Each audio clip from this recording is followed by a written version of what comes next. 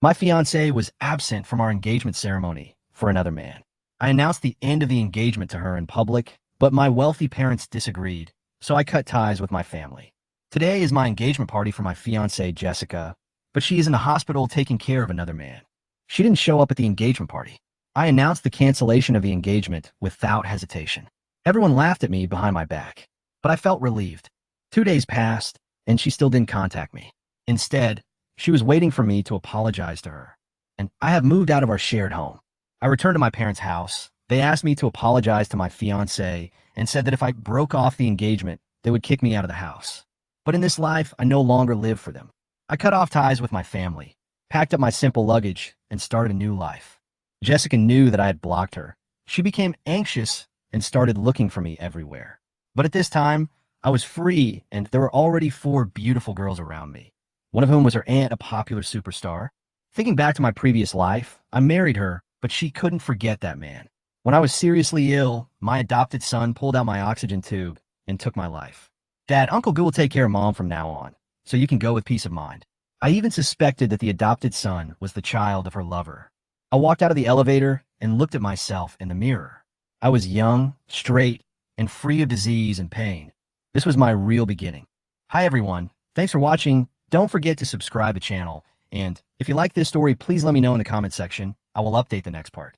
Dad, Mom will be taken care of by Uncle Goo from now on, so you can go without any worries. This sentence was like a thorn that pierced my heart. The moment my adopted son pulled out the oxygen tube, my life seemed to end instantly. 55 years old is not considered old, but everything stopped there. The last sense before death is hearing. Indeed, I heard their discussion in my own fate. I felt my soul leaving my body, and I looked at the dying body on the hospital bed. I felt like a stranger to myself, who was disfigured by cancer in a car accident. After my adopted son pulled out the oxygen tube, a smile actually appeared on his face, as if my death would make him feel more relieved. I smiled bitterly. When I was alive, I was a disgusting person. My parents never gave me love, they only gave me strict education. The son I raised with great care was so cold-blooded when I was at my most vulnerable. Even his wife was not by my side after his death. He was truly a pitiful person who was abandoned by everyone. Looking back on my life, I am filled with regrets. I have never lived for myself, but have become an empty shell, a background board. If I could start over, I swear I would never do this again. James, why hasn't Jessica arrived yet? Did something happen on the way? My mother Stella's voice brought me back to reality. She looked so young, nothing like I remembered her. She had died 10 years earlier. The Stella in my memory was already full of wrinkles and gray hair. She was still the young and energetic mother. I looked up and saw everything around me was familiar. Could it be I was reborn? Yes, today is the day Jessica and I get engaged and memories come flooding back. I know she won't come, because I had experienced all of this in my previous life. She spent Anthony's birthday in a hospital and completely ignored the engagement party. I didn't call her and went straight to the outer hall. Stella said coldly, "Where are you going? Call Jessica quickly." I replied calmly, "She won't come." Stella's expression suddenly turned ugly. "How do you know she won't come? What happened to her?" I knew clearly that Jessica was accompanying Anthony, who was the Uncle Goo in my adopted son's mouth. I already know that Jessica no longer has me in her heart, only Anthony. I already know this secret. He is her white moonlight. This rebirth gave me a chance to make a new choice and avoid the doomed marriage in my previous life. She is accompanying Anthony now, 300 kilometers away from here, and she definitely can't make it back. I said coldly. Stella was so angry that she yelled, "If you can't even keep a woman in check, what use are you?" Today the banker will be humiliated as far as the Pacific Ocean. "Break off the engagement if you don't want to lose face," I responded calmly. She was stunned, then roared, "What did you say? Cancel the engagement? Do you dare?" I smiled and said, "Okay, Auntie, I'll go and cancel the engagement now." She glared at me, but I pushed her away easily. I walked towards the elevator without hesitation, and Stella was stunned behind me. Every step I took was more firm and courageous than before. Standing in front of the elevator door, I looked at myself in the mirror. Young, tall, healthy, without any dark circles, wrinkles, or even stomach cancer. I could finally live for myself. The old me was dead, and now I was the real James. As I stepped out of the elevator, I was overwhelmed by the sound of discussions. Jessica didn't come. Did she run away from her marriage? Such a big engagement party. The heroine is absent. The banker is completely embarrassed. James has been pursuing Jessica for 3 years, and this is the ending. To be honest, the Zhuang family is not worthy of the Xia family, so Jessica is naturally unwilling. There were many discussions around me, but I no longer cared about them. I stood straight with only one goal in mind: liberation. When I walked onto the stage, everyone stopped talking. My words were brief, simple, and clear. Today, Jessica cannot be present, so I announced the end of the engagement. From now on, we will live our own lives and not interfere with each other. The scene was silent, and everyone was stunned. Breaking off the engagement? James actually announced the breakup on the spot? The imagined embarrassment was not there. James, standing on the stage, was like a luminous body, confident and generous, showing nobility in every gesture. The soft light shining on him made his face look particularly charming. By the time I recovered from seeing this face, I'd already left the backstage. The crowd was boiling after I left. Some people thought that I was acting on impulse and would definitely go to the Xia family to apologize after I calmed down. After all, I pursued Jessica for 3 years, and I was willing to do everything for her at that time. How could I just break off the engagement? The cooperative relationship between the Zhuang family and the Xia family made it even more difficult for me to break off the engagement. After all, the Zhuang family was now completely dependent on the support of the Xia family. If the Xia family broke off the cooperation, the Zhuang family would suffer unbearable losses, and my position would also be in jeopardy. I drove away, and just as I got into the car, my father, Richard, called me. "James, come back immediately and apologize to everyone." His voice was filled with anger. I responded calmly. "Why should I apologize? What did I do wrong? Should Jessica apologize?" On the other end of the phone, Richard's voice became even more angry. "What qualifications do you have to ask Jessica to apologize? Do you know how important the Xia family is? You announced the cancellation of the engagement without discussing it with us today. Do you still have your parents in your eyes? You made your mother faint with anger." I said helplessly, "If you fainted from anger, you should go to the hospital instead of looking for me. How did you talk to me? If you don't come back today, you will never come back," he yelled. I replied calmly, "Okay, I'll pack my things now." After that, I hung up the phone. Richard called again soon, but I was too lazy to answer him and blocked him. Back at the apartment, it's not big, with 3 bedrooms and a living room where Jessica and I live. Although it's a marriage between rich and powerful families, I've been courting her for 3 years, so she's not too cold to me. We've lived together for a year, and our life seems harmonious on the surface, but in fact it's all maintained by me alone. Jessica likes cleanliness, so I clean the house every day and learn to cook her favorite dishes. She is picky about food, so I always take the trouble to study her taste. Although these trivial tasks make me exhausted, I am willing to do anything for her. I took care of her, my family, and my parents, but I neglected myself. Looking back at the medical examination report of my previous life, I had stomach cancer and heart and lung failure. My body was already at a point where it could not be saved. I packed my bag, took a few valuables with me, and threw away everything else. I opened the box of the engagement ring that was supposed to be on Jessica's hand, took a look, and finally threw it into the trash. Once I threw away the ring, it was as if a weight had been lifted off my shoulders. "Goodbye, Jessica," I smiled, and a relaxed smile finally appeared on my face. Then I walked out of the apartment with my suitcase. At the hospital, Jessica suddenly felt a palpitation, and she touched her side, but couldn't find her phone. Anthony noticed her movements and asked, "Are you looking for your phone?" Jessica realized that she had given her phone to Anthony and turned on the Do Not Disturb mode in order to accompany him attentively. "If you want a cell phone, I can give it to you." Anthony looked at the time. It's almost 12 o'clock. Jessica was stunned for a moment, thinking to herself that today was supposed to be the day for her to attend the engagement party with James. She did not deliberately break the appointment, but received a call from Anthony's agent and learned that he was injured, so she rushed to the hospital. Anthony's injury was not serious, but he needed to rest for a few days. Jessica originally planned to leave after seeing him, but the distance was far and it was too late to go back. Moreover, today happened to be Anthony's birthday, so she decided to stay. She never felt that she had done anything wrong. In her opinion, James was a very easygoing person who always tolerated and spoiled her. Jessica believed that James would understand her and make it up to her when they got married. But no matter what she thought, James was always paying for her. She had even gotten used to every dish James cooked, and the food he cooked was her favorite taste. This time, Anthony asked her, "Is the food not to your taste?" Jessica shook her head slightly. "I'm not hungry now and don't want to eat."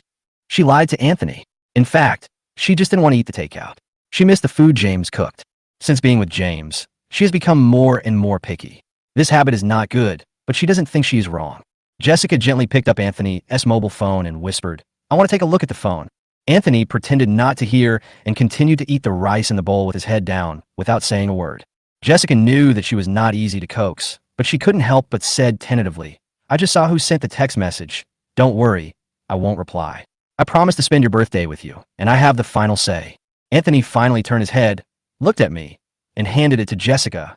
Jessica probably thought that it was past 12 o'clock anyway, and even if she wanted to go back, the wedding in the hotel would have ended long ago. Jessica took the phone and opened it. The screen was filled with missed calls and text messages, almost all from her parents and friends, but none from James. Jessica suddenly missed the wedding today without telling me in advance. I thought I would be anxious and call or message her, but no one did. She thought that her parents were obviously worried about her, so I should be worried about her too. To be honest, logically, she didn't think I was important, but at this moment she felt an inexplicable sense of emptiness in her heart, and even felt a little nauseous about the food she had just swallowed. But she quickly comforted herself. After all, my marriage to her was a foregone conclusion, and she felt that since she loved me so much, she shouldn't care about these things. Besides, even if I cared about it, what would it matter? Despite thinking this, she still felt a little uneasy. She couldn't explain what that uneasiness was. After dinner, she peeled some fruit for Anthony and made him a cup of scented tea. Although these little things were insignificant, Anthony was very satisfied. He knew that she valued him very much, so Anthony would never allow Jessica to marry someone else. While Anthony was taking a lunch break, Jessica took the opportunity to get away, found the assistant and the driver, and whispered to them if anyone had come ask her. The driver flipped through his phone and handed her today's call log, but she still didn't see my name. Jessica didn't dare to contact her parents directly, so she could only secretly call a friend to ask about the hotel situation. When she heard her friend mention James, her heart tightened. A friend's urgent voice came from the other end of the phone. "Jessica, something big has happened. James has broken off the engagement." Jessica was stunned and didn't react. "What do you mean by breaking off the engagement?" "Just because you didn't go today, James announced on the spot that he wanted to break off the engagement with you. He said that you had no interest in him, and he had no interest in you either. From now on, marriage has nothing to do with each other." Jessica was shocked and a little unconvinced. "What is the attitude of the banker? Didn't they stop him?" The friend continued. "He left after announcing the breakup, and his parents apologized on the spot. It seems that the Zhuang family doesn't want to cut off contact with the Xia family, and James should not dare to disobey his family's wishes. But to be honest, even if you really break off the engagement, it's no big deal. You don't like him anyway. Besides, it's his loss if he breaks off the engagement." Jessica couldn't help but feel nervous. She knew in her heart that how could someone like James let go so easily? Jessica has met many wealthy men since she was a child, and I am one of the few who is really good to her. Whether it is my loyalty or my consideration for her, she feels very special. Not to mention, I cook, clean, and take care of her meticulously. It would be extremely difficult to find someone like her. The friend's voice continued to ring in her ears, but Jessica had already lost interest in listening. When her friend said that she was careless, Jessica felt dissatisfied. The friend finally asked, "Are you with Anthony now?" Jessica replied, "Yeah. It's a pity for the two of you. Although Anthony's family background is average, he is far more suitable than James." Jessica was a little disgusted and didn't want to listen anymore. After hanging up the phone, Jessica leaned against the wall, with James' number displayed on the phone screen in front of her, and she felt complicated. Jessica knew very well that I broke off the engagement this time because I was angry. Once I calmed down, everything will return to normal. After all, this kind of marriage between wealthy families involves not ordinary feelings, but the interests of each family. How can I give up easily? Jessica complained about me and felt depressed, but she still didn't dare to contact me. At 6 p.m., Anthony's birthday cake arrived. He looked at Jessica and said, "I know you like this flavor of cake." The candles on the cake represented his age, but Jessica was full of worries. He closed his eyes and made a wish. Jessica looked at him silently, but she was thinking of me. "This is even on the hot search list? Let me see." Anthony held out his hand, and Zhang handed the phone to Anthony with a look of some ambiguity in his eyes. "It's okay that you're on the hot search list, but the key is that it implicated Miss Xia. Someone posted her online, saying that she was absent. The engagement party is for you. Look at the comments from netizens. Pictures speak louder than words. It's too late for public relations now." I looked down and saw that, sure enough, the trending search about me was ranked first, with quite a few comments next to it. "Anthony is 24 years old today, and can fall in love now. Brother Chien, I like this sister-in-law. A big star and a rich girl. Isn't that the script? Is Anthony seriously injured?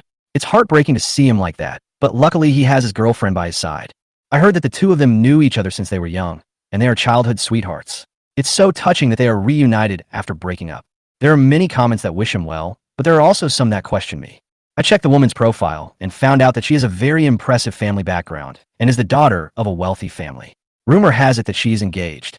I heard that the relationship between the two is not simple. Did she break off the engagement for Anthony? These comments give me a headache, but I know that the worst ones are about James. What era is it? Are arranged marriages still popular? James broke off the engagement. It seems that he knew he was not worthy of Jessica and that Anthony was her true love. Hearing this, Jessica's expression became a little heavy. Anthony understood that she didn't expect that her divorce would be exposed and Anthony would be involved. These comments are not worth mentioning. Anthony put down his phone and held her hand. Most of the voices on the internet are misunderstandings. I don't care, but do you want to clarify it online? Jessica frowned. What to clarify? It's a fact that I was absent from the engagement party. Her tone made Anthony realize that my breaking up made her feel heavy-hearted. Anthony sighed. James broke up because of me. It was just a small matter. This is not your fault, Jessica whispered. I'll take care of it. Don't worry about what happened on the internet. Jessica is the supporter behind Anthony's company, and her help to Anthony's career is self-evident. Anthony knows that it will not be difficult for her to handle these things. Jean glanced at Anthony and asked, Ms. Xia, do you need me to explain something to Richard? No need. Jessica rejected him coldly.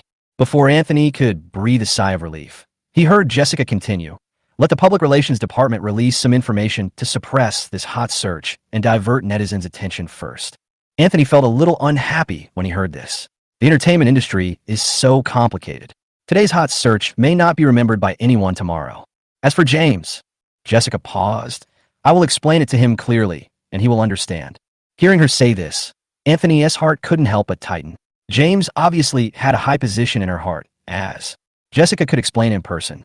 Jessica looked at the cake, but didn't eat any more. You're not eating anymore? I watched her put down the cake. I'm not hungry. Eating too much will make you fat.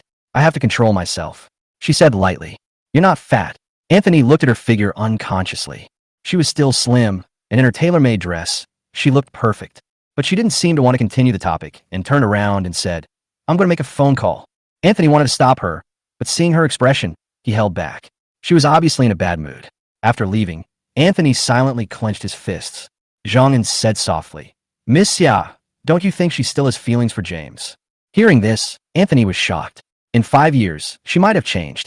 Anthony began to understand that Jessica had never lacked attention, and there were many opposite sexes around her. Anthony sneered, feeling a little unwilling. So what if I care? We've already called off the engagement. Even if the marriage doesn't get called off, I won't let them off easily. However, I still felt a little uneasy. My affairs affected Jessica's emotions, and Anthony seemed a little unsure. After Jessica went out, Anthony looked at her back, feeling a little complicated. Not long after, she called the public relations manager and directly arranged to suppress this hot search. After hanging up the phone, she checked the situation on Weibo. The popularity was still very high, and even her Weibo account was dug out. However, luckily, she rarely updates her Weibo, so no scandals could be dug up. She originally thought that she could let the matter go, but when she checked the private messages and comments, she found that they had reached 99 plus, and it was obviously impossible to ignore it. In response to those who called her sister-in-law, Jessica posted a clarifying Weibo post. They're just friends. As soon as she posted on Weibo, I saw it in the ward. Her already gloomy face became even more gloomy. I pursed my lips, feeling a little unhappy. After sending the microblog, Jessica called her father again. After answering the call, Frank's tone was almost roaring. What do you think? You ran away from the engagement party and went to the hospital to accompany Anthony, and someone actually took a photo of you and posted it online. Do you know how much trouble this has caused to the company? I can imagine that Jessica's father is usually a gentleman, and he was so furious this time because the matter was obviously too serious. Jessica listened silently until she heard her father pause. Then she whispered, Dad, I know I was wrong. I will go back to apologize tonight. The dealer dare not say anything to you. Frank responded coldly. What about James? I heard that he wants to break off the engagement with me. You're well informed. Her father's tone was obviously somewhat dissatisfied, and he obviously didn't know that people on the internet already knew about James's divorce. His parents don't dare to cancel the engagement. So how can a young boy like him dare to do so? He hasn't even grown strong yet. Frank mocked openly. James is nothing special, except that he loves you, is obedient, and is good to his parents. He broke off the engagement today just because he was angry. Just wait until he calms down. You were also wrong first. Coax him in private and don't let the situation escalate. We don't need him in the Xiao family. Hearing these words, Jessica seemed relieved and nodded in response. I know. I will talk to him. Frank's tone was full of disdain for me. He thought James would not really leave Jessica, and even felt that he was reluctant to leave her. Everyone seemed to think so, and I also understood that Jessica was used to these words. After calling her father, Jessica was obviously much more relaxed. She called James again. The call went through, but no one answered. She frowned, perhaps feeling a little uneasy, but soon felt relieved. After returning to the ward, Jessica's first question was to show her concern for Anthony. Does your leg still hurt? The anesthetic has worn off, and it's starting to hurt a little now. Anthony replied calmly. Do you want to call a doctor? No, I can bear this little pain. Anthony tried his best to pretend that nothing was wrong. After all, he had known Jessica for so long, and he knew that she would not ignore him. In fact, she has always been very good to Anthony and has become the closest support to each other. The relationship between us has long surpassed the boundaries of friendship. 6 years ago, Jessica would never push Anthony away for James. She was so smart and beautiful, and she had a lot of people around her, while Anthony was just an ordinary driver's child. She had lived a privileged life since she was a child, and Anthony could only work hard to catch up with her. When Anthony was abroad, he heard the news that Jessica was going to get engaged to James, and he was filled with anger and powerlessness. Anthony even doubted whether his efforts would never catch up with her. Have you arranged a PR? Yes. Did James call you? He said online that he wants to break off the engagement with you. After all, I broke the promise first, so it's normal for him to be angry. Anthony responded in a low voice. James is deliberately using Joe. A grown man cares about these trivial matters and doesn't care about the face of the Xiao family. He dares to slap you in the face. Will he dare to hit you in the future? Anthony's tone was filled with a hint of sneer. Don't take it too seriously. Give him the cold shoulder for a few days and let him apologize to you on his own initiative. Anthony was stunned for a moment, then thought about it. Maybe she was right. You're the daughter of the Xiao family. He dares to break off the engagement publicly like this. He really overestimates his own abilities. Is this really okay? Jessica hesitated. Anthony smiled and said, I'm a man. Don't I understand, men? If you bow your head, you'll get worse. Jessica paused and looked at Anthony. You have to know that your status is always higher than his. Anthony's eyes were filled with determination, and Jessica knew that Anthony hoped she could stick to herself. My calf is a little uncomfortable. Can you help me press it? Anthony deliberately pretended to be in pain, and when he saw her expression soften, Anthony knew that she would worry about him again. I had no idea what they were saying about me. I had just broken off my engagement and was busy looking for a house and job, so I blocked Richard and Stella. Since I couldn't contact them, I simply blocked their cards. They thought that as long as I had no money to spend, I would admit my mistake and follow their instructions. But I am 24, not 14. I have been making my own money since high school, and I never spent a penny of their money during college. I rented a 2-bedroom, 1-living-room house. It was small but cozy, with a good location. The monthly rent of 5,200 yuan was not cheap. I looked around and thought it was okay, so I paid the money and cleaned it up. I didn't have much stuff, so it was easy to pack. After I finished, I lay on the sofa and turned on the TV and just happened to see Anthony on a show. Many people say that people on TV look better, but Anthony still looks handsome. As I watched, I felt a little hungry, so I didn't order takeout, but went to the supermarket downstairs to buy some vegetables and cooked a simple bowl of noodles. At 9 o'clock in the evening, Richard still hadn't contacted me, and he began to get anxious. He used someone else's phone to send me a text message telling me that if I broke off the engagement, it would mean I was refusing to acknowledge my parents' decision. They want me to pay 300 million yuan in child support. I looked at the message and couldn't help laughing. 300 million yuan? Do they think I did something illegal? Ever since I can remember, my parents have never liked me. I once had a younger sister, and everyone said that I threw her off the second-floor balcony and killed her. I remember it very clearly, and memories before the age of 5 are generally vague, but I can never forget the bloodstains on that day. Since then, my mother has gone crazy. Every time she sees me, she calls me a demon, saying that I have super male genes and am a natural terrorist. I live under her curse every day, hoping that one day it will all be over. When I was 6, my grandmother took me to the countryside, and my parents ignored me for 10 years. Richard always said that his mother was very ill, but every time he saw her, she always cursed that I didn't deserve to live. I have seen a psychiatrist and examined myself. The doctor told me that I am just an ordinary person and I don't have the so-called super male gene. I'm not the monster that my mother said I was. After my rebirth, I was no longer so cautious. I knew that if I continued to let them manipulate me, I would end up living in the shadows forever, just as they wished. Richard was right. I was no longer afraid of them. Since they thought they couldn't live without me, I simply cut off all ties with them. After finishing the noodles, I contacted my lawyer and told him what had happened. The lawyer told me that it is legally impossible to completely sever the relationship, but I can break away from the control of the banker and only need to pay alimony after I turn 60. But it is not easy to break away from the banker. I'm a young man in my early 20s, and I don't have many resources in Chengdu. If the banker trips me up halfway and wants me to have an easy time, I'm afraid it will be impossible. I decided to use the truth to completely tear apart the past and uncover the secrets of these years. Richard has always cared about his own face and would rather let me bear the crime of murder than admit his mother's madness.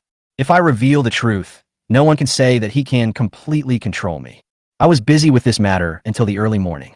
After stretching my muscles, I picked up my phone and saw that Jessica had called me several times. I deliberately turned it to silent mode and didn't even want to answer it. There were a bunch of messages in my text box, all asking for gossip. I read them all, threw my phone aside, picked up my clothes, and went to the bathroom to take a shower. Meanwhile, Jessica was also busy. She spent her birthday with Anthony today and left, but she couldn't calm down. She lay in the car, exhausted but couldn't fall asleep. She looked out the window at night, took out her phone, and called me again. No one answered the call. She frowned, feeling upset. What's wrong with me? It's understandable that I'm busy during the day, but it's already early in the morning. No matter how busy I am, I should be able to answer the phone. Her contact information is pinned to the top of my phone. Whenever she calls me, I answer immediately. Even at 3 a.m., I will pick her up without saying anything. She has called me 4 times today. There is no way I didn't see it. She saw that I didn't answer the phone. She couldn't help but feel angry. It's been so long. What's wrong with him? Isn't it just an unintentional absence? What is he holding on to? Miss, we have arrived in Chengdu. Where are you planning to go back to? Asked the driver. Jessica originally planned to go to Xia's house to admit her mistake, but I didn't answer my calls again and again, and she was furious. When we got downstairs, Jessica finally decided to ask me directly. What do you want? Jessica was indignant and pressed the doorbell, but there was still no response. I couldn't help but increase my strength and wait anxiously. Jessica waited for a long time, but there was no movement, and she became more and more annoyed. Seeing this, the driver asked softly, Miss, is Richard not here? Jessica was shocked. He's not here? She thought about it and thought it shouldn't be the case. I have always been reluctant to go back to the banker. There's no place for me there. After a moment of silence, Jessica found the spare key under the flower pot. I had prepared the key for her because she always forgot to bring it. Jessica inserted the key and opened the door. The empty house came into view. A cold wind blew, and it seemed that even the warmth in the house disappeared. Jessica looked around and suddenly found something wrong. Her shoes were missing, the water cup on the table was gone, and even the things on the bookshelf disappeared. Even my closet is empty. Jessica suddenly felt an inexplicable fear and wondered if he had left. Every detail of the past is replaying in my mind. My meals, the diet meals I made, each one is so familiar, but now it no longer exists. Until Jessica saw the ring box in the trash can, her heart suddenly tightened. That was the engagement ring I prepared for her, but today, it was thrown away. Jessica silently clenched the ring, with mixed feelings in her heart. The driver saw my emotions and was also worried. Miss, where are you staying tonight? Jessica sat down helplessly, anger and grievance intertwined in her heart, and took out her mobile phone to dial James' number again. This time, it was finally connected. My hoarse, tired voice caught me off guard. What is it? Jessica was about to vent, but when she heard me being so cold, all the words got stuck in her throat. Where are you? I said calmly, even a little impatiently. It's almost 3 in the morning. Do you still want to find me? Jessica was stung by my indifference, but she was powerless to refute. After the call was hung up, Jessica held the phone in her hand, feeling empty in her heart. She called again, but was hung up. Jessica wanted to continue arguing, but she was already deeply confused and helpless. I'll be here tonight. You go back, Jessica said to the driver. After sending the driver away, Jessica sent me a text message asking me to come see her tomorrow. Jessica tossed and turned all night, her heart in turmoil. She woke up at 7 o'clock, but still felt no comfort. During breakfast, Jessica couldn't help herself and called me. This time, I answered quickly. I'm having breakfast. If you want to meet, come to the cafe on Zhong'er Street. Jessica suppressed her anger. Didn't I ask you to come find me? You are the one who wants to find me, not me who wants to find you. I responded coldly. Jessica suppressed her anger and gritted her teeth and said, Okay, see you at 9 o'clock. After putting on makeup and changing clothes, I walked to the coffee shop in high heels. When I got there, I was already sitting with a cup of coffee in front of me, looking calm and focused. That familiar action was extremely attractive in my eyes. Today, I seemed a little different from usual. Jessica thought I looked particularly charming, with more three-dimensional facial features and better complexion than mine. It seemed that I was not affected by last night. I sat there, my eyes unconsciously staring at Jessica, with a complex emotion passing through my heart. If it were me in the past, I would definitely stand up and take the initiative to greet her, but now I just raised my head lightly and gave a slight gesture. Jessica was really a beauty when she was young. Her face seems to have not faded with the years, and the years seem to be particularly tolerant to her. I remember that in my previous life, she was already in her 50s, but she still looked as radiant and slim as a 30-year-old. I died early, so she should have married Anthony soon and lived a happy life. Suddenly, Jessica's voice brought me back to reality. "James," she shouted. I calmed down and put on a calm smile on my face. "Sit down, scan the code to order what you want to drink." Although our marriage had many unhappy moments, in essence, we were both victims of this marriage. Now, our relationship has become familiar yet strange. "Don't you have anything to tell me?" She looked at me, her eyes full of anger and grievance. "What?" I pretended to be confused, but I felt a little tired. "Why did you move suddenly?" Her tone became colder. "I broke off the engagement. It's not appropriate for us to live together." I answered calmly. Her eyes widened. "Are you really going to cancel the engagement?" I smiled, feeling a little helpless. "How can you lie when you say it in front of so many people?" I saw the trending searches. "You and Anthony have a good relationship, and I don't want to force you. After all, marriage is a matter between two people, and a forced marriage is not a happy one." She frowned and seemed relieved. "If you are angry because of Anthony, then I can explain that I didn't miss the engagement on purpose. It was because he was injured and I was afraid that something might happen." I interrupted her. "No need to explain. There is no love between us anymore. You can arrange the breakup as you like. Let's part ways amicably." Her face darkened instantly. Her anger was obvious. "Do you think I'm a fool? You like me. Everyone knows that." I hesitated a little. My love for her had faded away over time. I didn't want to continue to argue with her. So I responded calmly. "I don't like her anymore. It's up to you to decide whether to break up the engagement." She sneered and looked at me sarcastically. "You don't like me. Have you ever thought about the business of your parents and the banker? Marriage is not a joke. If your family had not begged for an alliance with the Xia family, would you be standing here now? We have already paid so much, and now you want to cancel the engagement. Do you think my Xia family is easy to bully?" Her tone became more and more intense, and her words were full of threats. I knew that she had been pushed to the limit. "Your family is big and powerful, but if you can't stay in Chengdu, I can go to another city. If that doesn't work, I can go abroad." I responded coldly. She continued to mock me. "Don't even think about threatening me. It's not as easy as you think. I have severed ties with the dealer. If you took the money, go ask whoever you want. I don't owe you anyone." I said slowly, my heart filled with calm determination. Jessica's face was still cold, and I knew she could no longer accept my decision. I finally said, "If you must get married, I have a good idea. Let Anthony adopt you, so that you can be together legitimately." She stood up suddenly, almost exploding with anger. "How dare you? Don't think I'm afraid of you." I took a deep breath and finally decided to tear off this disguise completely. "Don't push me, Jessica. If you want me to have a good life, I can also make you suffer. If you really push me to the limit, no one will have a good life." My words were like a chilling wind, and her expression gradually froze. I stopped talking, but I had already decided in my heart to completely cut off contact with her from now on. I picked up the coffee in front of me, took a sip, stood up, paid the bill, and walked out of the cafe. Looking back, Jessica was sitting there, holding the table with both hands, her face pale. Her body was trembling slightly, and the air was filled with tension. I could clearly feel her anger, and even saw confusion and pain in her eyes. "How could this happen?" she murmured in a low voice, obviously not expecting me to be so decisive. She thought I was testing her or playing some tricks, but I had already made up my mind. I didn't look back, nor did I plan to give her any more explanation. When I reached the door, I heard her voice. "James, do you think I can't live without you? If you leave me, everything will be over, and you'll regret it." I didn't stop walking, and I didn't feel the same conflict as before. Everything she said was no longer important to me. The world outside was still bustling, and people in the cafe were secretly watching us. I lowered my eyes and focused on the ring on my hand. The ring looked particularly awkward on my finger. I controlled myself from breaking down and tried to maintain my composure.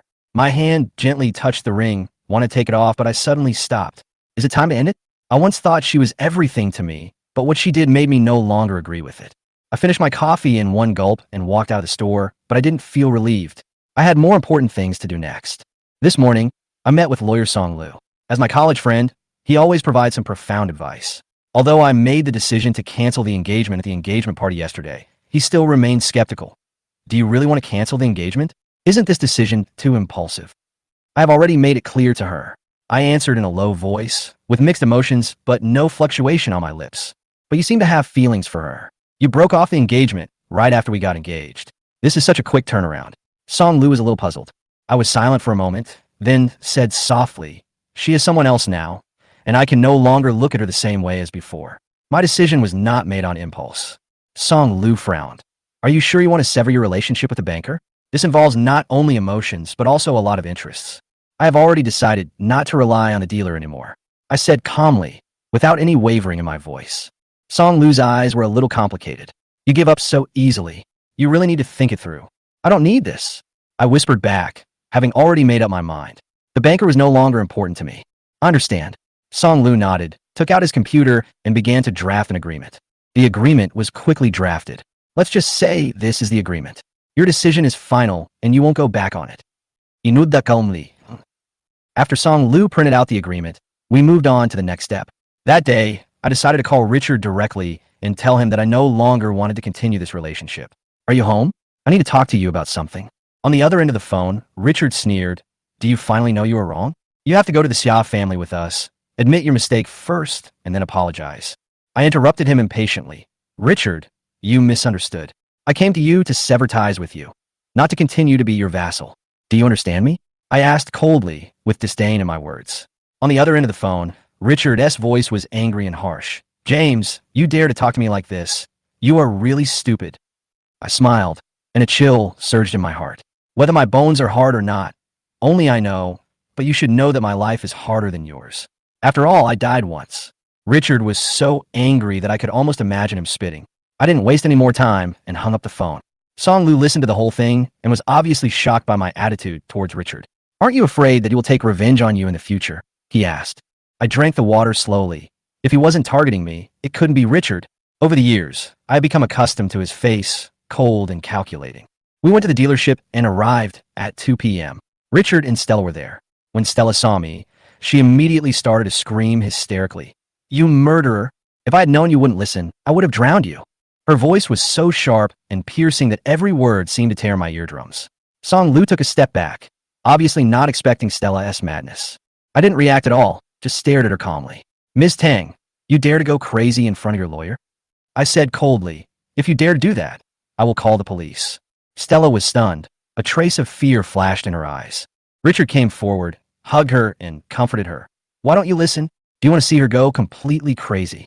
He whispered to comfort Stella, and his gentle look seemed as if everything was for the woman and his family. Watching the scene, I felt sick. This so-called home was nothing more than a madhouse.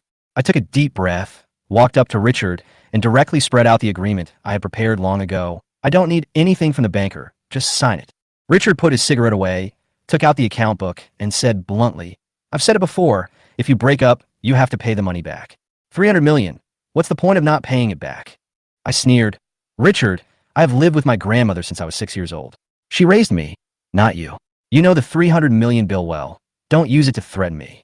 As soon as I finished speaking, Richard's face changed slightly, and he didn't know how to respond for a moment. Seeing this, I continued, "If you continue to pester me and uncover the unknown scandal between Stella and you, I don't mind exposing how she let her eldest son take the blame." Richard was stunned. A trace of panic flashed in his eyes, but he quickly regained his composure, lowered his head, and lit a cigarette. "Do you really think you can threaten me? You don't believe it?" I sneered, "Then give it a try." Richard couldn't sit still any longer. "Do you have any evidence? How dare you say that?" There was a threat in his words. I sneered, "Your mother saw it and the servant saw it too. So tell me, how could a 5-year-old throw a 3-year-old child down the 1.2-meter high guardrail?" Richard slammed the table, his face flushed with anger, trying to overwhelm me with his momentum. I was not afraid and continued, "You said I killed my sister. Do you have any evidence? I was only 5 years old and my memory is vague. How can you accuse me?" Richard's expression turned ugly, and he gritted his teeth. "This is just your guess." I took out my phone, pulled up Stella's medical records from the mental hospital, and pushed them in front of him. "This is your mother's true condition, Munchausen syndrome. In order to win your attention, she was willing to kill her own daughter." Richard was stunned. His eyes were flustered, as if he was avoiding my gaze. What do you want to do? I said slowly. You covered up the truth for so many years. In order to protect her, you let me bear the reputation of a murderer. Don't you think it's ridiculous? I stood up straight with a sneer on my face. Do you think I dare to make this matter public? The police will reinvestigate it. Can the banker still save face? Richard's face turned pale. His lips trembled.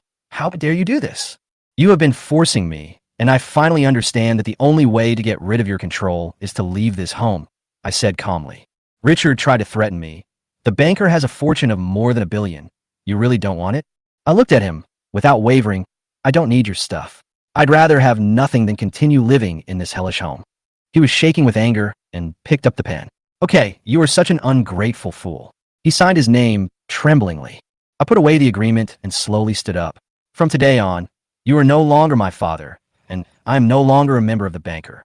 Stella suddenly rushed out, screaming, James, you can't leave. You are my son, and you must be responsible for your sister's death. She shouted with all her strength, as if she would not allow me to leave. I didn't look back. I'd already made up my mind. You are not worthy of being my mother, nor worthy of being my parent, I said coldly, with a tone of determination that could not be refuted. Stella was silent for a moment, her eyes filled with fear. She suddenly stopped screaming, her face as pale as paper, as if she had seen something terrible. I smiled and said, Don't shout. She's watching you over your shoulder. Stella's eyes collapsed instantly. She began to grab her hair in panic, and her screams became more shrill. She was really crazy. Looking at her crazy look, I turned and left, feeling relieved. Song Lu looked at me with some worry in his eyes, but I was just watching Stella's crazy performance. Every move she made was just a joke to me. You are not allowed to leave. If you leave, what will happen to the Xia family? Stella began to shout desperately, and it was obvious that she was no longer rational. I sneered and said, Just die. You can always apologize to your daughter after you die. As soon as I said this, Richard's anger exploded. Enough, Richard roared. What's enough? Hasn't she been threatening me with death for so many years? I'm tired of it. I responded coldly. Stella began to hold on to Richard, relying on him, as if she had found her last resort. Take all his cards and don't give him a penny. I said nothing, but turned and left without looking back. Stella's screams filled my ears, but I still didn't care. Walking out of the banker's door, I looked up at the blue sky. The sun was shining brightly, which seemed to indicate that my future life would be brighter. Song Lu patted my shoulder and whispered, Don't be sad, the past is the past. I smiled and shook my head. I don't feel sorry for those people at all. My eyes were full of determination. Song Lu continued, It's not easy to get out of that environment. I can totally understand why you are so anxious to leave the banker. I no longer talk about the past. The pain of the past is no longer worth mentioning. I think about the future, which is the most important thing. Song Lu wanted to ask me many things, especially about my sister's death, but he didn't ask in the end. I knew he was afraid of touching my pain points. He looked at me, seeming a little worried. Now that you and Jessica have broken off the engagement and cut ties with the banker, what are you going to do next? I smiled and said, That's their business. It's none of my business. Song Lu frowned, obviously worried about my future life. Do you have any money? Do you know who the banker will give all his wealth to? I didn't care about that. I want freedom. As for money, I will make it naturally. Song Lu thought about it and suddenly said, I can introduce you to a job. My friend is preparing a variety show. The salary is good. You can get 200,000 yuan after signing the contract, and you can get a share of the profits later. I was very interested. What job? It's that kind of variety show called Love on the Road. Song Lu explained in detail, and when he mentioned the name of the variety show, I suddenly remembered it. That show was all the rage on the internet last season, and even though my name is nothing compared to those artists, at least it can bring in traffic. I quickly decided, give me the director's contact information and I'll go talk to him. Song Lu was stunned for a moment, then quickly agreed, Okay, the director will definitely want you. I didn't hesitate and contacted the director directly to arrange a meeting. When we met, the director, to my surprise, directly prepared a contract for me. I heard about your story and you are very welcome to join our show, the director said bluntly. I was stunned, but my reputation is not very good. Those are all voices from the outside world. The show can let more people get to know you and show the real you, the director said with a hint of excitement in his eyes. After reading the contract carefully, I finally decided to sign it. Do we have a script? I asked. The director smiled and said, There is no script, just be yourself. In a live broadcast format, if there are too many scripts, it will be exposed. After the contract was signed, the director invited me to follow each other on Weibo and to pack my luggage as the show would start recording the day after tomorrow. When I got home, my phone started to receive text messages from Jessica, who was clearly unhappy with me for participating in the dating show. How can you go? You are not allowed to go. Her message made me sneer. Didn't feel ashamed when you just ran away from your marriage. Why do you feel ashamed now? I sneered in my heart, blocked her, and decided decisively never to have any contact with her again. I looked at the prompt on the phone screen, and a surge of anger surged in my heart. You are not allowed to participate in this kind of variety show. You are not an artist, and you will only make a fool of yourself. The message has been sent, but was rejected by the other party. The other party has turned on friend verification, and you are still her friend. She never thought that I would block her. My heart sank. She couldn't believe it and called me again, but the system prompted, the other party is on the phone. I even blocked the phone. In a fit of irritation, Jessica angrily smashed the bedside ornaments to the ground until the photo of herself and Anthony shattered. When the servant knocked on the door, Richard was filled with annoyance. "Miss, are you okay?" she asked cautiously. "I'm fine, don't worry about me," Richard whispered, with a mess in front of him and mixed feelings. Soon, Frank's footsteps were heard, and he called Frank outside the door. "Jessica, Aunt Zhang said there was a loud noise in your room. Open the door and let me see." Frank suppressed his anger and opened the door impatiently. Frank frowned when he saw the broken glass on the floor. "When did you come back? Did you eat?" Frank answered absent-mindedly.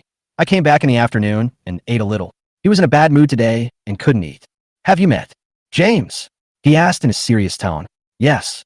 I didn't want to say anything more, so I simply responded. Frank was obviously a little worried and asked, "Have you reconciled?" Frank did not answer, but just lowered his head. My attitude made her feel uncomfortable. "What did you say?" Frank sighed. "I said I was wrong and admitted it. I was willing to compensate him, but he was petty and made the matter worse and even blocked me." Frank was angry. Why does he do this? Marriage is a matter between our two families. How can he deny it with just one word? Frank felt more and more uneasy. "Dad, what did the banker say?" Frank asked tentatively. The banker called to apologize at noon and said he would come to the Xia family to apologize in person. But he just wants to save face. What if James cuts off relations with his parents? I asked anxiously. Frank sneered. How is that possible? He wouldn't do such a thing. However, things were not that simple. When the dealer called, Richard actually admitted that I had severed ties with them. Frank's heart suddenly felt like it was being tugged at. He won't marry me. Jessica whispered to herself. Is this what he wanted? Frank was furious. James has cut off ties with the family now, Richard said helplessly. Frank was extremely angry. He is not worthy of my daughter. Your family can cancel the engagement, but the money must be returned. Richard was unable to respond, and the scene fell into an awkward silence. After hanging up the phone, Frank looked at Jessica with a complicated expression. Jessica, are you still thinking about him? Jessica raised her head, with no tears in her eyes, only indifference. I don't like him. He is just a heartless man. I'm glad you think so. Frank breathed a sigh of relief. But if we want to cancel this marriage, we have to do it. Jessica gritted her teeth and said, determined. Frank nodded. Whatever you want to do, Dad supports you. Jessica thought I would never leave her, just like the jewelry in her box, which would stay there, even though they were a little dirty and old, but would not disappear. However, my sudden decision to break off the engagement was hard for her to accept. Frank looked at Jessica with some anger in his eyes, but when he saw how tired Jessica looked, his tone softened. Have a good rest, and don't let this kind of thing bother you. If you don't want to vent this anger yourself, I'll help you. Jessica felt a little uneasy. I was unwilling to see James leave. Dad, I can handle James. Don't interfere. I didn't want him to leave Rongqing, and I was a little unwilling in my heart. Isn't the best way to take revenge on your ex to make him regret it? Jessica decided to let James see the consequences of leaving me. There are so many men. Change to a better one. I knew he was talking about Anthony. After Frank left, Jessica saw that Anthony's phone call was not answered, and his video call just came in. Anthony looked better than yesterday. He asked with concern, Uncle Xia didn't blame you, did he? No, I replied calmly. Anthony asked, what about James? Have you met him? Jessica didn't want to talk about me. Her tone was a little stiff. I don't want to mention him now. Anthony frowned and said, Brother Zhang told me that James is going to participate in a variety show. That kind of show is just for hyping up couples.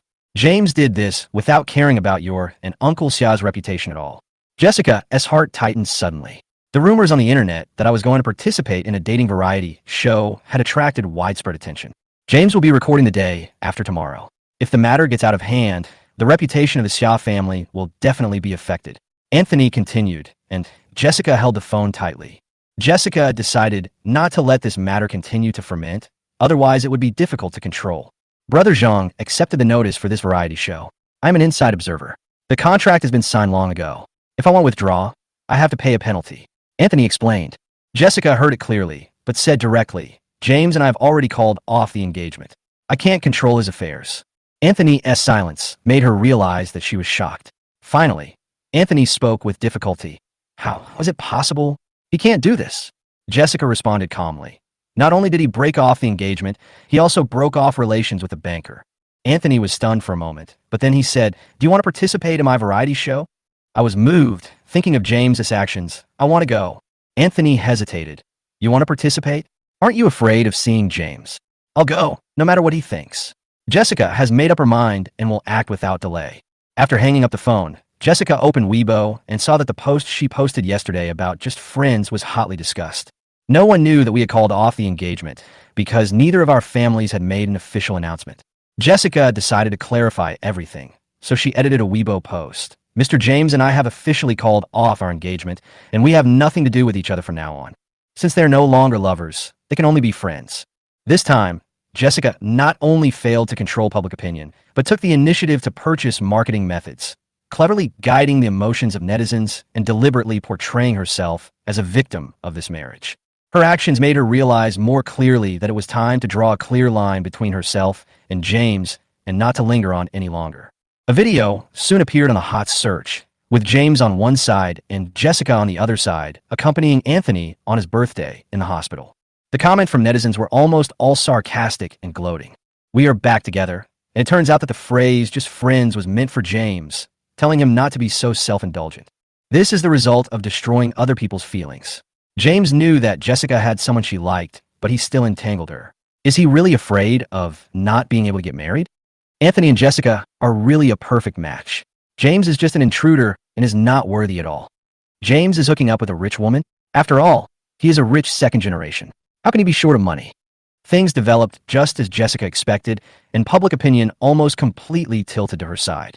In order to cooperate with her, the Zhuang group also issued a notice, announcing that the Zhuang and Xia families broke off the engagement, and both parties were free to date each other from then on.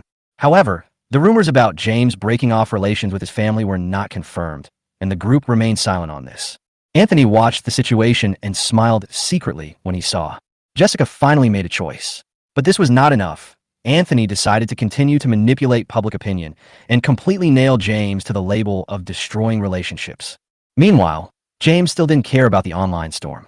He ate and slept as usual, packed his luggage, and prepared to leave Chengdu to go to the variety show recording site.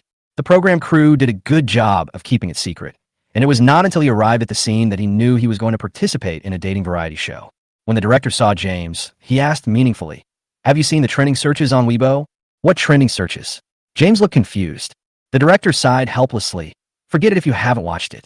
Before the recording starts, contact the people you want to contact and send a notice as soon as possible. I simply responded, There is no one I want to contact. The production crew took away everyone's cell phones. Although James didn't check the trending searches, he already had a hunch in his heart. After all, he had experienced similar online blackening. He doesn't really care about it. These things don't affect his life, anyway. Instead, they can bring some attention. This variety show is called Love on the Road. I thought it was a travel program. I thought I could travel without spending any money and taste the local food. However, he soon discovered that the program was not as simple as he had imagined. The first stop was actually arranged in a remote rural area, and the environment was so shabby that it was unbearable.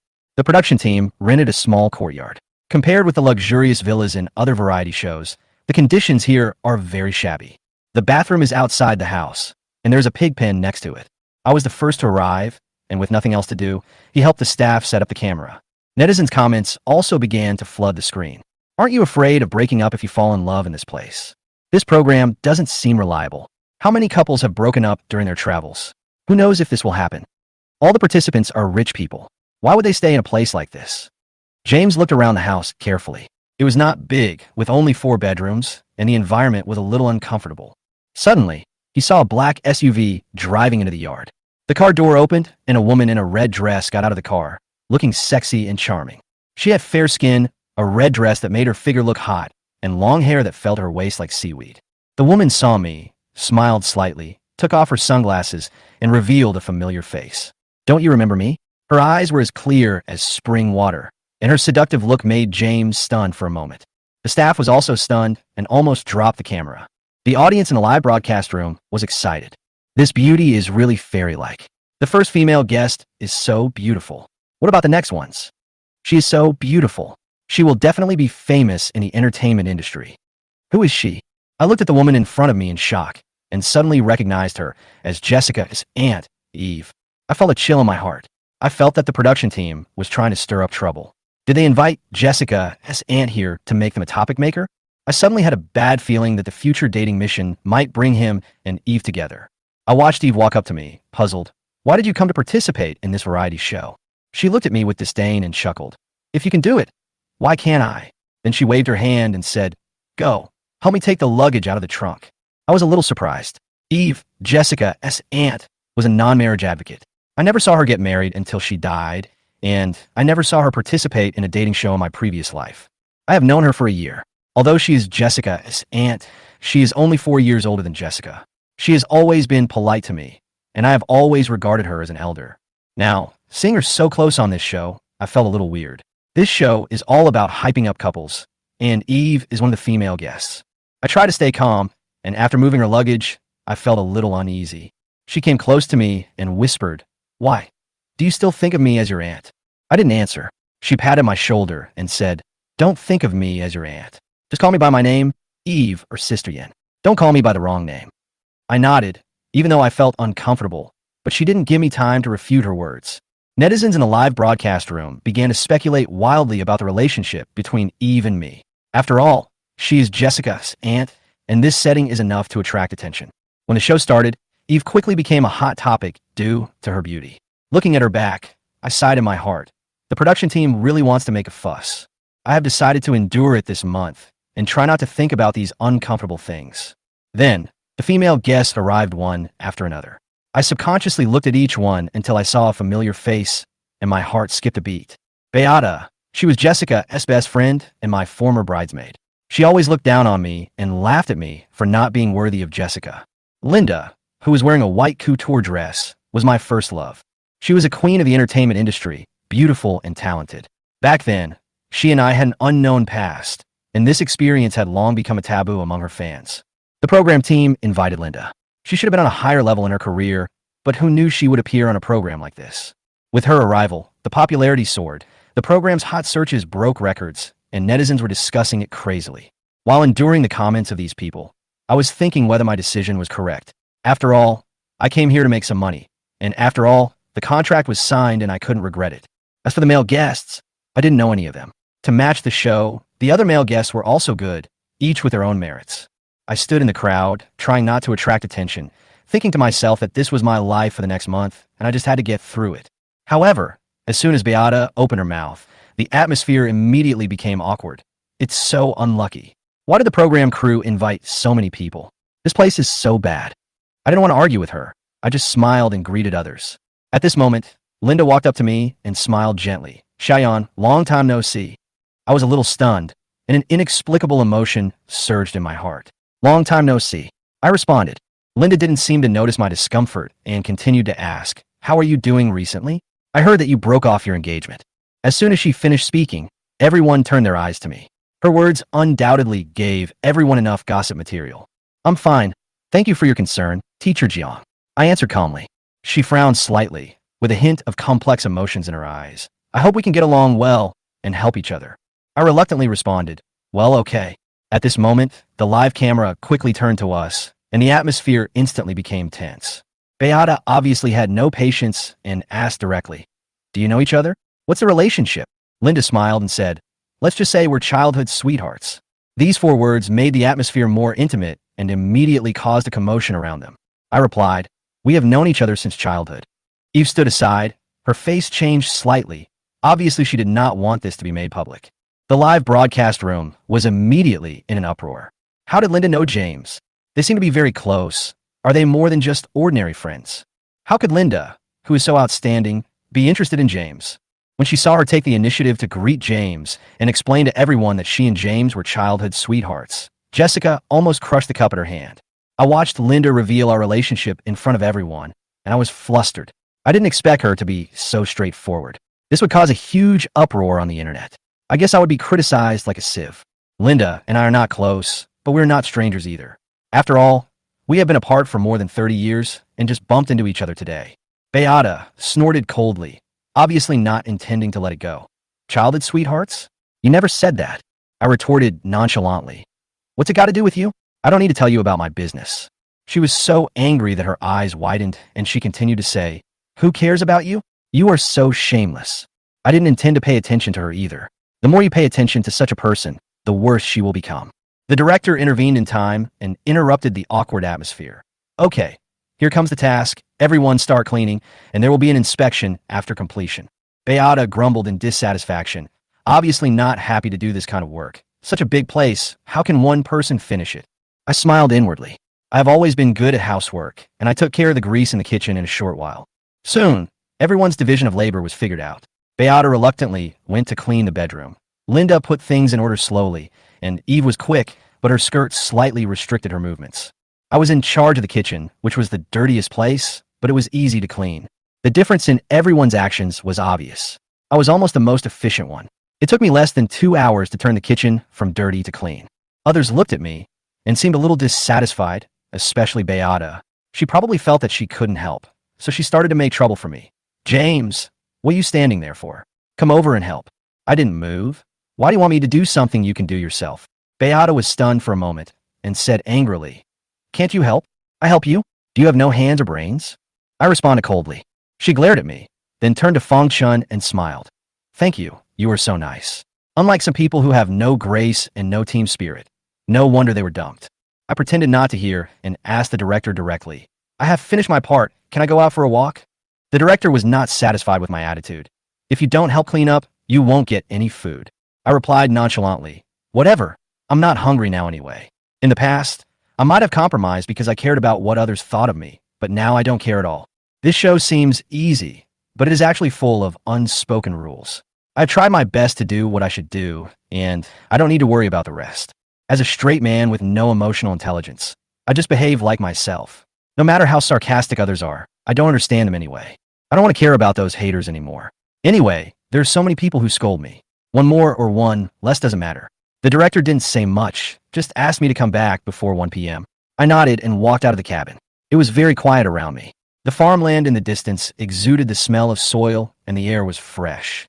I had no purpose at all, just wandering aimlessly, and passed by a small fish pond. This place reminded me of my favorite things in my previous life: fishing, gardening, and playing chess. I turned around and saw a man fishing next to me. I walked over and said hello. Brother, can I catch the fish here? You can fish, but it's not easy. I sat here all morning and only caught 2 crucian carps, which are not enough for me to eat. The eldest brother packed up his fishing rod and answered a phone call. My family called me back for dinner. How about I lend you this rod and return it to me after you finish fishing? I took his fishing rod without hesitation and said, Thank you so much.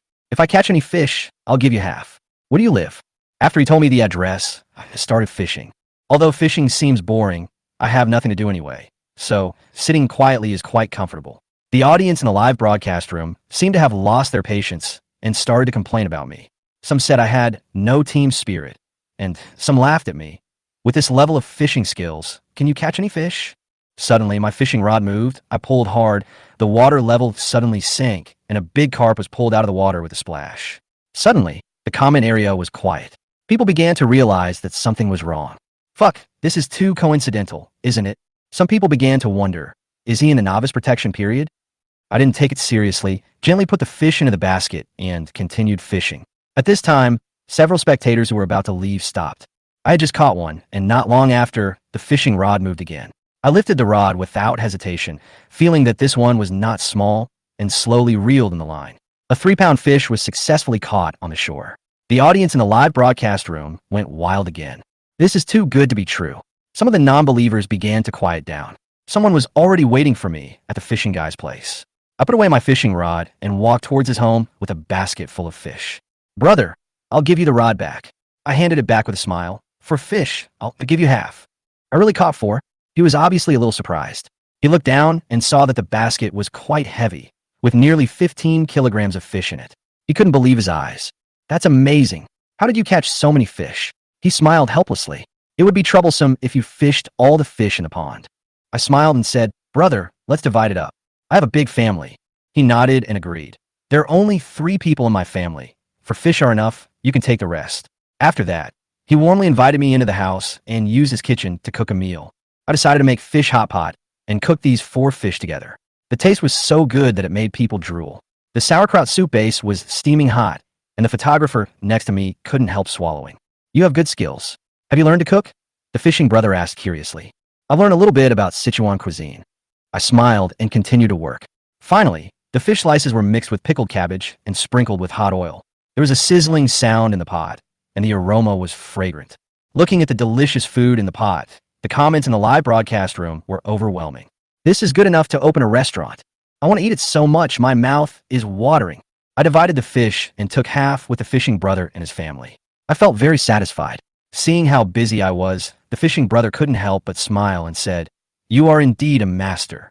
After dinner, I carried the remaining fish back to the cabin, but when I got to the door, the kitchen was in a mess. Everyone tried to cook, but ended up with a black pot. The whole kitchen was filled with a burnt smell. In desperation, everyone could only eat boiled vegetables with porridge, which looked like a diet meal. Forget it, let's eat. Fong Chun brought the pot over and comforted everyone. I looked at them and felt a little sad. These people cooked a messy meal. It would be better for me to have lunch by myself. I cleaned the kitchen by myself. How come I don't have the right to eat after doing such hard work? Logically, the division of labor is clear, so I should have a share of the food. But you talk a lot, but do little. Can you really say that you have a big mouth? Didn't your mother teach you how to respect others? When Eve spoke, I was a little stunned. Her tone, just for me? Beata's face changed, and tears almost fell. She shouted at Eve angrily. "Why do you say that to me? Don't think that I won't dare to scold you, just because you are Jessica's aunt." Eve just crossed her arms coldly, staring straight at Beata. "Then go ahead and curse me." Beata's temper is like a child's.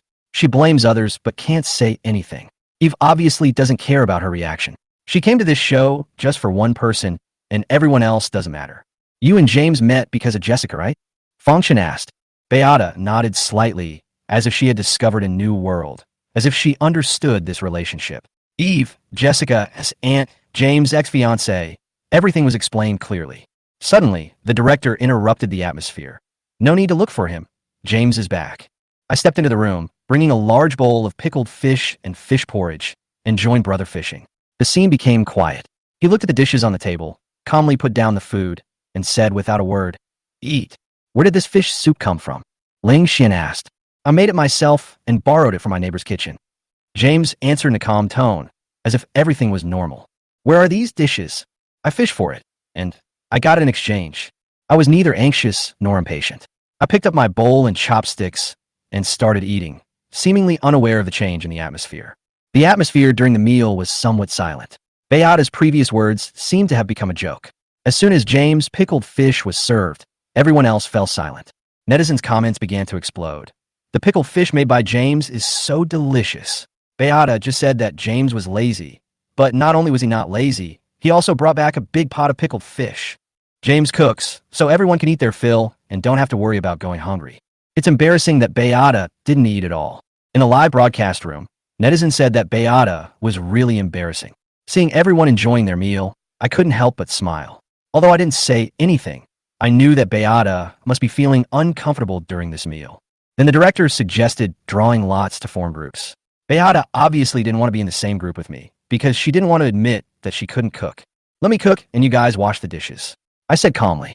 Seeing this, the director announced, "Let's draw lots." Beata's eyes flashed with panic, and Linda also held the note nervously. When he finally took the note, she looked at me with a look that seemed to carry some meaning. Finally, the results were revealed. Eve and I were in the same group. Beata and Fong Chun were in the same group, and Linda and Ling Xian were in the same group. This result surprised me a little. Eve locked on me so quickly, and her eyes were not concealed. Netizens responded quickly. Fortunately, Linda didn't team up with James. Eve and James would be a very interesting team. Is Linda a little disappointed? After all, she likes James so much. Seeing this scene, Jessica's heart was also a little shaken. Could it be that Eve was really venting her anger? Maybe there was something special in her eyes. After the lottery, the director allowed everyone to have free time in the afternoon. Ling Xian suggested going to the town for a walk, and everyone responded. "I'm going with James," Eve said. Linda also said, "I'll go too." Beata coldly refused. "I'm not going. There's nothing to see in town." "Then let's go." Fong Chun responded immediately, his eyes full of anticipation. Although some people's views on me have changed a little now, The scenes of hyping up couples on the show still make people uncomfortable. In the car, Eve asked, "Who is driving?" "I can't." Linda shook her head. "I'll do it." Ling Xian took the car keys. I didn't say much and got on the passenger seat directly. Ling Xian couldn't help but look at me. At first he thought I would sit in the back, next to a female guest. But I didn't dare to. Both Eve and Linda were not easy to mess with, so I could only stay away from them. "Does our show have a segment for guessing occupations?" Ling Xian asked. "I haven't heard the director mention it, so I don't think so," I replied. Ling Xian glanced at the female guest and continued to ask, "What do you do?" "I'm unemployed now and have no job," I answered with some self-mockery in my words. "Understand, you inherited the family property." Ling Xian looked as if he had suddenly realized something. "No," I denied softly. Ling Xian obviously didn't understand, so he turned to Eve and asked, "What about you?" "Like James, unemployed," Eve answered with a smile, and her extraordinary temperament made it clear that she was not an ordinary person. Beata had previously revealed that she was Jessica's aunt, a rich girl, and probably inherited the family fortune like me. Ling Xian still didn't give up and asked, "Are you familiar with James?" Eve smiled slightly, her eyes locked on mine. "We'll get to know each other better in the future." I noticed Linda standing next to me. She had a subtle expression on her face, a slight smile on her lips, but her eyes were so direct that it made people feel a little nervous. Eve's eyes looked like she wanted to eat James. After watching this, I feel like James has turned into Tang Monk. Female demons, please respect yourself. After driving for 20 minutes, we arrived at the town. The afternoon sun was shining brightly, the temperature was close to 35 degrees, and the whole town seemed quiet and a little lonely. After buying the vegetables, I pointed to the other end of the market and said, "I'm going to go shopping inside. You guys go back first." "Then how are you going back?" Ling Xian asked. "I will wait for the bus by myself. There are many motorcycles in the township, and I could take a ride." "Then I'll wait for you." Ling Xian glanced at me and could clearly sense that these two wanted to be alone with me. He took a deep breath. "You guys go shopping, I'll wait in the car." I looked at him speechlessly and could only sigh silently. This guy really knows how to judge people.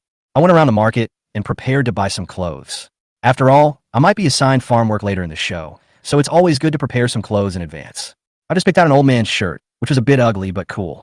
When I was about to take down a blue vest, Linda suddenly appeared behind me. "The blue one suits you." Linda looked at the clothes in my hand with a gentle expression. I put the blue vest down, chose a black and gray combination, and responded coldly, "I don't like it now." Linda turned off the microphone and whispered, "Are you still blaming me?"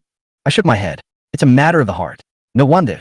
Looking back on the years we spent together, from elementary school to high school, and finally ending up in a long-distance relationship. After the college entrance examination, Linda was selected by the crew and began her acting career. She changed faster than I thought. She gave up our common university and chose a completely different life, gradually swallowed up by reality and career. She once told me to wait for her, but she ended up lying to me.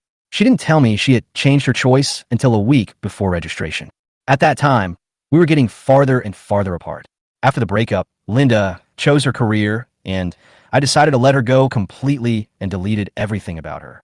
I began to focus on my own future until I met Jessica. Looking back now, all the feelings have dissipated into a passing cloud. Linda whispered, "James, do you really not care about me anymore?" I looked her in the eye and answered earnestly, "Linda, it's over. I'm not looking back." I know it's too late for Linda to regret now, but I never believe in reconciliation. The mirror is broken. No matter how well it is glued together, the cracks will always remain. I don't know what her mentality is now, but I know I can't turn back. Her eyes are full of past persistence, but for me, the past is over. After the shooting, Linda received a call from someone who seemed to be her agent. She turned away from the camera and answered the phone in a low voice, as if she was listening to some news that she couldn't accept. After a while, the call was hung up, and there were still tears in Linda's eyes. She whispered to herself, "Sister Lon, I only want him. I have waited for 5 years and finally waited for this moment. No matter what happened in the past, I will not give up."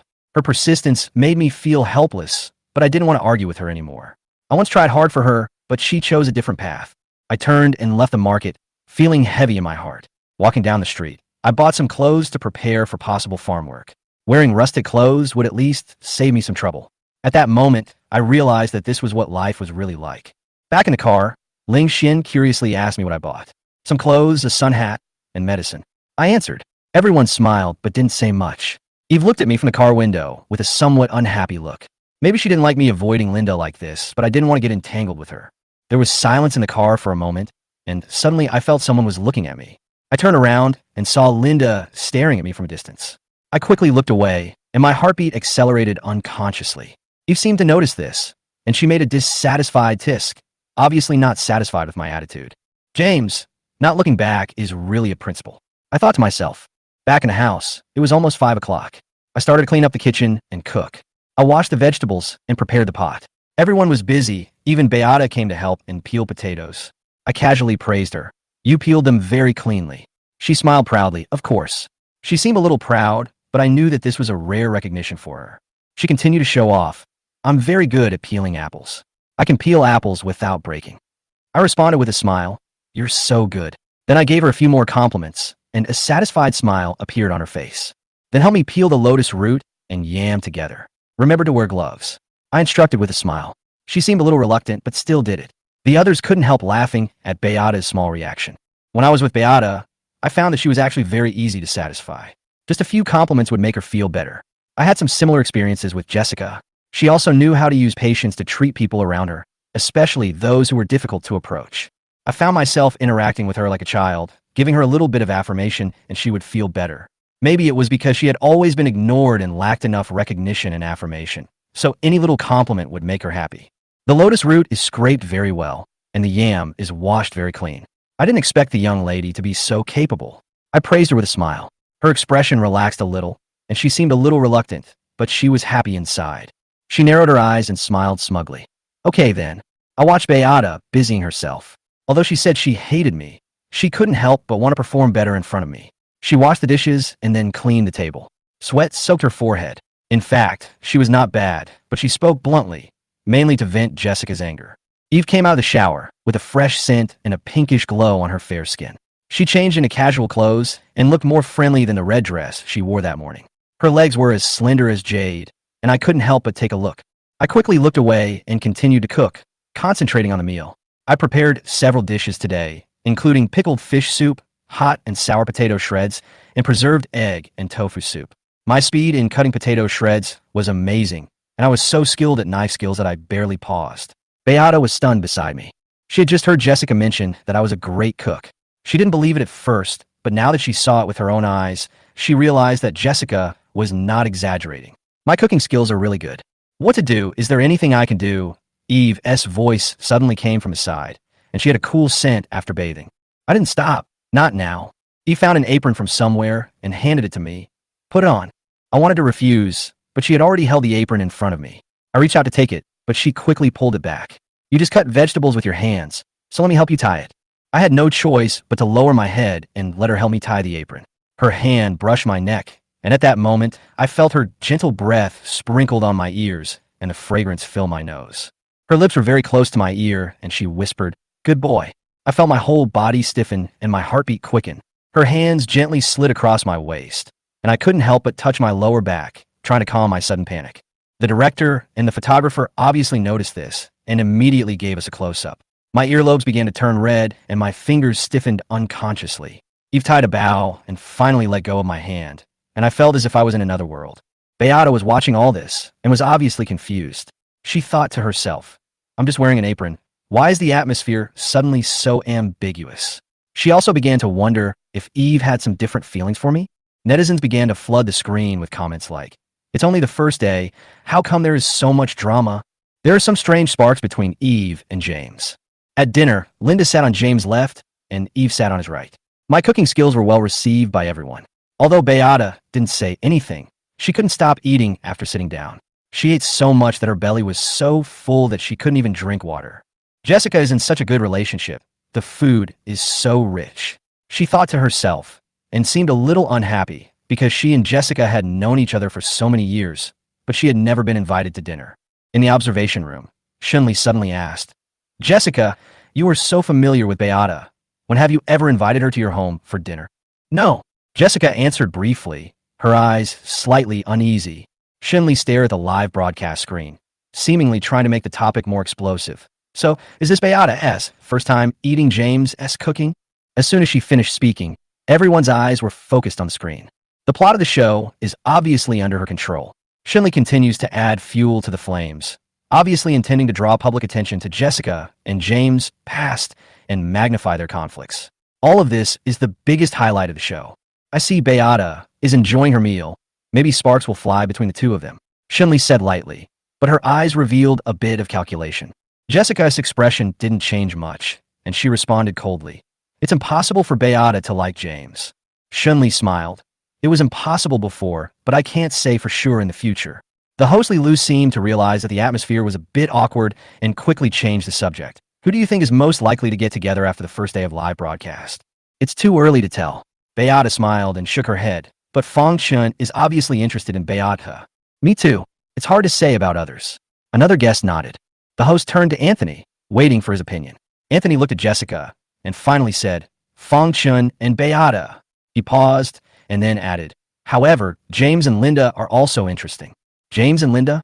Shunli raised her eyebrows. This couple is not a simple one. Anthony nodded. They knew each other before, and Linda cared about James a lot. He suddenly realized that Jessica's expression was not right and paused. Shunli smiled and said, James' personality charm is not as bad as people say on the internet. I actually like him very much.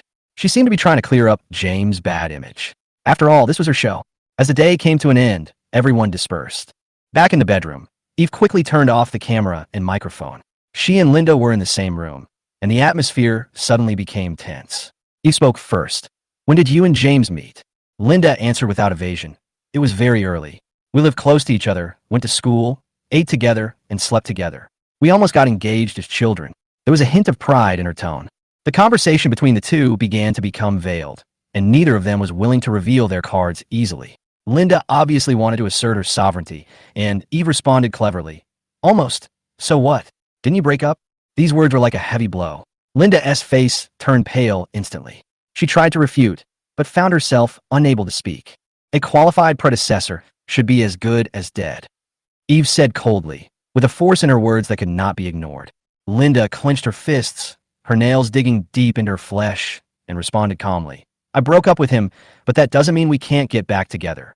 Eve smiled calmly. That's your problem. I don't need to say more. The two looked at each other for a moment and sneered, but the atmosphere remained tense. The next day, the air in the mountains was fresh, and James got up early and started his morning exercise. After doing a set of Baduan Jin and Tai Chi, he felt refreshed, and his body was greatly relaxed. James got up so early, viewers asked in a barrage. Do you think James' behavior is inappropriate for his age? Going to bed at 9 and getting up in the morning to practice is totally inappropriate for his age.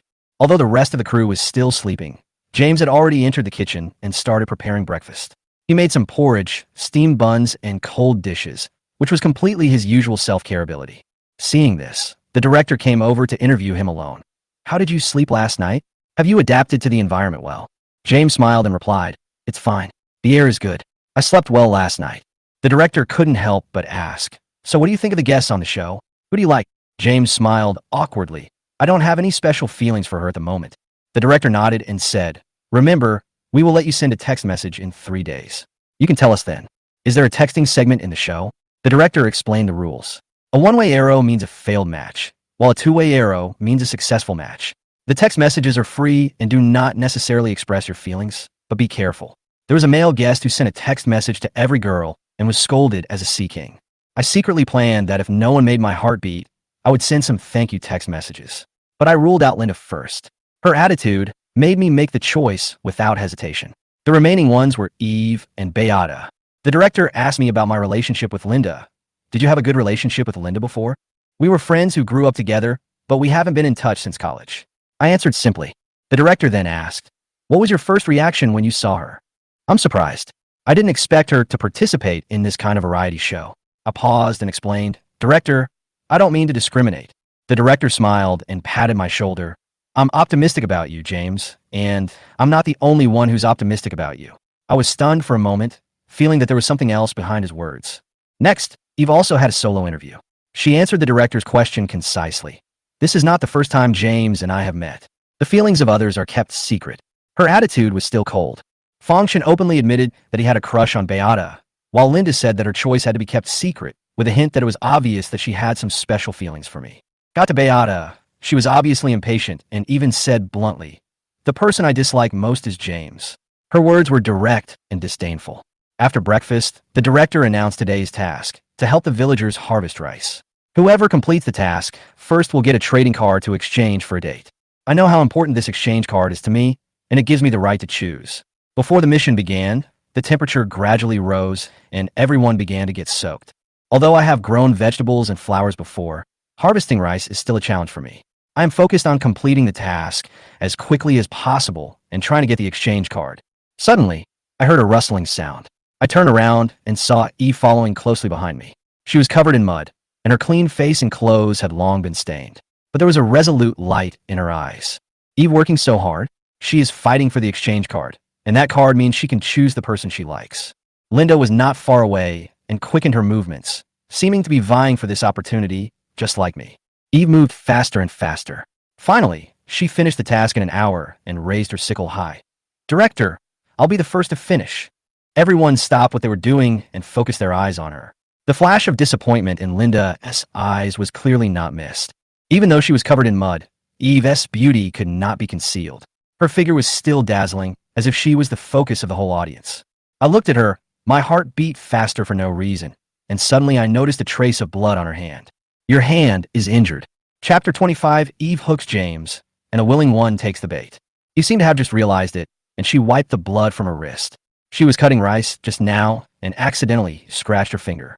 The wound was not deep, but it bled a lot. As soon as the staff heard that Eve was injured, they rushed over to help her treat her wound. "Are you okay? Wash the mud off and bring the disinfectant. It will be a little painful, just bear with it." The disinfectant sprayed on the wound. It was extremely painful. Eve gasped and her hand twitched. She endured the pain and said, "I'm fine, hurry up." The staff member asked, "Do you want to get a tetanus shot?" Eve wanted to say no, but she happened to meet James' worried eyes at this moment, so she smiled and said, "James has finished harvesting rice, so let him go with me." This is a dating variety show, and the production team certainly hopes that the male and female guests can create unexpected sparks. Linda suddenly interrupted at this time. "Let me accompany you. I'm almost done with the mowing." The director originally wanted James to accompany Eve to get the vaccination, but now that Linda has spoken, he can't say much and can only let them make the decision themselves. Eve smiled and said, "You don't have to accompany me, James. It's our turn to cook today. You can accompany me to get the vaccination and buy some food." Now that things have come to this, it is difficult for James to refuse. "Good." James came out of the field. His coat was all muddy. He just took it off, revealing his body in an old man's shirt underneath. His physique is stronger than expected, and the flesh on his body is very evenly distributed. A little more flesh would make him look stronger, and a little less flesh would make him look thinner. The thin layer of old man's shirt is attached to the abdomen, and the outline of the abdominal muscles can be clearly seen. "I see 8 pieces shot." I didn't expect James to have such a good figure. I originally thought he was a pretty boy. This figure is much better than Anthony's. I don't know how Anthony's fans have the nerve to say that James is not as good as him. It seems that Jessica eats well during the day and at night. This male dog's waist looks strong. What's going on? Have you never seen a man? What the hell is that? It makes my face turn yellow. Can the administrator take care of this? James, who couldn't see the comments, had no idea that his figure had attracted onlookers. "I'm going to go back and take a shower." Eve silently glanced at his abdomen. "Well, I need to change my clothes too." The two returned to the cabin, and it didn't take long to take a shower and change clothes. Eve came out of the shower with wet hair and saw James waiting for him in the yard. "Let's go." The two of them went to town in the staff's car. On the way, James stared at her hand from time to time. The reason why beauties are called beauties is that even their fingers are longer and slender than those of ordinary people, with delicate and slender fingers and pink fingertips. The wound still destroyed the beauty and looked very eye-catching. "Does your hand still hurt?" Eve raised her hand to his lips. "It hurts. Why don't you blow it for me?" James pursed his lips and said nothing. Eve smiled and pulled her hand back, exhaling against her lips. After a while, James said, "You're trying too hard." Eve looked up at him. "Aren't you the same?" At a very young age, she learned a lesson. If you like something, you should go all out and not miss any opportunity. She didn't have any opportunities before, but now she has them, and she is ready to go all out. Even if the opportunity is just a tiny gap, she will take it. An exchange card means that she has the opportunity to date James, and she is competing for it, and Linda is also competing for it. James had no idea how popular he was, and of course, Eve didn't let him know. If James knew that she liked him, he might stay away from her, which is not what Eve wants. When it comes to feelings, the closer you are to them, the easier it is to strike. She won't give James a chance to escape. When she arrived at the hospital for consultation, there was no one in line, and Eve got her vaccination quickly. The two of them bought some groceries in town, and James took good care of her throughout the whole process. This morning, the director said, "We'll send a heartbeat signal in 3 days." Who are you going to send it to? The accompanying staff were far away. Eve turned off the microphone and whispered to James. James looked at the microphone she had turned off and turned off his own microphone as well. I don't know. We'll tell when the time comes. But in fact, he already had a candidate in mind. The director won't let us talk about this in private, right? What are you afraid of? We can talk secretly. He won't know. Eve's eyes flashed with cunning. Seeing that the photographer was about to catch up, she immediately pulled James' hand and said, "Come with me. Let's go to a place where there is no one to talk." Eve took James to a farmer's market, and the two squeezed into an empty corner, completely leaving the staff behind. Eve panted slightly and said, "I'm going to text you in 3 days." "Why did you send it to me?" Eve interrupted him. "You don't think I like you, do you? I like people who are older than me. And you called me aunt before? I treated you as a junior. How could I possibly like you? I sent you a love message because I don't like any of the male guests here. Sending it to them could easily cause misunderstandings. I don't want to get into trouble by participating in a variety show." James breathed a sigh of relief. Fortunately, he almost thought that Eve liked him. He didn't want to be narcissistic, but Eve had been looking at him strangely these past 2 days, and he couldn't help but have wild thoughts. The most unexpected thing about participating in this program was meeting Eve, and the most frightening thing was also dating her later in life. Now that the two of them have talked it out, James is completely relieved. If he thinks about it carefully, how could he possibly like him? Not to mention that he had dated her niece and called her aunt. Eve herself is a non-marriage advocate. Recalling his previous life, he and Jessica adopted a child after they got married. Eve seldom contacts him. She comes back every spring festival to visit and prepare New Year gifts. Even though he is over 50 years old, Eve still treats him as a junior and gives him New Year red envelopes as her nephew-in-law. In her previous life, she once told him that if he was not doing well, he could look for her. James didn't understand at the time, but when he thought about it carefully, Eve might just be treating him like a child. "Why do you want to participate in this show? You are not short of money, are you?" James asked the question again. This time, Eve didn't give him a perfunctory answer.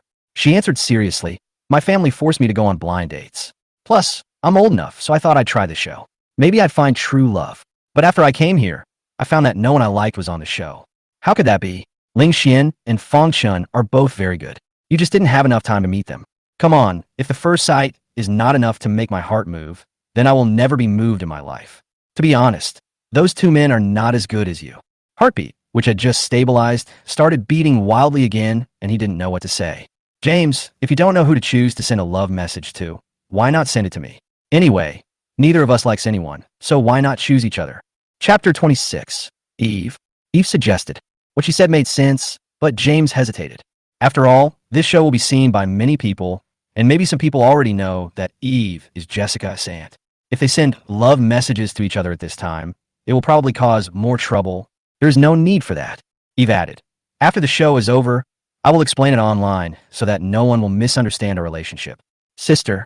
Eve, at first I thought you were participating in this show just to vent your anger on Jessica. How could she help Jessica vent her anger? Although Jessica called her aunt, their relationship was average. If Jessica hadn't suddenly fallen in love with James, she wouldn't have contacted Jessica over the years. James said bluntly, "Since I've already broken off the engagement with Jessica, I want to break off the relationship completely to avoid unnecessary trouble in the future. I don't want to cause misunderstandings to the audience." After the show ends, he just wants to live his own life well. He doesn't want to have anything to do with either the Xia family or the Liu family. Sure enough, convincing James is not such an easy task. Eve's pupils shrank slightly and her eyes dimmed. She had guessed this result, but she still couldn't control her disappointment. "I understand you. Will you choose Linda in the future?" Eve asked. James said no. Linda won't be chosen, so she will have a chance. She thought so in her heart, but her eyebrows were full of trouble. "Eve, Linda seems to have misunderstood me. She told me last night that she was your first love. I think she participated in this program just for you. She's obsessed with you and asked me to stay away from you." James didn't expect Linda to say these words to Eve, and his brows suddenly frowned. When pursuing someone, you have to find opportunities and leave your rival no way out. Eve asked, "Have you and Linda really been in a relationship?" When talking about the past, James' eyebrows were always twisted. It's been a long time. It's impossible for her and I to be together. "Sister Eve, don't tell anyone about her and me." Eve joked, "I'll keep it a secret, but Linda will definitely try to ask you out next time. If you don't know how to say no, you can use me. We can help each other and keep away bad luck." James just thought it was a joke and did not refuse directly. "I'll consider it." Eve's eyes were open. Compared to Linda, she seems to have more chances. As long as James didn't reject her directly, she would keep him under her nose. The staff couldn't find them and were shouting anxiously on the street. James heard a voice, Let's go back. It's getting late. Good. Seeing them appear, the staff wiped the sweat off their faces and asked, "Where have you been? Why did you turn off your microphone?" Eve winked at the camera. "We talked about something personal." I just saw Eve suddenly grab James' hand and run away. What private matter is taking so long to discuss? It can't be about Jessica. Eve is Jessica's aunt. These two should not do anything to disgust others. There are leaves in his hair. Could it be that he went into the woods? Can you have such an exciting time in broad daylight? Will you die if you don't make dirty jokes?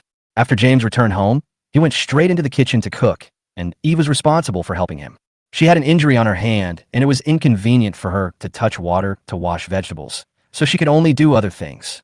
"I want to cook 2 dishes for lunch today." James was surprised. "You can cook? I only know a few home-cooked dishes. You didn't let me wash the vegetables, and you didn't let me cut them, so I can only stir-fry them. Don't look down on me. Although my cooking skills are not as good as yours, the taste is not bad." Eve insisted on taking action, and James didn't know what to say. He just stood aside and watched Eve skillfully wash the pot and heat the oil. "Help me tie my apron." James took the apron from the wall and held it in front of her. Eve held the spatula in one hand and the dish in the other, and buried her head in the apron string. From a distance, it looked like Eve was burrowing into James' arms. James stood behind her, looking down to tie the rope. Eve finished harvesting rice. She changed into a small camisole, revealing her smooth and white back. Her shoulder blades were like fluttering butterflies. James didn't dare to look at her for too long. He lowered his eyes and concentrated on tying the rope. At this time, Eve poured the vegetables into the pot. The fire was too big. As soon as the vegetables were put into the pot, there was a crackling sound and the fire started immediately. As if she was frightened, Eve stepped back, with her entire back pressed tightly against James' chest. The weather was too hot, and they were both wearing little clothes, so they were pressed tightly together, so she could not only feel each other's body temperature, but also her heartbeat. James reacted quickly and was extraordinarily calm. When he saw the fire, he pulled Eve behind him, covered the pot with a lid, and went back to controlling the heat. "Are you okay?" Eve was still in shock. She patted her chest and said, "I was scared, but luckily, I didn't get burned." When he opened the lid of the pot, he saw that the vegetables inside were already mushy. James shoveled the vegetables out and said, "Let me do the cooking." Eve looked embarrassed. "I wanted to show off my cooking skills in front of you, but I didn't expect it to be so difficult to control the heat of this pot. All wood-fired pots are like this. Why don't you just keep an eye on the fire?" "Okay." Eve touched the apron on her body. "Do you want an apron?" "You wear it. I don't need it." Eve stood behind James, glanced at the figure outside the yard, and raised the corners of her lips slightly. Chapter 27: Wolf Ambitions. "Linda, have you been home all the time?" Eve suddenly asked. James subconsciously looked back and saw Linda standing in the yard quietly. He didn't know how long she had been there, and her eyes were lonely. Linda walked forward and asked, "Did I disturb you?" "Eve, of course not. Let's just cook." Linda tried hard to maintain her facial expression and make herself look generous and decent, but the slight twitching of her mouth still revealed her emotions. Linda knew that Eve had discovered her a long time ago. Eve made no secret of her possessiveness towards James, and only a straight man like James could not see it. Yesterday, she saw Eve tying an apron for James, and she resisted the urge to disturb them. Unexpectedly, she saw the two of them close together again today, even closer than yesterday. Should she remind James to stay away from Eve? If James knew that Eve liked him, he would definitely want to stay away from her. As he thought about it, he walked over to James and said, "If you have anything else to do, I'll help you." Eve smiled generously. "Okay." The actress was worthy of being the actress. She looked calm and quickly calmed down, acting as if nothing had happened. Eve sat aside with her chin propped up, looking at Linda with interest in her eyes. Eve asked, "Where are Beata and the others?" Linda said, "Beata is a little slow. She is afraid of bugs, but with Fong Chun helping her, she should be back soon." Eve glanced at her watch. 2 hours have passed. If they haven't finished mowing, we will be short of money for the rest of our lives. As he was talking, there was a noise outside. Ling Xian came back and asked, "Have you all started cooking?" "Where are Fong Chun and Beata?" "They're still behind us. It may take a while. I will go take a shower first." 10 minutes later, Beata's voice was heard complaining, "I don't want to harvest rice anymore. Can you assign me a different job next time? The fields are dirty and smelly, and there are snakes." "That's not a snake. That's an eel. What's the difference if they look the same?" "Hold that thing away. It's disgusting just looking at it." James was sweating while cooking, and Eve came over with a wet towel to help him wipe it. James dodged. "No need. Just cook your food. Look, your sweat is almost dripping into the food." Now that he said that, it seemed like it was quite disgusting to have sweat dripping into the food, so James just stood there and let Eve wipe the sweat off his face. Linda didn't notice until she saw Eve touching James again. Eve clearly had ulterior motives, but her face looked calm, as if she was just wiping sweat off her face. James' neck and earlobes are sensitive areas. After Eve wiped his forehead, she moved along his jaw to his earlobe, touched his Adam's apple with her fingertips, and then moved to the back of his neck. Linda looked at James' stiff back and clenched her hands holding the bowl. Eve looked at Linda and smiled provocatively. Who wouldn't want to demonstrate? James swallowed hard and asked hoarsely, "Are you ready?" "All right." James quickly took the food out of the pot and put on a plate. Eve took the plate from him and said, "I'll take it out." James saw Beata and Fong Chun entering the yard. "You guys are back? What are you holding?" Fong Chun held it up and said, "It's yellow eel and a few loaches. Can you cook it? It could be used as a meat dish." "Sure, no problem." Beata showed her disgust. "This thing is so disgusting. How can it be delicious? I don't want to eat it." And James, you are not allowed to make it. Thinking that the pots and pans in the kitchen would be used to store these things, she didn't even want a kitchen anymore. Fong Chun looked at her helplessly. "This is really delicious. You can try it." "I don't want it. If you dare to do it, I will smash the pot." Among the people in this room, only Fong Chun had the patience to coax her. James was not in the mood. "Go take a shower, then you can eat." Fong Chun put the bucket at the kitchen door. James took a look and saw 2 eels and 4 loaches. They were very big, and the portion was not small. It will make a big pot of food. Yellow eel is a rare delicacy and an indispensable ingredient in Sichuan cuisine. Their living expenses are now reduced, so they have to eat less meat, and if they don't eat well, they won't have the energy to work. James was determined to eat the eel, so he took the bucket outside, sharpened the knife, cut open the eel's belly, removed the internal organs, and shaved off the bones. His knife skills were comparable to those of some restaurant chefs. James hadn't eaten it for a long time. When he thought of the taste, he asked Eve to help him prepare the seasoning. A dish of fresh yellow eel with ginger is ready to be served. You can tell it's delicious just by smelling it. The audience in the live broadcast room were almost drooling as they watched. Beata is too hypocritical. She has princess syndrome. No one liked her except Fong Chun. I don't know why she came to this show. She's not good at anything. Isn't it better for her to go back and be a rich girl? Let someone who has eaten it tell me. Is the eel really delicious? The eel really looks disgusting. People who are afraid of snakes dare not touch it. I can understand why Beata is afraid. During the 2 days of the live show, my impression of James has become better and better. I didn't expect that he could cook eels. His knife skills are so good that people who don't know him would think he is a chef. I just finished my meal. Why am I hungry again? I'm gonna Eve and James. They're younger than me. I guarantee with my life that Eve absolutely loves James. We'll see them sending each other love messages the day after tomorrow. I'm looking forward to it. Beata takes a long time to take a shower. Not only does she have to wash her body, but also her hair. After washing, she has to fix her hair, put on some light makeup, spray some perfume, and apply sunscreen. The whole process takes her an hour. Linda called her twice before she came out of the room. Beata didn't feel hungry at first, but when she saw the food on the table, her stomach started to growl instantly.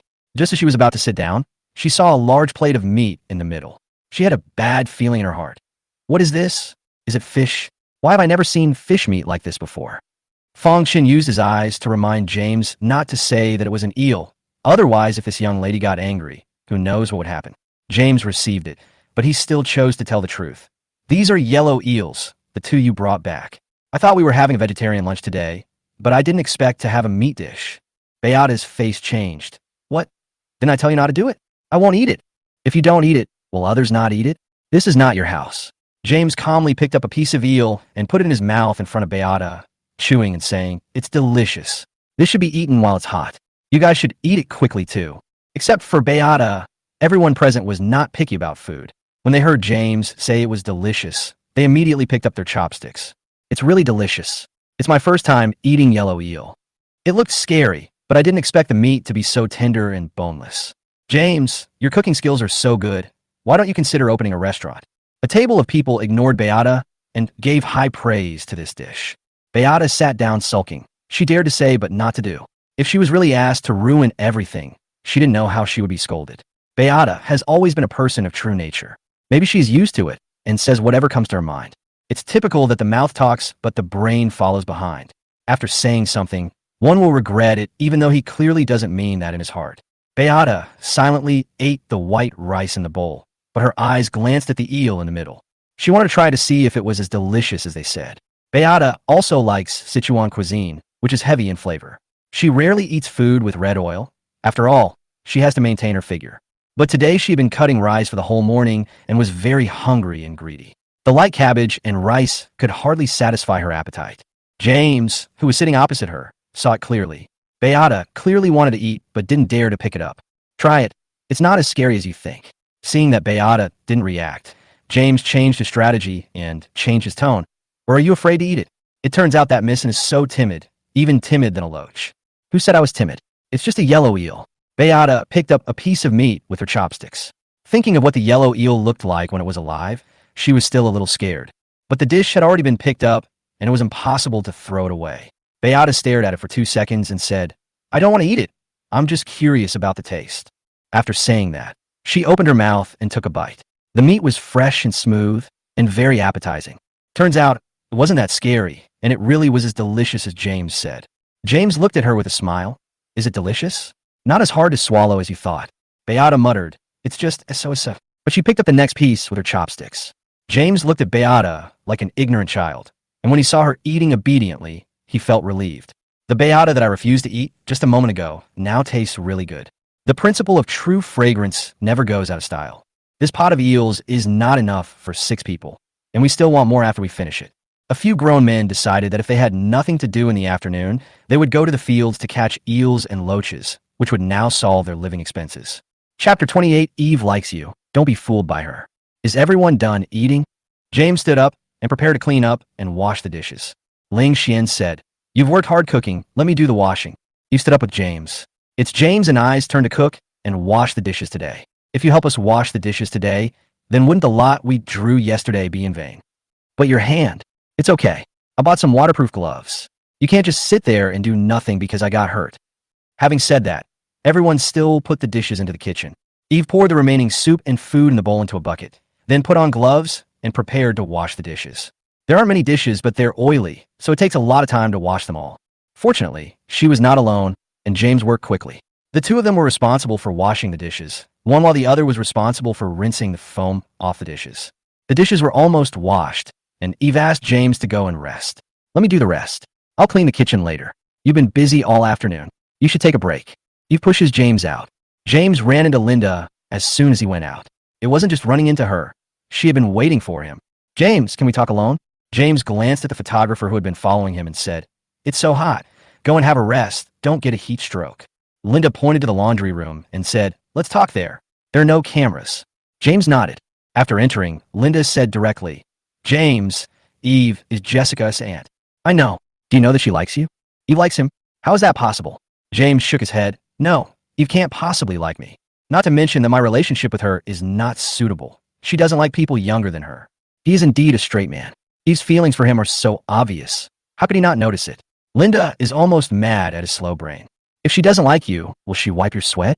If she doesn't like you, will she tie an apron for you and touch you? She just treats me as a junior. Linda said anxiously. What junior? She is only 2 or 3 years older than you. Why don't you see her treat other men like this? She has ulterior motives towards you. Don't be fooled by her.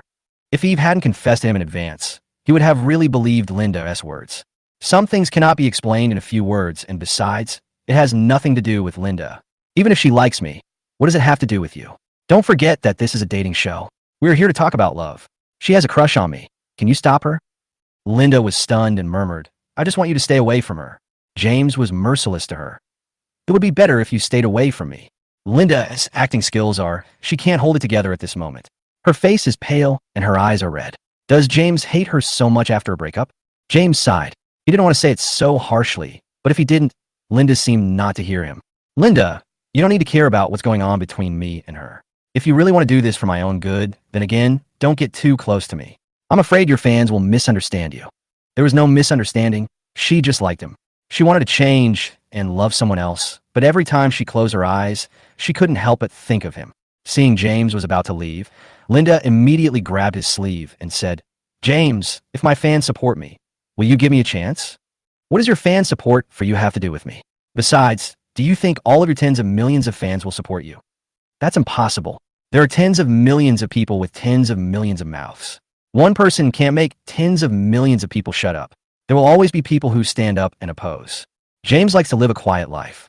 He doesn't want his life to be disturbed or peeped at by the outside world, or to be posted online and commented on by others from time to time. He can't get used to that kind of public life. Linda would give up her career for him. This is the gap between the two people. Under the spotlight, some people feel blinded and uncomfortable, while others enjoy that light. So why bring two unsuitable people together? Considering that the guests were tired after a morning of work, the director did not assign any tasks in the afternoon and allowed them to have good rest. James couldn't sit still, and in such hot weather he cooked sour plum soup and mung bean soup for the staff because he was worried that they might get heat stroke. At 5 o'clock in the afternoon, he began to prepare dinner, collect everyone's opinions, and finally prepare for a barbecue. Didn't we say we were going to the fields to catch loaches and eels? Are you still going? Fang Chen asked. Yes. Ling Xian responded. James is going to the field to catch eels. Do the female guests want to go? Beata said in the morning that she never wanted to go to the fields again, but when she saw that everyone else had gone, she thought it would be boring to stay at home alone. So she simply put on a straw hat and sun protective clothing and went out with everyone else. Fang Chen and Ling Xian were catching loaches and eels in the fields, while James was fishing with a fishing rod. My luck today wasn't as good as last time. I only caught 2 fish. The 2 fish weighed about 5 or 6 kilograms in total, which was enough to eat. Fang Chen also had a great harvest, catching 5 eels of different sizes and a basin of loaches. Beata got goosebumps as she watched the eel twisting like a snake in the water. It tasted good, but it really didn't look good. James managed to clean it up at noon. Beata endured the discomfort and stood beside James, watching him handle the eels and fish. He didn't even wear gloves and captured him alive. It's too simple to rely on your imagination. Watching James finish processing the ingredients in no time, Beata asked, James, isn't there anything you're afraid of? Of course I am afraid of frogs. Beata, you are not even afraid of snakes, so how can you be afraid of frogs? I don't believe it. I think frogs are scarier than snakes. And it's not that I'm not afraid of snakes, I'm just not afraid of eels. There's a big difference between eels and snakes. Beata stood aside and watched James clean the eels and then the fish. He was still very fast. It is said that men who work hard are handsome. This is true. She couldn't help but stare at James' profile. The camera was almost touching her face, but she didn't react. James, I find you're not as annoying as I thought. I'm a little curious. Why do you find me annoying? Yes, why? Because you're not as good as Anthony. Anthony is the best match for Jessica. You're just a slacker. James did not stop scraping the fish scales, but lowered his head and asked, between the Zhuang family and the Xia family, which one do you think is stronger? Beata didn't even think about it. Of course it's the Xia family. James raised his eyes. The Xia family is more powerful than the Zhuang family in terms of both money and status. Do you think I have the ability to force Jessica to marry me? Or do you think Jessica is so incompetent that she can't even refuse? Yes, the Xia family does not have to marry into the Zhuang family. There will be better options without the Zhuang family. Jessica is also a person of her word. It is impossible for her to not even refuse the marriage proposal. Chapter 29, Did James never love her? Why can he let go just like that? With the strength of the Xia family, marriage is not necessary. So choosing James was the result of Jessica's careful consideration. In the circle of wealthy families, marriage is more like a cooperation that is beneficial to both parties. Jessica, who chose to escape the engagement on the day of her engagement, was breaking the contract temporarily. Breaking the contract temporarily in the business world is dishonesty, and dishonesty is a taboo in business. Jessica was the one who was wrong, but why was it James who was blamed and scolded? It was as if he forced Jessica to marry him. If he really did, it would be fine if he was scolded, but the key point was that he didn't have the ability to force Jessica. Beata has a carefree personality. Jessica is her friend, so she will put herself in Jessica's shoes. The person Jessica likes is Anthony, and she is reluctantly with James because she can't get the love she wants. She feels that Jessica's marriage is not worth it. Now, after James' reminder, she seemed to see the whole thing from a God's perspective. Jessica is separated from the person she loves and can't be together. But isn't James, who is innocently involved, not pitiful? On the day of the engagement, the fiancée ran away to be with her first love, which was a shame in itself. After breaking off the engagement, he was chased and scolded by Anthony's fans and was also slandered by his fiancée's family. From beginning to end, James was like a tool. Beata was unwilling to admit it. Don't say that you didn't benefit from the marriage between the two families. Anyway, Jessica likes Anthony, and Anthony is more suitable for her than you. Yeah, you're right. So am I not breaking off the engagement to help them get together? What else is there to say? Both fish have been cleaned, and they began to fillet them. James is good at knife skills, and each piece of fish is cut into even sizes, and even the bones are shaved off. He was so focused on the task at hand that he didn't seem to care about the outside world at all. As long as you don't bother them, I won't target you in the future. Miss, they're already together. I participated in this show to find a girlfriend. From the moment I broke off the engagement with her, she and I have nothing to do with each other. I even wish to stay away from her. How could I possibly disturb her? You have to understand that it was the Xia family who chose me for the marriage. I can't even be my own master, so how can I have the qualifications to disturb them? It's enough to suffer this loss once. James was sincere. In order to divert Beata's attention, he handed the cut fish fillet to Beata. Put some salt on it and wash it clean. I won't. You can learn if you don't know how to do it. You're so smart. How can you not learn such a small thing? You can even scrape potatoes very cleanly. Beata always felt that this was a strange remark, a bit like a compliment and a bit like an insult. She took the fish fillet obediently and said, "Teach me how to wash it. Put some salt in it, grab it with your hands, then rinse it with water, wash it twice more." James was instructing and washing the fish fillets, and Beata gradually calmed down. Why did she hate James? Besides being Jessica's friend, she was also a little fan of Anthony. She had filmed a movie with Anthony and was taken care of by him on the crew. Maybe it was because of her preconceived notion that she felt Anthony was better than James in every aspect. If James hadn't shown up, Jessica and Anthony would have been together a long time ago. She targeted James because of this little thing. What's the difference between her and those paid trolls online? There's one thing that James said is very right. Regarding the marriage, it was the Xia family who chose him, not him who chose Jessica. He has no right to make decisions for anyone. He can't even make the decision for himself. If Jessica and Anthony could be together, they would have been together 5 years ago. With or without James, they would not have been together. Beata really wished she could be a little dumber. The more she understood the truth, the more uncomfortable she felt. She washed the fish in the basin 4 or 5 times until the water became clear before she showed it to James. Is it ready? Look how smart you are. You can learn it after a little teaching. Then help me wash some green onions, cilantro, ginger, and peel some garlic too. Peel more. The word smart is obviously a compliment, but when James said it, it always felt like he was mocking her. Are you laughing at me? James stopped what he was doing, stood up straight, and said sincerely, "How could that be? You are an expert at doing odd jobs. You are quick with your hands, and you always finish the tasks assigned to you.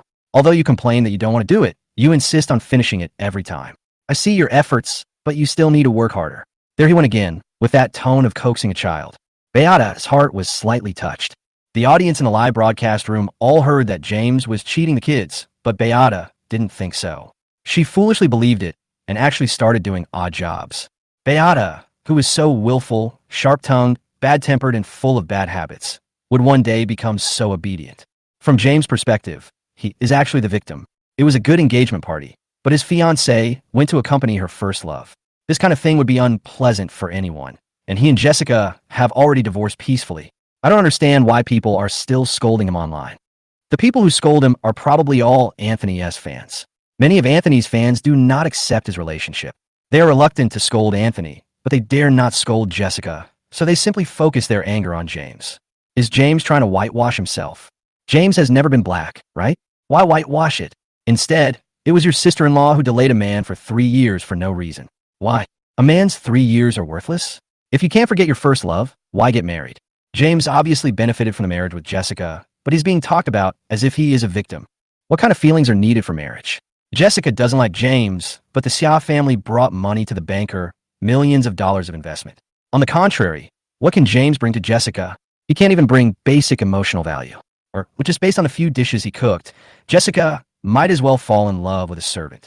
James doesn't love Jessica at all. If he really loved Jessica, how could he participate in a dating show to find a girlfriend right after breaking up?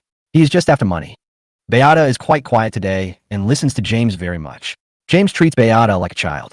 I didn't expect Beata to be so easy to please. I had the impression that Beata was a princess, but during the 2 days she came to the show, although she complained, she still insisted on completing it. It was not as bad as I imagined.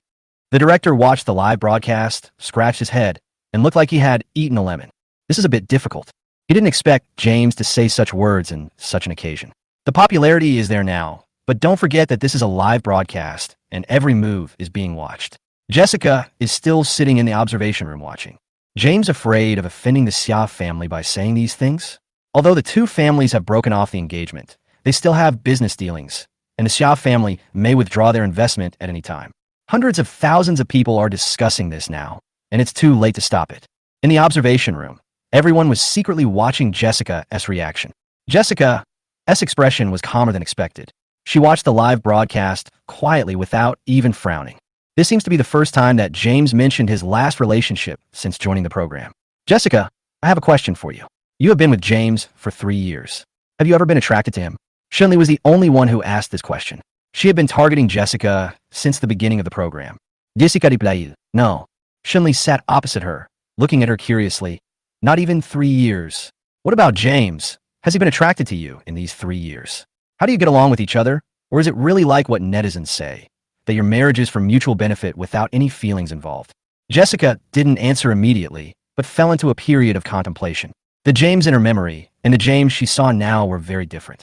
3 days ago, she might have answered without hesitation that James loved her very much, and everyone around her could feel James' love for her. How could she, as the person involved, be unaware of it? But as netizens said, if James really loved her, how could he participate in a dating variety show 3 days after breaking off the engagement? Humans are not plants or trees and are not heartless. How can someone who truly loves someone just say he or she doesn't love him or her anymore? James was just pretending to love her from the beginning, and he never loved her at all? She felt warmth on the back of her hand. It was Anthony holding her hand. Teacher Shun, as observers, we are observing the guests, not ourselves. Your question involves personal privacy. Jessica has the right to refuse to answer. Chapter 30, Truth or Dare. What are you afraid of? This is not a live broadcast. Just say whatever you want and ask the director to edit it out later. Of course, if Miss Ya feels that I have invaded your privacy, you can choose not to answer. I just hope that we can relax while recording a show and talk to each other. Shunli tried to smooth things over and easily got herself out of the situation. Shunli always likes to mention Jessica whenever she speaks, not only because she wants to attract attention, but also because she has a latent hostility towards Jessica. Jessica didn't understand why Shunli hated her. This was clearly the first time they met. It might be that she was too outstanding and attracted hostility. After all, this was not the first time this happened. The host Lilu diffused the cold atmosphere. It's okay. Everyone, chat freely. Don't say anything you don't want to say. Let's continue watching the screen. I'm curious about the barbecue that James and his friends made tonight. I thought the matter was over, but unexpectedly Jessica answered the question raised by Shunli at this time. I don't understand James. Before this, everyone around me said that he loved me very much, but now I see that love can be acted out. Maybe it's just like what netizens said. A marriage is only about interests, but no sincerity. I'm very glad that I've kept my heart and not let myself fall into it during the 3 years I've been with him. Anthony was moved. He reached out and held Jessica's hand. To outsiders, the two looked like a loving couple. Jessica's heart was not as calm as her face showed. When Anthony held her hand, she subconsciously clenched her fist and did not relax even in his palm. Jessica cared about James more than she thought. Perhaps she didn't even realize that when she said these words, she felt lost and angry at being abandoned by James. Her eyes seemed to be fixed as she stared at the live broadcast screen. What was she thinking at this moment? She wanted to rush in and question James, whether he had been sincere in being good to her during these 3 years, and why he could just say he didn't love her anymore. Jessica's mind was in a mess, and when Anthony held her hand, she slowly came to her senses. She and James were over, and asking these questions was just asking for trouble. Why should she waste her time and energy on unimportant people and things? Today, James has been kicked out of the bookmaker by his parents, which means that no matter who he falls in love with or marries in the future, there will be people he truly loves and will not be mixed with family interests. If James' love for her was an act, what would it be like when he truly loved someone in the future? Would he be a million times better than he was to her? Jessica thought about the man who was insincere to her and then turned around and fell deeply in love with another woman. She suddenly felt an indelible sour feeling in her heart, which surged through her body. Anthony held Jessica's hand and said, "Anyway, I can't cheat a girl for the sake of profit. Here, I sincerely hope that James can treat the people around him sincerely in the future. You can't act forever." Back at the cabin, James had already prepared all the dishes and was ready to grill them. Fang Shun and Ling Xian also set up the barbecue table. The female guests were responsible for helping out, getting stools, drinks, and washing the dishes and bringing them over. James was in charge of the barbecue. He was sweating all over. His cheeks turned red under the fireworks, and his hair was wet. James is not only good at cooking, but also at barbecue. As soon as he sprinkled the bot seasonings, the onlookers all drooled. In the evening, the temperature dropped, and the cool breeze felt especially comfortable on the body. The starry sky at night looked like the tilted Milky Way, and even the moon seemed rounder and brighter than the one seen in the city. Not only is there the moon, but there are also fireflies in the grass. Such a scene is too rare for these city people. Ling Xian sat on a recliner and looked at the night sky and said, eating barbecued skewers, drinking cold beer, feeling the breeze, and looking at the stars and the moon. This life is so wonderful, I don't want to go back. Although many things are inconvenient in this village, away from the hustle and bustle of the city and immersed in nature, the originally impetuous state of mind is gradually replaced by tranquility, and I enjoy the peaceful time at this moment. After everyone had eaten and drunk their fill, the director suggested playing Truth or Dare, through which both sides would get to know each other better. Every guest has many secrets, especially James. You might be able to get some information out of him through the truth talk, and at the same time, you can also push the contradictions and conflicts between the guests to the next level. Beata asked, "Do you want to play?" She didn't care anyway. The night was long, and there was nothing to do. The production crew didn't give out cell phones, so she could only stare blankly and sleep when she returned to her room. "James, I could do either." Eve followed up with an opinion. "Let's play for a while." "How do you play?" James looked around and picked up a bottle. "Spin the bottle question. Whoever the bottle mouth is pointing at is the one." "Sure, I have no problem with that." "Then let's play." The first person to spin the bottle was James, and the bottle was finally aimed at Fong Chun. James asked, "Choose truth or dare."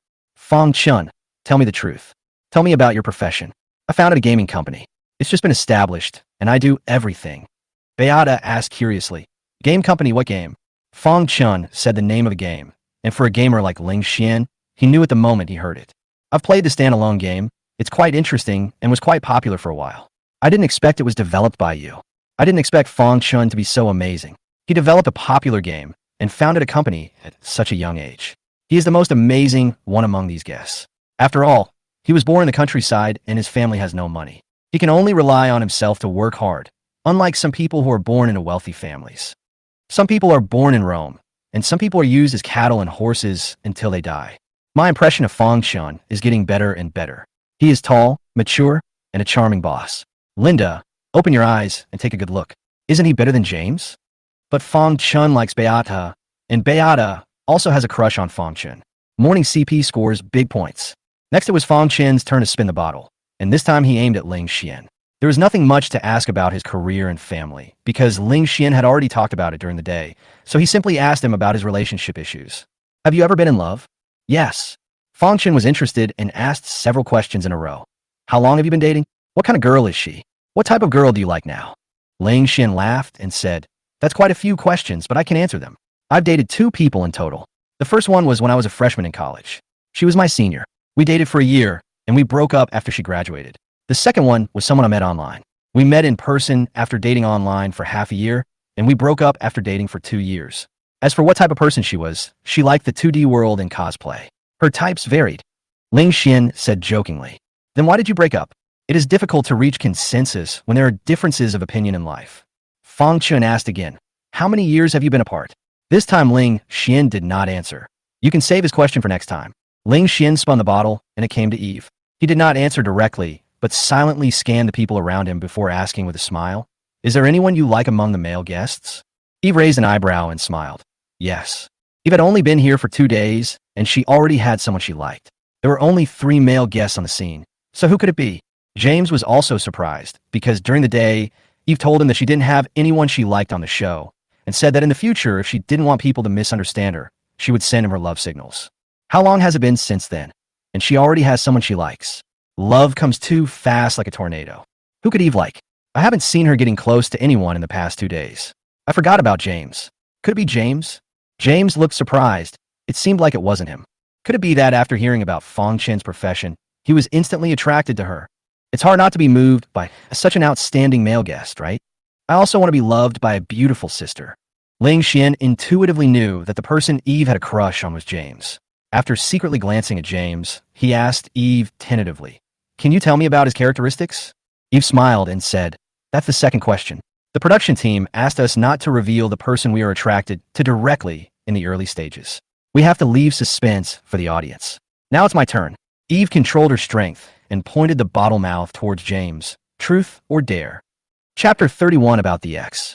A sly gleam flashed across Eve's eyes, and James followed his intuition and chose the big risk. Hearing James talking about the big dare, Eve sighed slightly in disappointment. After all, it's a live broadcast, and you can't go too far in taking risks, lest you be locked up in a small darkroom.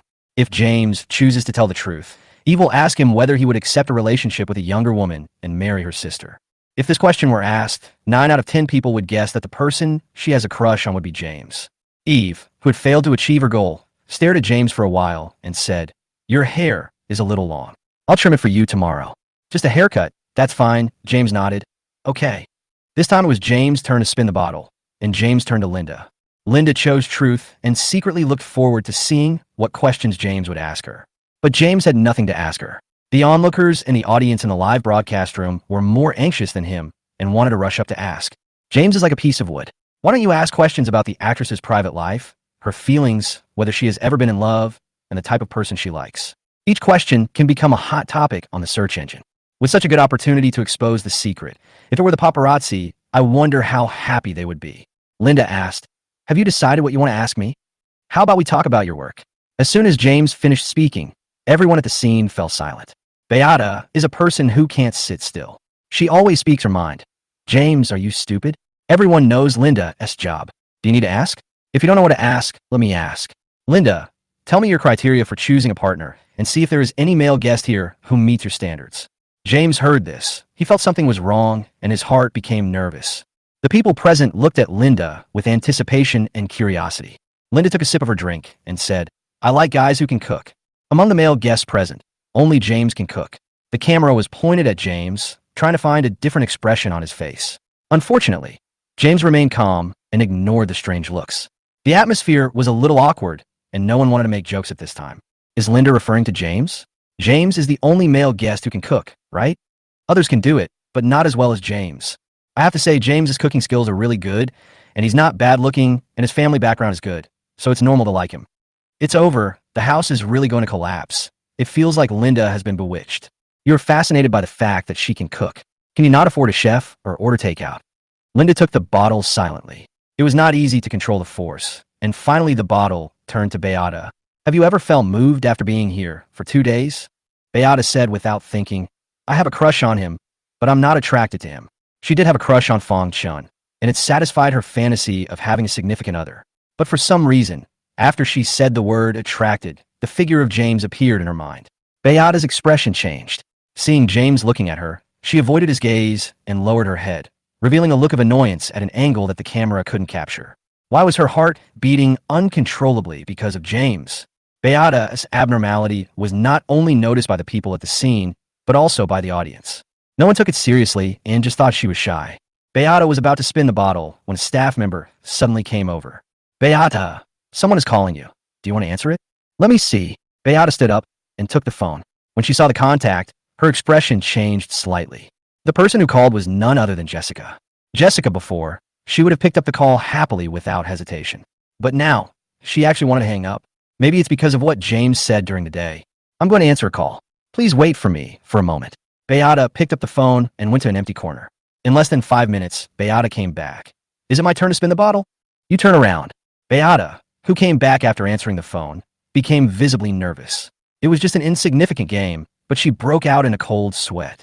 The bottle in her hand was turning with her strength, and finally it swayed and stopped in front of James. Seeing this, she breathed a sigh of relief. James raised his eyebrows and looked at her. "This time, I'll choose truth. What do you want to ask?" Beata asked. "Would you ever get back together with your ex?" "Won't." This question was not what she wanted to ask, but what Jessica wanted to ask. It is unknown why Jessica asked such a thought-provoking question. She clearly said that she didn't love James. Now that they have called off their engagement, she and Anthony have officially announced their relationship.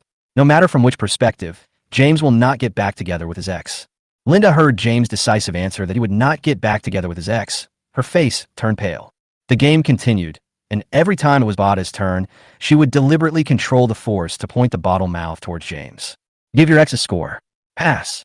"After breaking up, what do you do with your ex?" "A passerby." "In your place, can I act it out if I like you?" When Beata asked the question about ex, he realized that this might not be what she wanted to ask, but what the person who called her wanted to ask. The person who called her must be Jessica, so she's watching the live broadcast now? James suddenly looked at the camera opposite and asked, "Can't the people sitting in front of the barbecue stall feel the temperature?" He thought that his sincerity was genuine, but in the eyes of some people, it turned out to be fake like acting. Who would learn to cook specifically for acting and make different dishes every day for a month? Who in an acting career would stay up for 2 days to watch over a sick person? who in acting can take care of all her little emotions, remember all her hobbies, spend a lot of time preparing surprises every day to make her happy, and take care of every aspect of her life. Beata's turn again. When you were with your ex, did you ever think about getting married? James laughed sarcastically. Yes. Why does Beata always ask James questions about his ex? Beata is targeting James, which is understandable. After all, she and Jessica are friends. So, James really likes Jessica? Is this also a script? Anyway, I don't believe James. I feel sorry for the man who has bad luck all his life. After answering, James took the bottle and turned it, aiming the bottle mouth steadily at Beata. He stared at her and asked directly, "Is it Jessica who asked you to ask these questions?" Beata stood up suddenly, panicking. After a while, she lowered her head and replied in a trembling voice, "Yes." Chapter 32. His fiancée is not used to his leaving.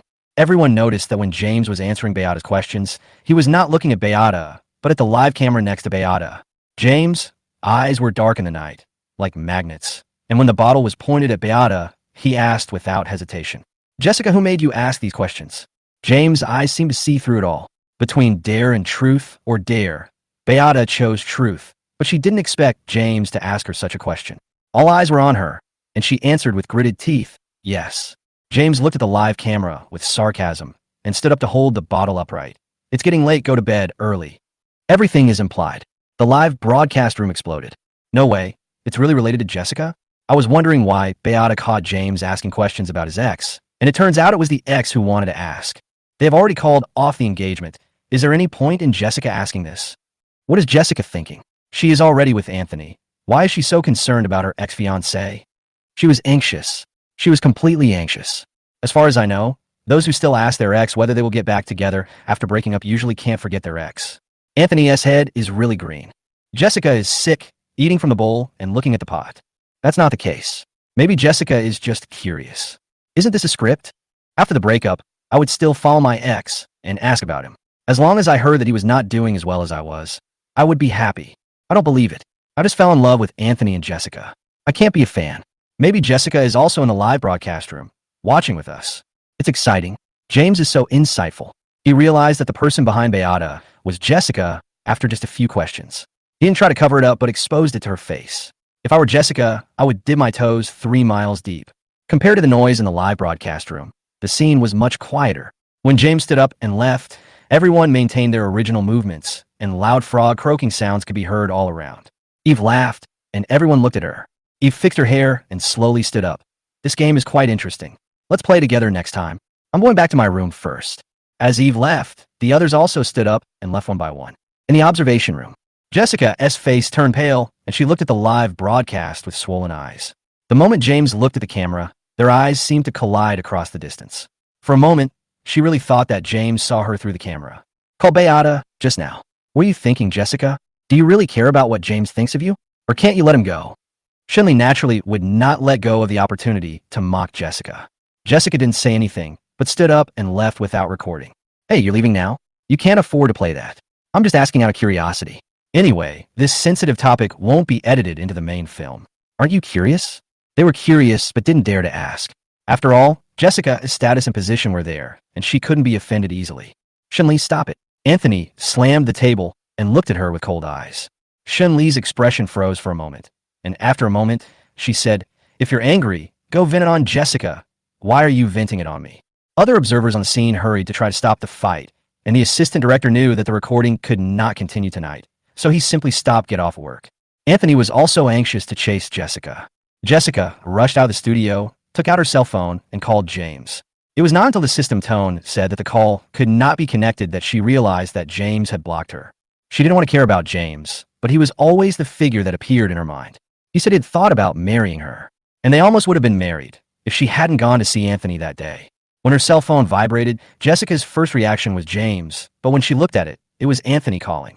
If there was a mirror in front of her, she would be able to see how disappointed she looked at that moment. Jessica picked up the phone, and Anthony's anxious voice came out. "Jessica, where are you?" "I'm going home and won't record today." She has always been willful in doing things, and often acts according to her mood without considering the consequences. "Let me take you back." "No, I want to go back alone today." The phone was silent for 3 or 4 seconds, and Anthony paused. "Don't take Shun Lee's words too seriously." "I don't care. Will you come to the show tomorrow? Yes. After all, we have signed a contract, so we have to finish recording at least one episode. Although she said yes, Jessica was hesitant in her heart and didn't know how to face James on the live broadcast. James obviously couldn't see her, but she inexplicably felt guilty. Anthony hesitated for a moment, but still asked the question that had been suppressed in his heart. Jessica, can you really not let go of James? No, Jessica retorted. I'm just a little uncomfortable and unwilling to accept it. Anthony breathed a sigh of relief on the phone. That's normal. After all, you've lived together for 3 years. Even if it's just an ordinary friend, you'd be uncomfortable if he suddenly left. Really? But she could feel that James's presence to her was more than just a friend. Jessica was not stupid enough to tell Anthony everything. Anthony was her nominal boyfriend. Since she decided to be with him, she would forget about James. It had only been a week, and slowly she would no longer react to James. That night, Jessica once again became a hot topic. Hashtag Jessica James. Hashtag Jessica Love on the Go Observer. Hashtag Jessica SX James. Hashtag Jessica Anthony. Jessica did not go home, but went to apartment 1, which was bought by James but was under the name of the banker.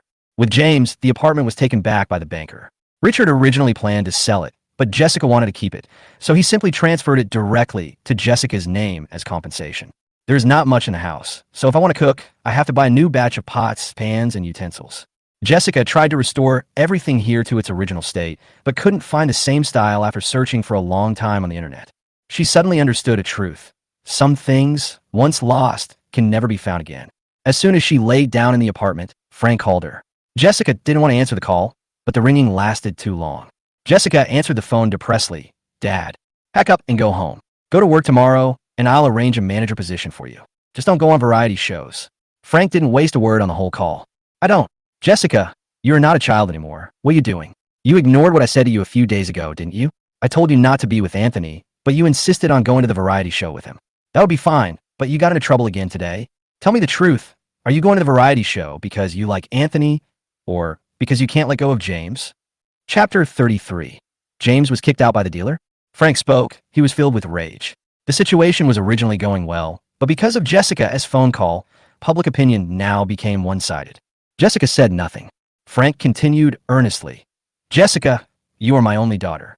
You will inherit the business in the future. You should go back to the company to adapt to the work. This variety show will not do you any good. You should go home as soon as possible. You can afford the penalty. Dad, Jessica finally spoke up. I can handle the things on the internet. I participated in this variety show just to relax. Don't think too much about it. Why don't you let me think more? Jessica listened to the noise, so she simply cut off the call and turned her phone to silent mode. After washing up, Jessica took out her computer and went online. Seeing that the hot searches were full of entries about her and James, she had a hunch that it was not a good thing, so she did not click in to read it. Jessica exited and contacted a detective. Have you found out what I asked you to investigate before? After waiting for about 10 minutes, the other party sent a reply. It has been sent to your mailbox. She had asked someone to check the relationship between James and Linda before. The other party sent her a few photos, and the captions were concise and clear. They used to be a couple. The content is illustrations with text, describing in great detail the process of two people falling in love. The process is simple, but unforgettable enough. The two of them stood at the school gate in their school uniforms, looked at each other in the classroom, held hands on the street, sat under a tree eating popsicles, and rode bicycles. They have known each other since childhood, and what Linda said on the show is not wrong. They are indeed childhood sweethearts, and they have even been in a relationship. At the end of the text, the reason for their breakup was stated. Jessica leaned against the head of the bed, staring at the words on the screen, recounting their past. The light from the computer screen gathered in her eyes, suppressing the gloomy look. No matter what, the two of them are already a thing of the past. There is no doubt that Linda participated in this show just to get back together with James, since Linda is James' ex. So, were the questions James answered tonight directed to Linda or to her? And who is the ex he wants to marry? Jessica fell into confusion, and the more she thought about it, the more uncomfortable she felt. She enlarged a photo, touched it with her fingertips, and couldn't stop stroking the picture. The James in the photo is very different from the James now. He is younger and has a tender face in the photo. He is sunny and handsome in his school uniform. The look he gives Linda is full of joy and love. Jessica recalled carefully James had never looked at her like this before. The photo was taken 5 years ago. Not many years have passed, but James seems like a different person. Frank didn't believe that Jessica could solve the problem. Since he couldn't get through to Jessica on the phone, he simply called the public relations team. First, they broke the news that James is a playboy, posted photos of him entering and leaving bars online, and then edited some random text. Now netizens are just watching the fun and don't care about the truth of the matter. Therefore, all kinds of fabricated rumors are spread online. Of course, just a few photos were not enough to be blacklisted by the entire internet, so Frank contacted Richard. Let the bookmaker announce at this time that James has severed his relationship with the bookmaker. As long as they make it public, he will forgive them for the past and continue to cooperate with the dealer in the future. Richard heard this. He agreed without thinking. In his opinion, James was not as important as a business deal. What's more, James took the initiative to cut off ties with him. Since he doesn't want to be in a banker's house, he will never come back in his life. Without hesitation, Richard logged into his account and posted the announcement. James has severed ties with the banker. From now on, James is no longer my son. Attached is a letter of severance. Richard posted it using his personal account, but worried that someone might not see it, he forwarded it using his company account. Because it was a hot topic related to James, the popularity continued to rise, and it became a hot search within less than half an hour after it was posted. James was kicked out of the house. James cuts ties with his parents. Hashtag James is no longer the heir to the Zhuang group. Hashtag James Bar. The netizens were even more excited when they saw this. James' reputation had been good for a while, but now it has become even worse. A child that even his parents don't want must be trash. Why don't James' parents recognize him? What else could it be? It must be because of bad morals and personal problems. Seeing that James has been scolded these days, no one from the bookmaker has come out to clarify, which shows that the scolding online is true. James is participating in this variety show just to cheat on marriage. His only advantage is that he is rich. Now he's been kicked out by his family and lost his status as the only heir. He has no money and no proper job. Why would the program team invite him? I remember James mentioned that he was unemployed before. I thought he was joking at first, but I didn't expect it to be true. Now James is really going to become a popular man. James made pickled fish on the first day of the show. He was reminding everyone that he was sour, vegetable, and redundant. According to the severance letter, James severed ties with his parents after breaking off the engagement. Is there something fishy going on? James' father. Can you explain in detail why you want to sever the father-son relationship with James? Richard didn't dare to do that. Facing the questions from netizens, he remained silent. The more he spoke, the more mistakes he made. With James, and there was nothing wrong with him issuing such a statement. As for the rest, that certainly cannot be spread. He was also worried that he would say too much and anger James, who would then expose the truth. Things like the biological mother is a mental patient and has killed her own daughter with her own hands must never be spread out. This is a huge scandal. Public opinion is not one-sided. There are still some rational netizens who are trying hard to seek the truth. Jessica woke up the next day and checked her phone, only to find that the weather had changed. There are all kinds of rumors on the internet, saying that James is a scumbag, an octopus, who often goes to nightclubs and has 2 girlfriends at the same time. He's a playboy. It was also revealed that he bullied others in school, and all the dirty things were put on him. The negative information that appeared overnight made James a target of criticism on the entire internet. There was no evidence for this negative information, and it was all based on a picture of James entering and leaving a bar. In order to achieve better results, Frank also hired people to do a lot of AI face changing. Jessica saw it. She knew it was her father's work. She didn't sleep well the night before and felt dizzy when she opened her eyes. She endured the discomfort and called Frank. "Dad, did you make all the fake information about James on the internet?" Frank said in a deep voice, "Yes." Jessica said anxiously, "Dad, why are you doing this?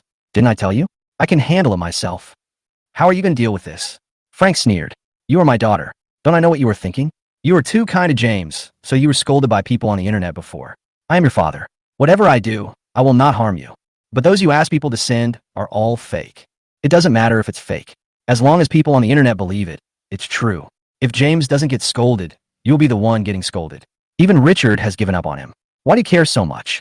Jessica, be obedient. I'll let you continue recording this show. If you don't, I'll have to have someone tie you back." Frank warned, "I won't have anyone withdraw the online marketing. Don't worry too much about him. People will forget about it after a while." Jessica was shocked and speechless. Chapter 34. The ex-fiancee's aunt seems to be seducing him. Linda got up earlier than James today. The staff saw her go out empty-handed and come back half an hour later with a bag. "Teacher Jiang, what are you holding in your hand?" "Preserved egg." Linda went door to door asking, and she was able to buy these 6 preserved eggs after asking 5 of them. Linda prepared century eggs for breakfast and cooked a pot of century egg and lean meat porridge. This was James' favorite food when he was in school. While Linda was cooking porridge, James got up. He was not affected at all and was still practicing in the yard like yesterday. It's a closed-door recording program, and they won't know about the hot searches on the internet unless the director tells them. The director repeatedly warned the people around him to keep their mouths shut, fearing that it would affect the mood of the guests during the recording of the show.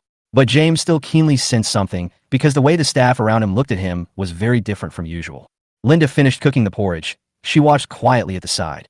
Although it might seem boring to outsiders, she hoped that time could stand still so that she could always be with James. There was a staff member watching her, and Linda watched for a while before getting up and going back to her room to change clothes. Eve also got up. She had just finished washing up and called to James with 2 pairs of scissors in her hands. "James, come here." James had just finished the last section and was sweating a little. He wiped his forehead and asked, "What's the matter?" "You promised me the game of dare last night." James saw the scissors in her hand and remembered that she was going to cut his hair. He found a low stool for James to sit on and then picked up a plastic bag from somewhere and tied it around his neck. Just as she was about to start the operation, James grabbed her hand and said, "Sister Eve, can you cut hair?" "Yes, I won't cut it for you." It seemed like there was nothing wrong with what he said, but James felt unsure and like a lamb to be slaughtered. Eve pressed the back of his head to adjust the movement. "Don't move, don't worry, it won't hurt." After saying that, Eve started to use the scissors. Only a few rustling sounds were heard near her ears. Her hair began to fall down, and several strands of hair fell on her neck, which made her feel a little itchy. James wanted to reach out and scratch it, but suddenly he felt a heat on his neck. He shrugged his shoulders reflexively and dodged forward. "What are you doing?" "I was blow-drying your hair, and some strands fell into your clothes." "Hey, why are your ears so red?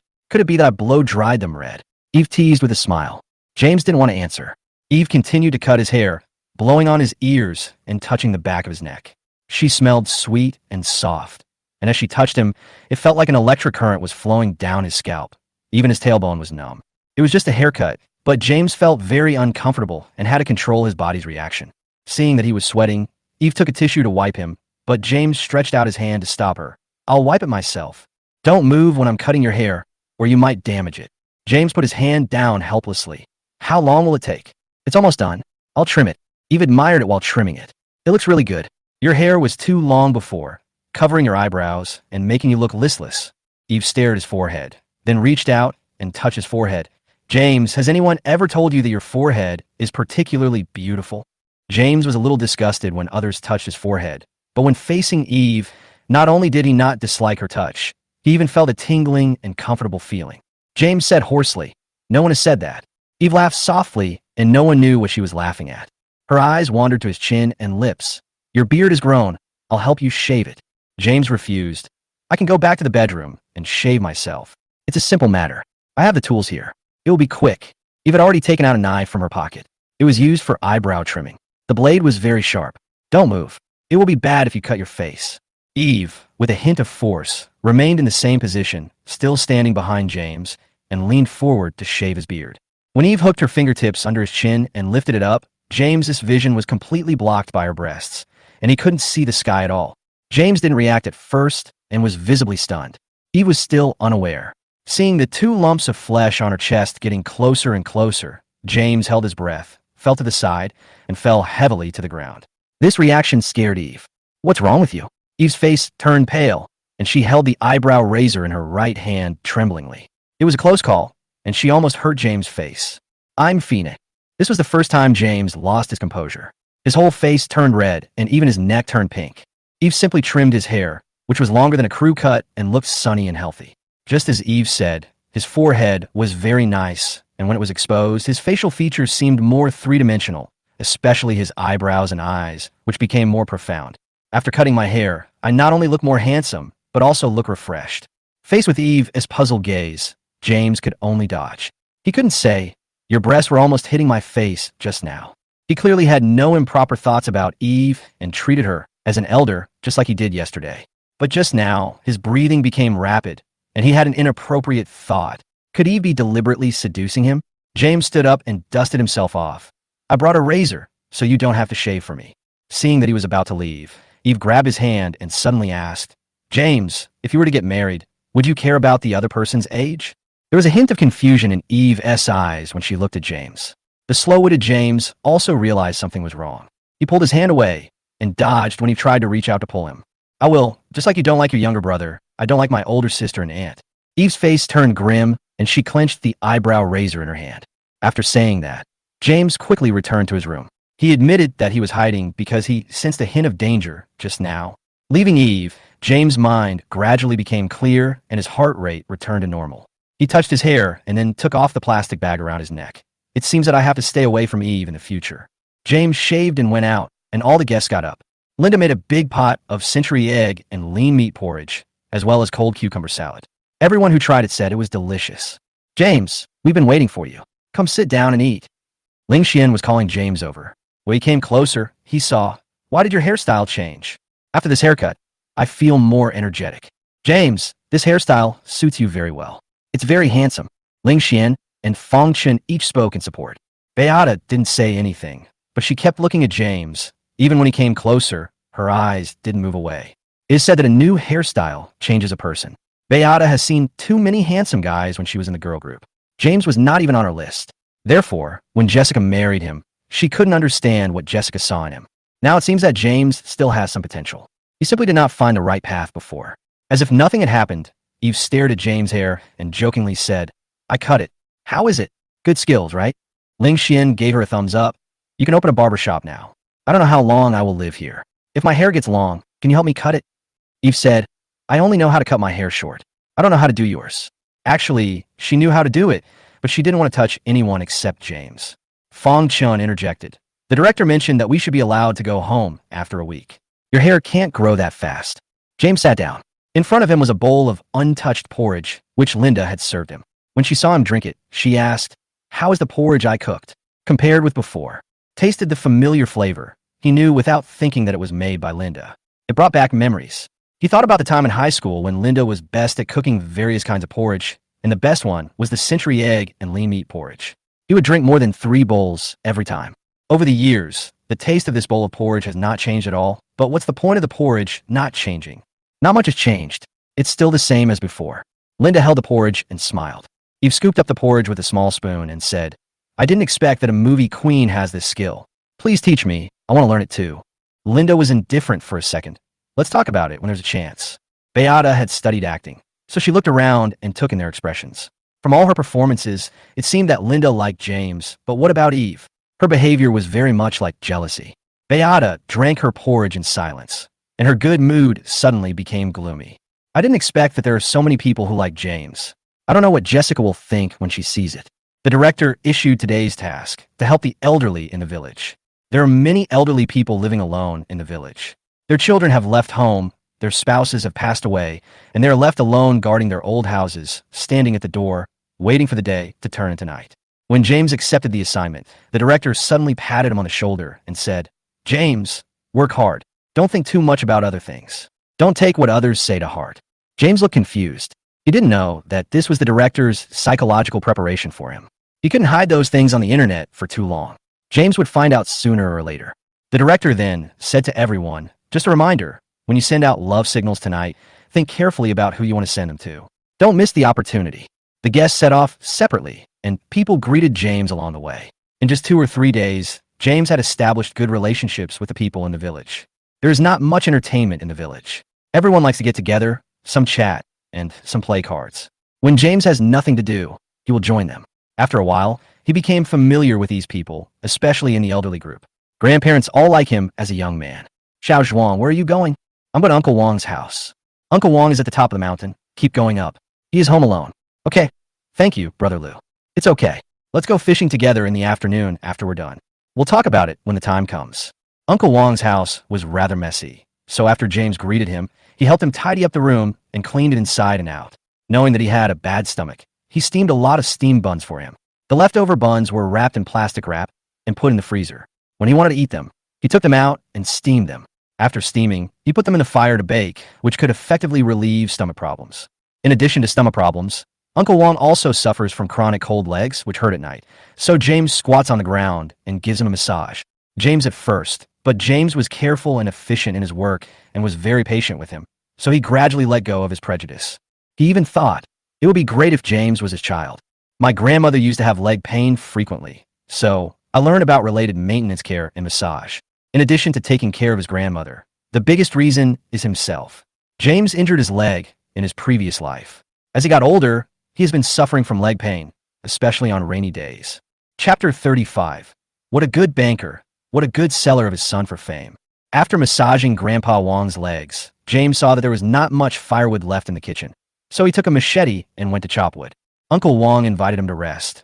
You have been busy for almost a day. Sit down and rest for a while. It's okay, I'm not tired. He tried his best to do what he could. The old man was in poor health, and there was no one around to take care of him. Now that he was gone, he didn't know when he would be able to see him again. When talking about his family, Grandpa Wong was reluctant to say much. He only said that he was working outside, and he didn't see them all year round. The last time he saw them was 2 years ago. His memory was not very good, and he almost forgot what his grandson looked like. The next time he saw him, it might be the day of his death. Uncle Wong's pessimistic thoughts touched many people. They all say raising children is a way to prepare for old age. But where is the preparation? James' live broadcast room was too noisy. Some people said that he was hypocritical in putting on a show, and some cursed him with swear words. Because the curses were too harsh, the live broadcast room was warned many times, and the director simply turned off the barrage. Uncle Wong only had vegetables he grew himself at home, so he picked a lot of them and asked James to take them back. James couldn't refuse, so he picked up some. Uncle Wong, I'm going to go back first. I'll come see you when I'm free. Thank you for today. It's okay. I'll be staying here for a few more days. Call me if you need anything. After watching several live broadcast rooms, James did the most, and it was obvious that he was sincere to the old man. For viewers who cannot post comments, they can post comments on Weibo with a topic, or go to other guests' live broadcast rooms to post comments. This show should just be called James Chooses a Princess. I don't understand why the production team invited someone like James. He's too good at showmanship. The way he treated the old man was too fake. You are quite enthusiastic towards outsiders, but why don't you care about your parents? It is said that James has had a bad character since he was a child. His parents poured all kinds of resources into him, but he was not only ungrateful, but also did not control his words and deeds to discredit the bookmakers. He is simply morally corrupt. No wonder his parents cut off ties with him. Which parent who doesn't love their children would cut off ties with them? It must be his fault. Since James took over the Zhuang Group, he has lost hundreds of millions of dollars. Even mountains of gold and silver are not enough for him to lose. I can't imagine how much hurt Jessica would have suffered if he had married her. Fortunately, Anthony came back and took her away. The CP last night was real. How to explain Jessica secretly calling Beata to ask James about his ex? How else can I explain this? Jessica participated in this variety show as an observer and watched the live broadcast with us.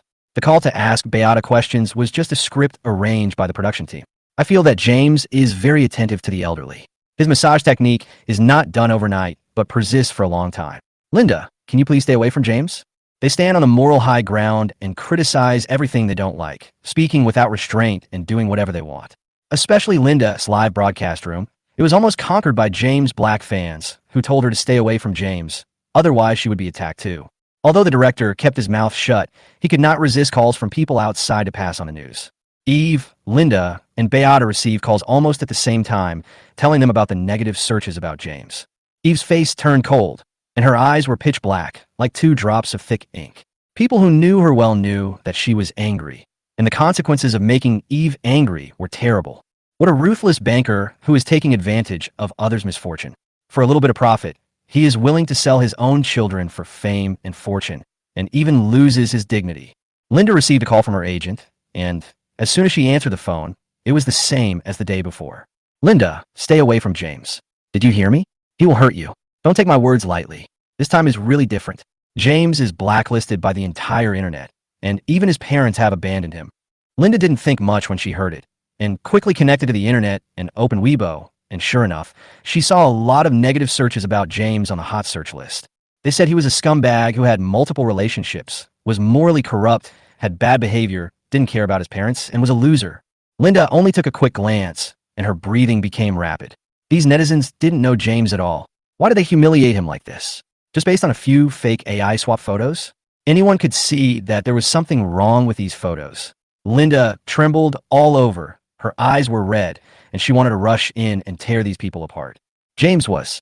He was filial, kind, gentle, and patient with others. As long as he cared about someone, he would do everything he could to be good to that person. If someone was nice to him, he would return the favor double or even tenfold. Those who say he is unfilial to his parents. It was clearly them who didn't want him from the beginning, and then they picked him up like trash when they saw he was useful, and now they are squeezing out the last bit of value from him. How can such people be called parents?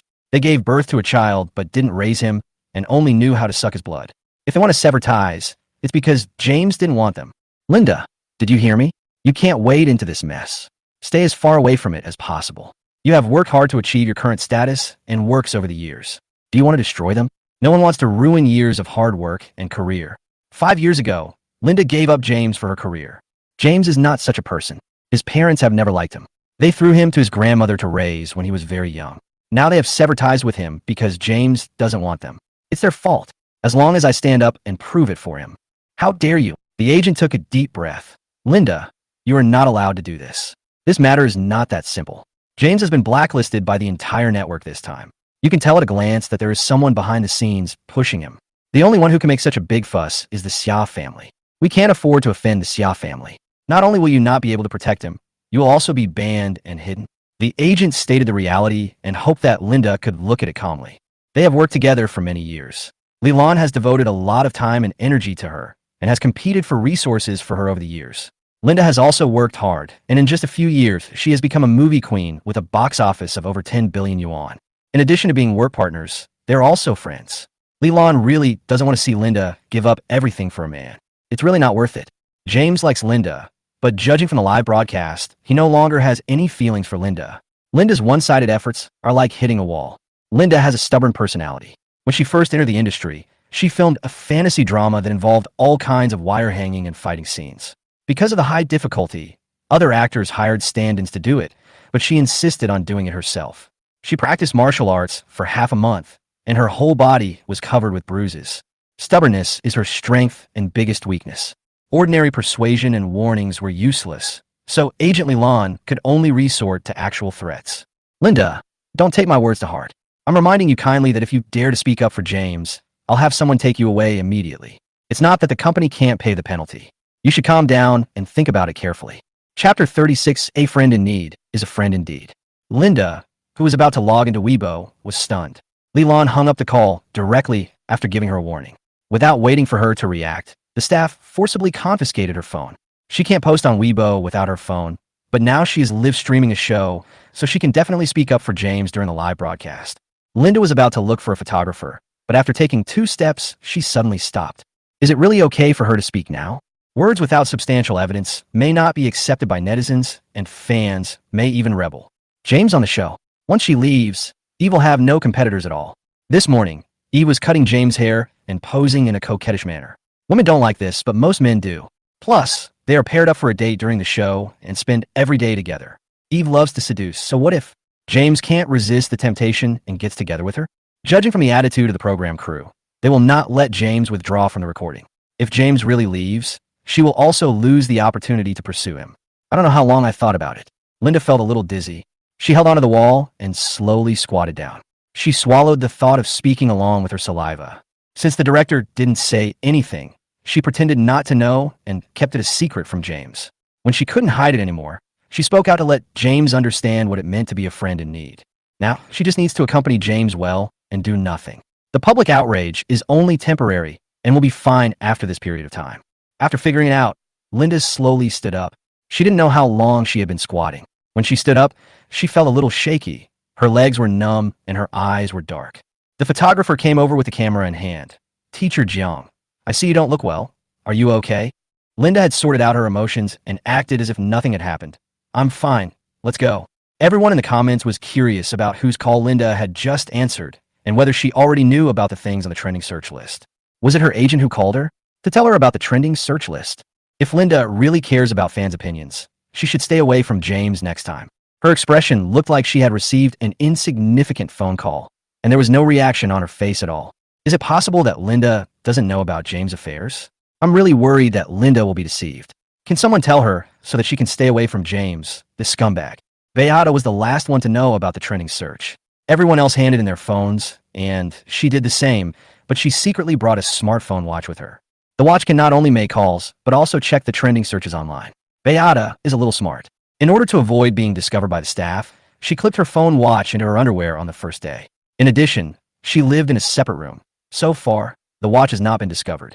Every night, she would secretly check out the trending searches on the internet. There is not much discussion about her online.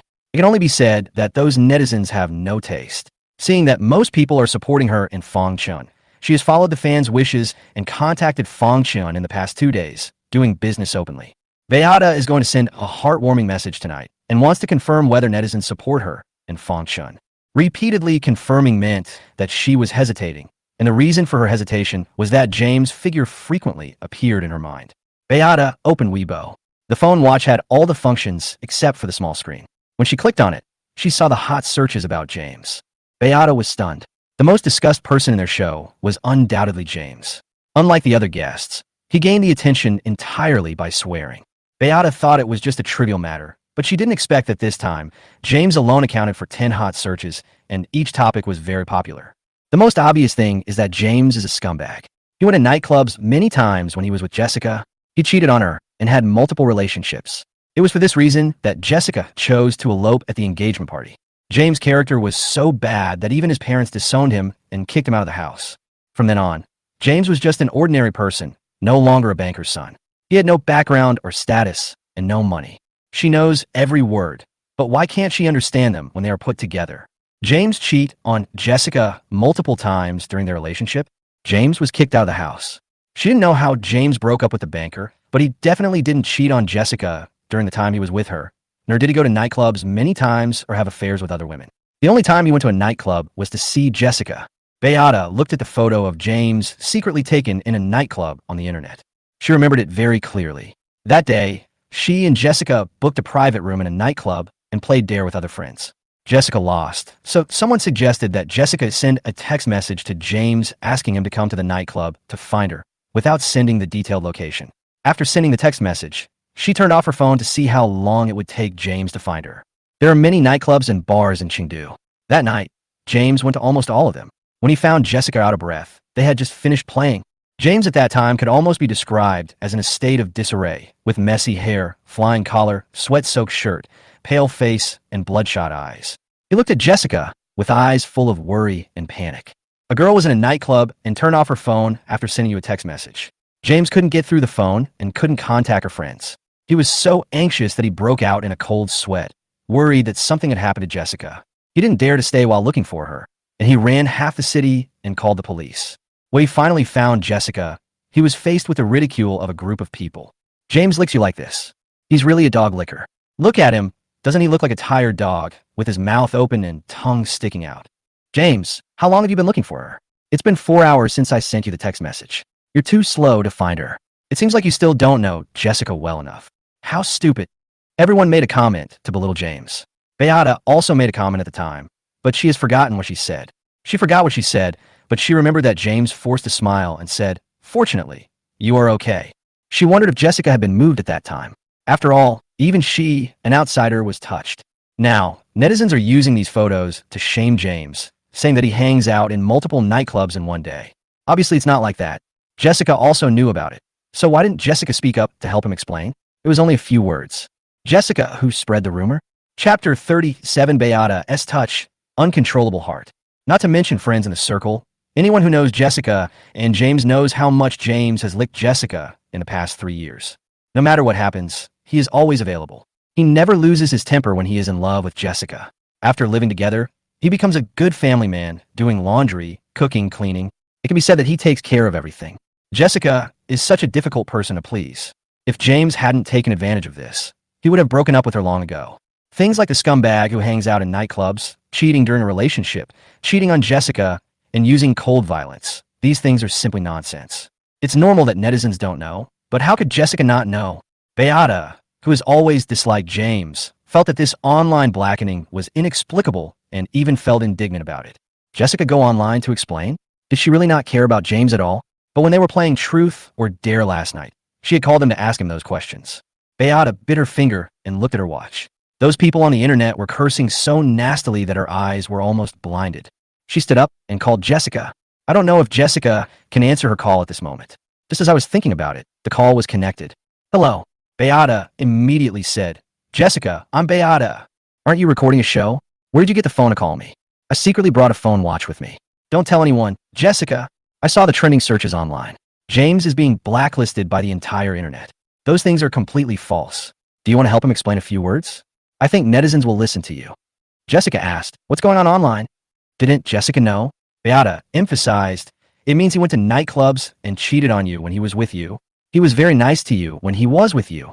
And everyone knew he was a bootlicker. How could he cheat and do those things? Jessica was silent for a while. Are you concerned about James?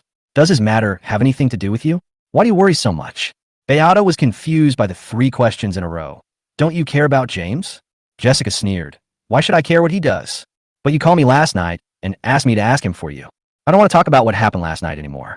I asked you to help me ask those questions because of the script arranged by the program team. I'm not interested in him.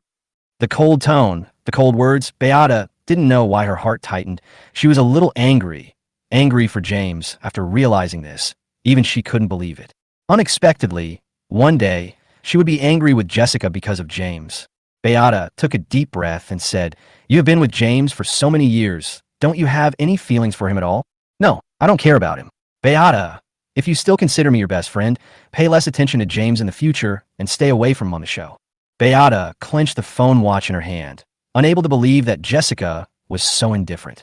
At first, she suspected that Jessica was the one who spread rumors and slandered James online in order to divert the public opinion from last night and make James take the blame. Then I thought again, after being together for 3 years, they have already become accustomed to the dog, so Jessica shouldn't be so cruel. Now a phone call and several conversations have all confirmed this, and Beata is so disappointed. It seems like you really hate James. Jessica said in a deep voice, Yes, I hate him very much, so as a friend, you have to hate him with me. Forget it today, but if you still speak for him in front of me next time, then there is no need for us to be friends. Jessica's attitude was indifferent. If you listen carefully, you could sense the threat in her words. In Jessica's view, friends share the same hatred and enemies. You cannot like what I hate. Jessica said it so decisively because she was sure that Beata didn't want to lose her as a friend. After all, Beata was not popular. People in this circle were all snobbish and looked down on Beata. Beata was the second child in the family. She had an older sister and a younger brother. She was the one who was ignored, which meant that she had no share in the family property. A rich girl without real power could not be respected. The key point was that she had fallen into depravity and became a low-ranking actress. Jessica was the first person to show her kindness. She would accompany her on birthdays, shopping, and beauty treatments. She would send her blessings on every holiday and would talk on the phone with her for long periods of time when she couldn't sleep, complaining about everything. Beata knew the most about Jessica, Anthony, and James because Jessica would tell her, and they could talk about anything. They are each other's best friends, and good friends will not betray each other for a man. Beata bit her lip unconsciously until she felt the pain and then let go. Okay, I promise you, I won't ask about you and James anymore, and I will stay away from him from now on. Beata, I have no choice but to do many things. James has a bad reputation now, so I asked you to stay away from him because I am afraid that he will bring trouble to you.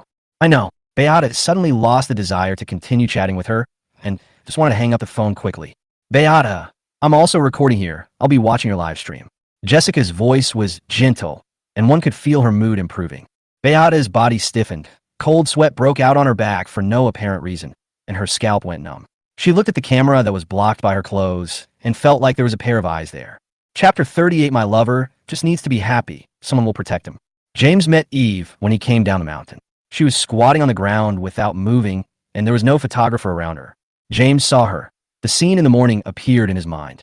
He suddenly felt a little strange in his heart and didn't want to be alone with her. But now that he had come across it, it was impossible to ignore it and pretend not to see it. James paused and asked, What are you doing here? Where's your photographer? His machine broke down, so he took it back to be fixed. I can't walk now because I sprained my ankle. Eve stretched out her left leg. Her ankle was red and swollen. Not only was her ankle sprained, but there were also abrasions from her knee to her calf. She must have fallen here. Are you okay? Eve relaxed her eyebrows, raised her head, and looked at him with a smile in the afterglow of the setting sun. Why, you care about me? Even if they are not friends, they are colleagues, and it is normal for colleagues to show simple concern for each other.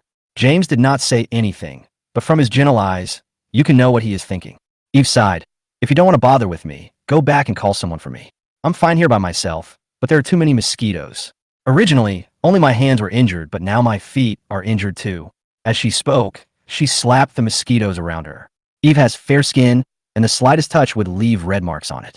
When she is bitten by a mosquito, each bite would leave a blister, which is particularly noticeable on her legs. James would abandon her and ignore her. Even if he was not on a live broadcast, he would still take care of her. In front of the live camera, he didn't know how to touch her, so he bent down and asked tentatively, Can you stand up? Yes. With the help of the strength of James' arm, Eve stood up. Her leg was seriously injured, and she walked with a limp. It would have been fine on a flat road, but this was a rugged mountain road, and it had rained last night, so the road was slippery. It was getting late, and they had to cook and eat when they got home. James didn't want to waste time on the road, so he glanced at the camera and handed the bag in his hand to Eve. "Help me hold it. I'll carry you back." After Eve took the bag, he squatted in front of her. "Come up." James had his back to her and felt Eve approaching. His back was pressed against two soft lumps, and James' body stiffened. The more he tried to ignore the touch, the more obvious it became. This time he intuitively felt Eve's softness, not knowing whether it was intentional or unintentional. Eve pressed her whole body very close to him, and his hands gently hooked around her neck. She always had a light fragrance on her body, soft and not pungent, not like the smell of perfume. He felt an itch on the back of his neck. It was her hair. "Am I heavy?" "Not heavy. It's a weight that can be easily carried as a princess." Eve has the best figure among the three female guests. She is well-proportioned, with a very good ratio of chest, waist, and hips, which can be called a golden triangle and a standard S shape.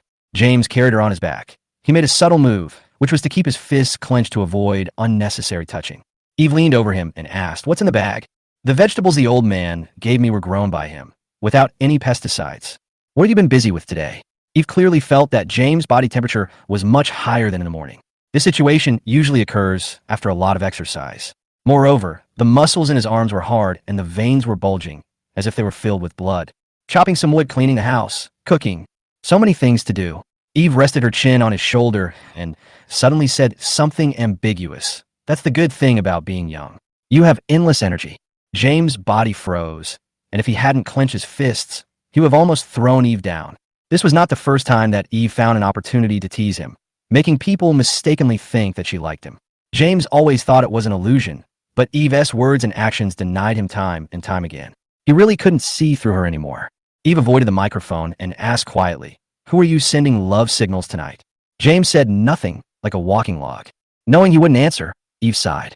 She had been busy all day, helping someone take care of their children and tutoring them. It was during this time that she saw the trending search online.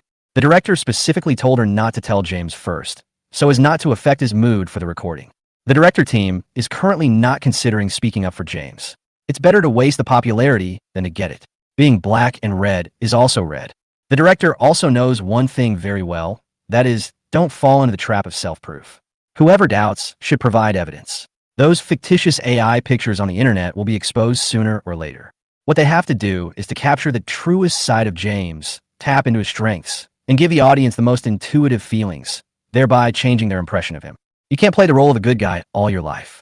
Who can keep it from being exposed? The recording time was not long, but during these 3 days, the production crew felt that James was a treasure and was well worth exploring. He is gentle and polite to others, can cook, and will solve problems first when they arise. He never complains or grumbles, giving people the impression that he is neither arrogant nor impatient. He is a very positive young man who can cook and do housework well.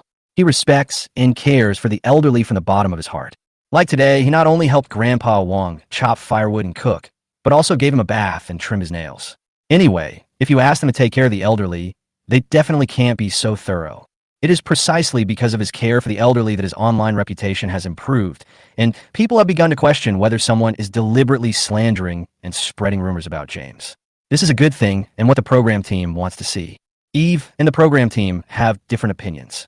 The program team is reluctant to speak out because they think it is troublesome, and they're also afraid of offending the Xia family. But she was not afraid. She couldn't do nothing and wait for those people to scold James. Therefore, Eve privately contacted her employees, looked for evidence, and posted it online. James' social circle is very clean, and his growing up experience is easy to find out. James doesn't need to know what's happening on the internet, nor does he need to worry about it, because she will help him solve all the problems. When the time comes, she will find a lawyer to tell him, and then she will sue those who need to be sued. It would be best if those who spread the rumors could be sent to solitary confinement one by one, especially Jessica. Eve stared at the red mole on James' neck. My sweetheart just needs to be happy. There are people behind him to protect him and let him live a peaceful life. To avoid being misunderstood, James put Eve down when they arrived at the yard and helped her in. Fong Chun was sharp-eyed and was the first to see. Eve, what happened to your leg? I accidentally fell on the road. It's no big deal. I just need to apply some medicine. Ling Xian came over after hearing the noise. It looks pretty serious. There's a medicine box in the room. Apply some medicine. James helped Eve sit inside and found the medicine box. Linda took it over and said, I'll help her apply the medicine. Go to the kitchen.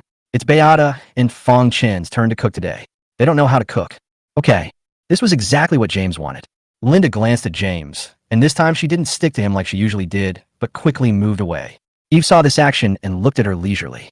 It seemed that Linda seemed a little guilty when facing James today. Eve didn't let Linda apply the medicine on her. It's just a minor wound. I can do it myself. Linda heard this. She handed the cotton swab in her hand to Eve. Eve didn't use iodine, but disinfectant, which was more irritating to the wound. Since James was not around, she was too lazy to pretend to be weak. She is not afraid of pain, and sometimes even enjoys the sensory stimulation that pain brings to her. Such injuries were nothing to her. When she was a child, she often suffered more serious injuries. James walked into the kitchen where Beata was sitting and making a fire. When she saw James, she quickly looked away, pursed her lips, and said nothing, blatantly ignoring him. It wasn't like this in the morning. Could it be that he had offended her in some way? James didn't take the initiative to talk, believing that less is better. Fong Shun had already prepared the dishes and was waiting for him to cook. Turn up the fire. These dishes are delicious only when they are stir-fried. Beata still ignored him, but started adding firewood to the stove. James added, Stay away, be careful of the oil splashing and burning you. Beata obediently stood up and moved away. Although she didn't say anything, she was much more well-behaved than usual and didn't say any unpleasant words. But it's quite strange that it suddenly became so quiet. If James really made her unhappy, according to Misson's temper, she would not tolerate it all. She would scold him directly, roll her eyes without caring about her image, and ignore his words and would not listen to him at all. Since the problem is not with him, what happened to Beata that made it become like this? Chapter 39. Heart-beating connection. The day when the fiancé breaks down. Everyone was very tired that day and was not in the mood to even chat. The atmosphere was even weirder, especially during dinner. Beata, who was usually talkative, became very quiet and extremely distant towards James. No matter what James said, she ignored him, as if she was avoiding him. Linda was also puzzled. Her eyes flickered. She seemed to want to say something but hesitated, and it was obvious that she was hiding something on her mind. It was already past 8 o'clock when they finished their meal. Everyone took a shower and washed clothes. James was the last one in line. Linda was washing clothes in the yard. The photographers had gone to rest and did not follow them. Seeing James coming out of the shower, Linda called him. James, my mother said she missed you and asked if you have time to visit her. She made you something delicious. James seldom went back to the banker's house since he returned to the banker's house. When Linda suddenly mentioned it, he recalled that he often visited Linda's house when he was a child. Aunt Lynn was very kind to him and would ask Linda to bring him any delicious food. She also helped him to attend parent-teacher meetings. After the show is recorded, I will go see Aunt Jiang. Seeing that James still remembered her mother, Linda felt more confident. Who will you send your heartbeat signal to tonight? The program stipulates that we cannot say that. Then will you send it to me? Give me a hint. There's no hint. You'll know when the time comes. There are only 3 of them among the female guests, and the one who has the most contact with James is Eve. She would rather James send love signals to Beata than to Eve. Linda reminded him, there is still half an hour before the text message is due. Hurry back to your room. Okay, you go back first. James' attitude towards Linda remained lukewarm, making it hard for people to approach him. After taking 2 steps, Linda suddenly stopped and turned around to ask, James, if it were me, how would you rate those questions you answered about your ex last night? Does it matter? People who break up are like passersby. Do you care what passersby think of you? Have you forgotten that I'm an actor? Actors, of course, care about what passersby think. Perhaps this question was a little difficult for James, so Linda didn't force him. If you don't want to answer, forget it. I'm just asking casually. She just didn't want to accept it. She and James had only been together for a year, and even after they started dating, they were rarely together because of their filming, so every date had to be done secretly. Except the fact that Jessica and James had been together for 3 years. She couldn't blame anyone but herself for her original choice. She thought that once she was successful in her career, she could still win back James and not compromise on both career and love. But James seemed to have forgotten her. She just wanted to compete with Jessica. They were both exes, so who was the most unforgettable in his heart? Like Jessica doesn't deserve James' love at all. After being together for 3 years, she never cherished him and even added insult to injury after they broke up. At 10 o'clock in the evening, the director distributed mobile phones and the guests returned to their rooms, with a camera following them all the way. After sending text messages within 10 minutes, hand in your phone. After sending the text message, the observation room is responsible for connecting. The rule this time is that each observer holds a panel to connect, and those who answer all the questions correctly will receive a diamond. It is an individual battle. The six guests discuss with each other, while Jessica stared quietly at the panel in her hand, her eyes uncontrollably falling on the photo of James. Shun-Li was the first to draw it. She had a bold idea and connected all three female guests to James. My intuition is that all three of them have a crush on James. They are younger than me, childhood sweethearts, and bickering nemesis. They're all very good. Ling Xian should send a text message to Linda because he said on the first day that he was a fan of her. Fang Chun is undoubtedly a fan of Beata. He is too obvious. As for James, I'm a little hesitant. Alas, it is difficult to deal with someone who is too popular. Let's use the process of elimination. He will definitely not choose someone who is related to his ex, so excluding Eve and Beata, he will choose Linda. The host Lilu also connected Linda and James. I agree. After all, they have known each other since childhood. Psychologist Su Nua shook his head and objected. I don't think James will send it to Linda. I have observed that James has been avoiding Linda. Eve and Beata, who will James choose? For James is the hardest to draw, and everyone is hesitant. Anthony thought for a while and said, let's choose Eve.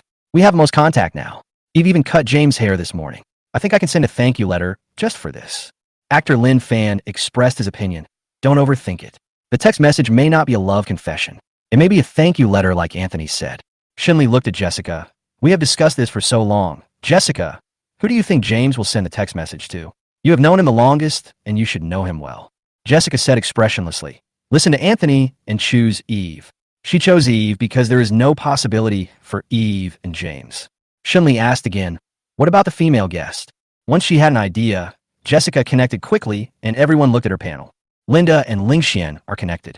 Eve and Beata sent them to Fang Chun at the same time, and Fang Chun sent it to Beata. No one chooses James? Jessica sneered in her heart. He has such a bad reputation. Who would choose him? Everyone reacted and was also right. James is now carrying the reputation of a scumbag, which will indeed be affected. Shunli asked curiously, did James really cheat on you when he was with you? No comment. Shunli sneered in front of him. Why are you pretending? She dared to guarantee that Jessica must have been behind the whole network attack on James this time. Shunli did not make any changes. She put down the panel in her hand and said, Sister Lu, please announce the results. The sooner you announce it, the sooner we can get off work. Okay. Li Lu received the video sent by the director. As soon as the result came out, everyone's faces changed because no one got the answer right, and Jessica's face changed the most grimacingly. Linda and Eve connect with James. Beata and Fang Chun connected. Ling Xian connects with Linda. And James actually connected with Beata. The pen in her hand fell to the ground, and Jessica stared at the result in disbelief with her eyes wide open. How is that possible? Why did Eve send James a text message about her feelings? Was she playing a prank on James, or was she deliberately going against him? As an actress, isn't Linda afraid of losing fans, ruining her career, or being blacklisted by the company when she sends a love message to James? And James, why did he text Beata? Could it be that he just likes this type? Or did he choose her bestie to get back at her? Looking at it this way, the lines I drew are the most correct. Shunli scanned everyone's panel and finally stopped at Jessica's panel. Seeing that she looked unhappy, she changed her tone and said, Jessica, you look so bad. Are you okay? Are you dissatisfied with the result? Chapter 40, My Fiance's Girlfriend. That's right. After all, you made the most mistakes. Shunli mocked whenever she got the chance. In order to cater to Jessica, Anthony was in the same line as her, and the two of them matched up with Beata and Fang Chun. Anthony put down the panel in his hand. An embarrassment flashed across his face. Shunli took a pen and drew a heart on the panel. From this signal, it seems that they don't care about James' reputation. Jessica listened for a while, then sneered, maybe they don't know yet, but if they do, it's not certain. Then keep reading. It's interesting to watch when there's a twist, but Shunli paused, stared at her calmly, and asked, from the tone of your voice, James is really as bad as people say on the internet. Then you were really unlucky during the 3 years you were with him. How could you bear it? The complaints rolled over and over in her throat, but she finally suppressed them. Jessica pressed the panel hard on the table, stood up, and said, you don't need to worry about it. This time no one stepped forward to adjust the atmosphere. Jessica was in a bad mood and was in a state of rage. A surge of hostility was running rampant in her body. She was afraid that if she stayed any longer, she would not be able to help but throw things and start quarreling with Shunli. Jessica pushed the chair away with force and left the observation room in high heels. She didn't even want to read the text message because she was afraid that she would be even more unacceptable after reading it. It's understandable that Linda sent a love message to James out of old love, but why did Eve join in the fun? She is 3 years older than James, and James once called her aunt. As an elder, is she so desperate that she would not be picky?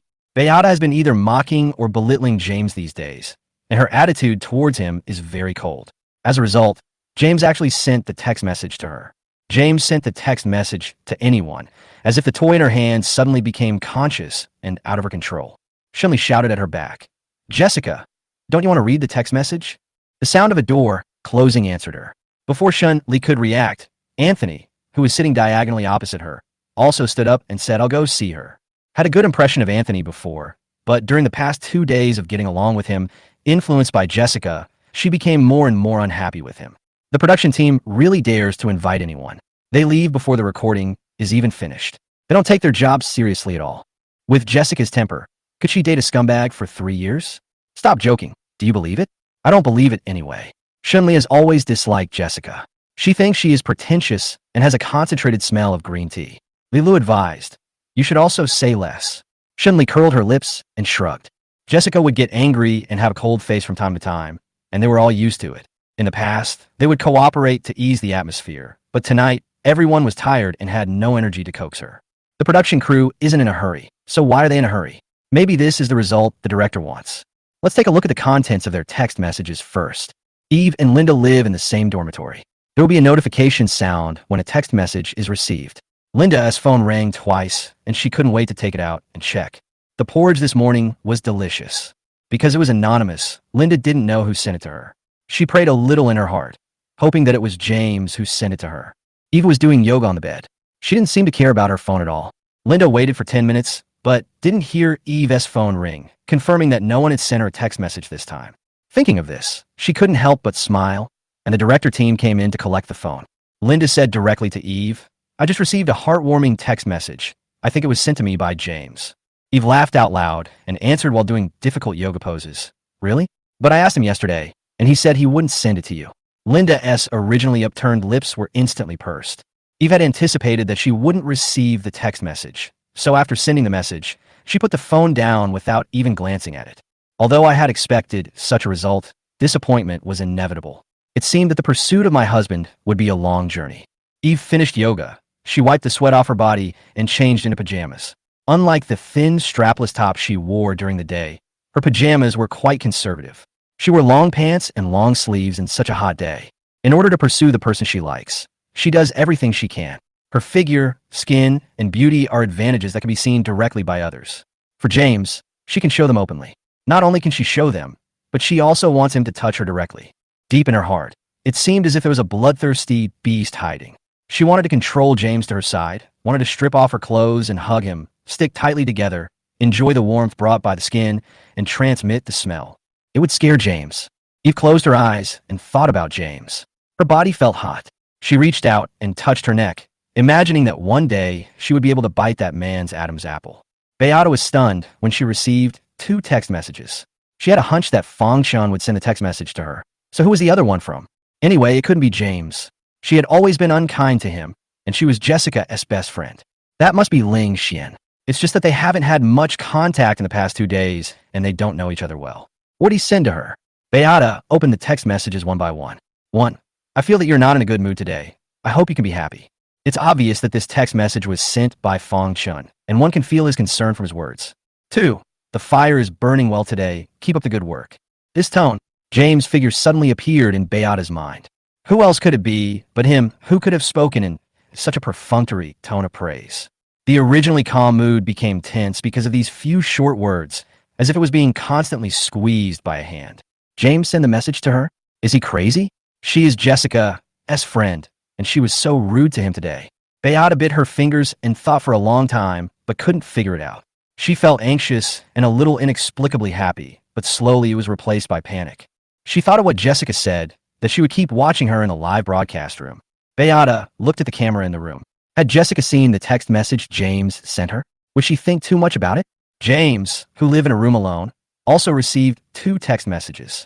There were some unexpected things, but not many, and they were within a controllable range. Linda, thank you for your hard work today. I'm looking forward to going home. Eve, young people are in good health and have endless energy.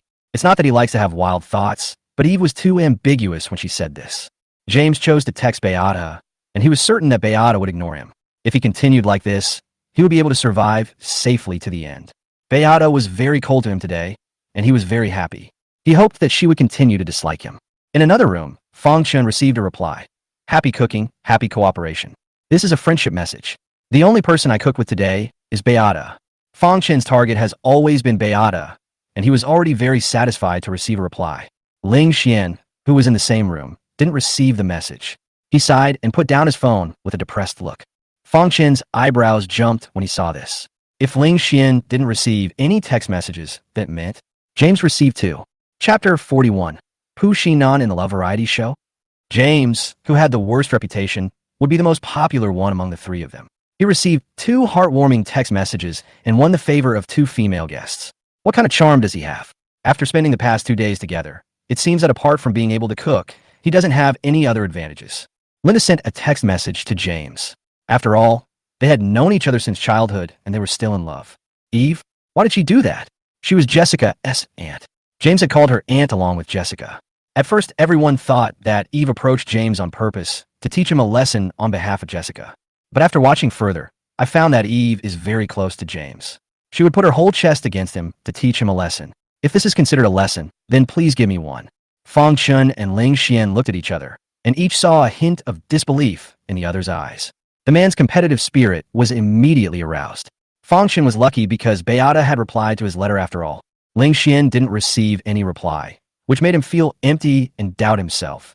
Am I that bad? Fang Chun asked. Have you seen the news online? Everyone is smart, except James. They all secretly went online and knew about the hot searches online. Ling Xian asked back, are you talking about the rumors about James? Do you really think that's just a rumor? Ling Xian was silent for a moment. Although he didn't know much about James, after spending the past 2 days with him, he felt that James was not as bad as people said on the internet. Fang Chun lay on the bed, looking at the ceiling. He has been kicked out of the house. How good do you think he is as a person whose parents don't even want him? You can't say that. Ling Xian frowned, thinking that Fang Chun was a bit harsh. Fang Chun didn't care. The indoor cameras were turned off anyway, so no one saw him like this. He simply took out his lighter and lit a cigarette, pointing the cigarette box at Ling Xian. Ling Xian shook his head. James is the worst in terms of conditions. I used to think he was a rich young master, but now he has no money and no power. He can only cook a little and looks okay. Anyway, he is definitely not as good as you. Fang Chun put the cigarette box back. He had even less contact with James and couldn't say that he liked him, but he thought he was better than James. Born in the countryside, he was admitted to a good university through his own efforts. During college, he began to attract investments to make games. Although his game company was not big, it earned a lot of money. When he went out to socialize, others respectfully called him Mr. Fang. He has achieved what he has today by himself. Unlike James, who was born into a wealthy family with all kinds of resources poured into him. He is 24 years old and still has no business of his own. I heard that he has lost hundreds of millions since taking over his company.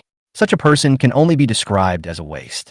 If someone invested 100 million in him, maybe he could make it into the top 100. He has a smart brain and is as talented as anyone. He has both the ability and good looks. From childhood to adulthood, he has never lacked girls who like him. The only thing he lacks is an opportunity. He wants to move up a level and become richer, and participating in this show is a rare opportunity for him. Therefore, before the recording, he set his sights on Beata, and his group is one of the top 100 in the country. And Beata is a simple rich girl. Such a person is the easiest to deceive. After getting to know him for the past 2 days, I feel he's pretty good. There are a lot of people supporting him and Beata online. Beata trusts him and even sent him a text message about her love affair with him. It's worth the money he spent on marketing. Fang Chun originally planned that if the Beata route didn't work out, he would choose Eve. As for Linda, although she's a movie queen, to put it bluntly, she is just an actress, rich but without status. Eve is different. In comparison, the Liu family is richer and more powerful than the Yin family, but Eve is older and more experienced, so it is not easy to deceive such a person. He will not change his choice unless it is absolutely necessary. Before coming here, Fang Chun was extremely confident. He was imagining who he would choose as his girlfriend. With so many advantages, it would be a matter of minutes to win over these women. But he never expected that Eve and Linda would choose James at the same time. What's so good about this loser James? Fang Chun felt angry. He exhaled a cigarette, and when he had smoked half of it, he put it out with his hand. Who did you send the signal to tonight? Let me guess, was it Linda? Ling Xian scratched the back of his head embarrassedly. Well, I'm her fan. Fans! Ling Xian heard a hint of contempt, but Fong Chen's expression was very sincere. Perhaps the contempt was just an illusion. He said, I really like her too. Who wouldn't be interested in a woman like Linda? She's young. She's got all the awards. She's a good actress. She's beautiful. And she's got no scandals. Among the 3 female guests, his first impression was Linda. Beata had a bad temper and was difficult to serve, and Eve was too cold to be approachable at all. Eve is not cold either. She is only nice to James and cuts his hair, but she stays away from others. Was smiling brightly when facing James the previous second. But as soon as James left, her expression instantly darkened and she didn't even bother to pretend. This kind of moody person is the most difficult to deal with. In this comparison, the slightly cold Linda is the one with the best temper and is the easiest to get along with. Fong Chen treated himself as an elder brother and consoled Ling Xian. It's not easy to like Linda. She is a big movie star with a lot of fans. The people who scolded James the most on the internet are her fans. How much pressure must you bear to be with her? Ling Xian didn't care. James was scolded because he has a bad reputation. That's right. Fong Chen nodded. No comparison, no harm. Compared to James, fans will definitely like you more. If you really get together in the future, there won't be so many voices of opposition. That also depends on whether she likes me. If she doesn't like me, fan support is useless. Ling Xian doesn't have as good an attitude as Fong Chen. Linda currently has no extra thoughts about him and is very cold. Chasing a woman is a technical job. For some people, the more you pursue them, the more they will dislike you. Fong Chen thought for a moment and said, maybe girls nowadays like guys who can cook. Why don't you learn a few tricks from James? Then I'll try tomorrow. It's getting late and I need to go to bed. They said goodnight to each other and turned off the lights. Neither of them slept in the dark night. Ling Xian couldn't sleep well because he was feeling lost and depressed, while Fong Chen was thinking about how to get closer to Beata in the future. During the recording the next day, except for Eve and James, everyone else looked more or less unhealthy, with dark circles, red bloodshot eyes, and edema. These were all signs of not sleeping well. Especially Beata. She felt uncomfortable when she thought of Jessica staring at her outside the camera. When she saw James when she woke up in the morning, she wanted to stay away from him and didn't want to appear in the same camera with him. I treat you as my enemy, but you want to seduce me? Chapter 42, First Date. If he hates you so much, why does he still send her love messages? Is there something wrong with his brain? Beata wondered if James sent the message to her on purpose in order to alienate her from Jessica. If this is true, then James is too bad and does not deserve sympathy, even though he is being blacklisted by the entire internet. James glanced over their expressions and finally stopped at Beata. Meeting her wary gaze, James was very satisfied. This is exactly the effect he wants, to be wary of him, to distance himself from him, to dislike him, and to never choose him. From now on, he will be choice E, plan B, and the background board for the polyamory. Ling Xian got up early in the morning to prepare today's breakfast. He made a simple vegetable and lean meat porridge and then fried a few eggs. Ling Xian was not good at other things, but he could fry beautiful golden eggs. He got a bag of ketchup from somewhere and drew a smiley face on Linda's plate with the ketchup. These are the details. Although they are not many, they can make people see the difference at a glance. Which girl doesn't like to be treated specially? This means that you are the most special one in his heart. After sending the heart-beating signal, everyone changes to some extent. Some compete secretly, while others fall into confusion. Compared with the previous tests, they will be bolder in pursuing others, which means they officially enter the Shura field stage. In the previous life, I don't know how many couples there were among the guests participating in this variety show. In this life, because of his unexpected joining, the guests changed and everything became a mess. Linda looked at the fried eggs in front of her, and the first thing she looked at was James, wanting to see his reaction. Disappointingly, James showed no reaction to this and just drank his porridge silently, as if nothing could disturb him. It was just a suspicion before, but now she is sure that the person who sent the text message last night was not James. James finally sent that text message to Beata. She looked up at Beata while drinking porridge. Beata was a little absent-minded this morning. She had been acting a little abnormal since yesterday afternoon. She was quieter than usual, and it was obvious that she was hiding something. Linda was not interested in what Beata was thinking. She only cared about why James sent the text message to Beata. Beata saw him. She either ignored him or mocked him. Yesterday, she just ignored him. James like this? Or is he just sending it out as a second-best option? She and James have been separated for too long. 5 years was enough to change a person's habits and preferences. Linda lowered her eyes and tightly clenched the chopsticks in her hand. She didn't dare to look up for fear that if she did, her aggrieved and red eyes would be exposed. She was jealous of Beata, who got what she wanted most without doing anything. And she was also jealous of Eve's reckless boldness. Eve looked at the fried egg on Linda's plate and said with a smile, Linda, the fried egg on your plate is so different. There's a heart underneath. It looks like it was made especially for you. Ling Xian scratched the back of his head and said with some embarrassment, I just did it casually, and it's not a good one. It's enough as long as the intention is there. Those who understand will understand. Eve fanned the flames. Since Ling Xian was pursuing Linda, she didn't mind helping him. If the two of them were on the same page, she would have more chances. Linda knew what Eve was thinking. She wiped the ketchup off the fried egg with chopsticks and said coldly, I don't like ketchup. Ling Xian paused, with embarrassment in his eyes. Then I won't add ketchup next time. I smelled the smell of war early in the morning. The director issued a dating mission. We have been in the village for 4 days. During these 4 days, everyone has been harvesting rice, doing housework, buying vegetables and cooking, feeding pigs and cutting grass. It is obviously a dating variety show, but these daily activities have nothing to do with love. It is simply doing farm work in a guise. No one likes this kind of life except James. The female guest will secretly prepare a gift today and give it to the staff around her after it is ready. The male guest will be responsible for the task of choosing a date location. Finally, it's time for the date. According to the program routine, the male guest will be asked to draw gifts, and whoever draws the gift will go on a date. This is the first date. Every date in a dating show is crucial. The first date can almost determine the direction of the relationship. If sparks can be created on the first date, then it's locked in. Everyone is looking forward to who will be paired up with whom on this first date. Viewers also posted comments in the live broadcast room to discuss. Finally, it's time for the date. I've been looking forward to it. I feel the atmosphere this morning is a bit strange, especially Beata. The dog is sneaky. Ling Xian finally stood up today and made breakfast for Linda. He even used ketchup to make a dish. I have to say, the eggs he fried were pretty good. How did he manage to fry a heart shape without any tools? It's just that Linda is too unromantic. Queen of the screen, can you please take a look at Ling Xian? Ling Xian is much better than James. The heart signal was online last night, and we don't know who voted for whom. There was no live broadcast, and it will be released in the main film next week. No one will choose James. Who would like a scumbag? I bet James 0 votes. I hope James can know his own business and quit quickly, instead of embarrassing himself on the show. I want to see beautiful women. It's really annoying to see James early in the morning. Can you blur his face? I hope Shin and CP can go on a date. James and his colleagues performed were simple, such as helping their neighbors dry rice and pick beans. James was very good at doing these things. Even though he was letting the game go, he still got first place. The director asked him to choose the date location, and the 3 places were the aquarium, the secret room, and the game city. James could choose anything. He reached out to take the game city. Fong Chun, who was standing beside him, coughed dryly at this time. James, can you give me the game city? Is this still possible? Then what is the point of doing the mission? James looked at Fong Chen's pleading eyes, then turned to Ling Xian. What about you? Which one do you like? The secret room. James took the oceanarium in the middle. Then I'll go here. James in surprise.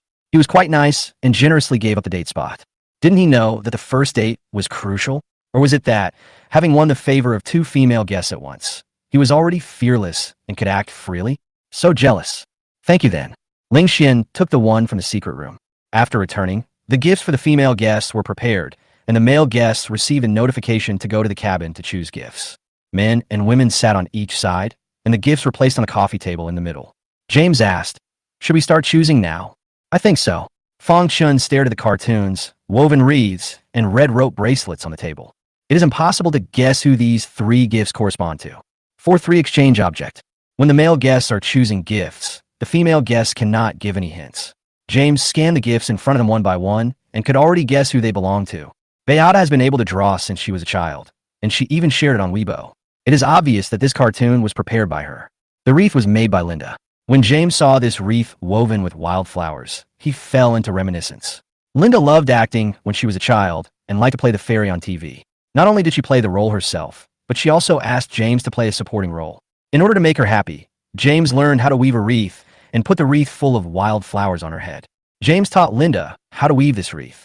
While he was looking at the wreath, Linda was also looking at him carefully. Remember James? If he guesses that the wreath was made by her, will he choose her? James looked at the bracelet on the edge. Not surprisingly, it was made by Eve, a hand-woven bracelet with several colorful ropes. The 3 grown men looked at the cards in front of them, all thinking, but no one took action. Beata couldn't help but keep her eyes on James. She was afraid of being discovered peeking at him, so she would occasionally look away and say a few words to Linda beside her. Linda, she seemed to be talking to Beata, but in fact she was paying attention to James's movements. Only Eve was sitting lazily on a rattan chair, holding a palm leaf fan in her hand, with a plate of grapes in front of her. She was eating grapes while fanning herself and occasionally glancing at the gifts on the table. She was not at all nervous about who would choose her gift. After waiting for a long time without seeing the man opposite her move, she asked, "Is it difficult to choose?" James picked up the painting directly. "I choose this painting." Beata's pupils shrank. Fong Chun on the other side saw the change in Beata's expression and immediately reached out. "I want this painting too." He thought James would give in this time, but James' hand remained on the painting without moving. The two looked at each other, and the atmosphere instantly became tense. Eve raised her eyebrows, her expression somewhat subtle. "Is this a fight? Is it so exciting at the beginning?" "Who painted this picture?" "It was painted by Beata. I saw her posting her paintings on Weibo before. She likes painting." "Good morning, CP. Go ahead, James, get out of here." "What is James fighting for? Are you qualified to fight for it?" "They are running in both directions."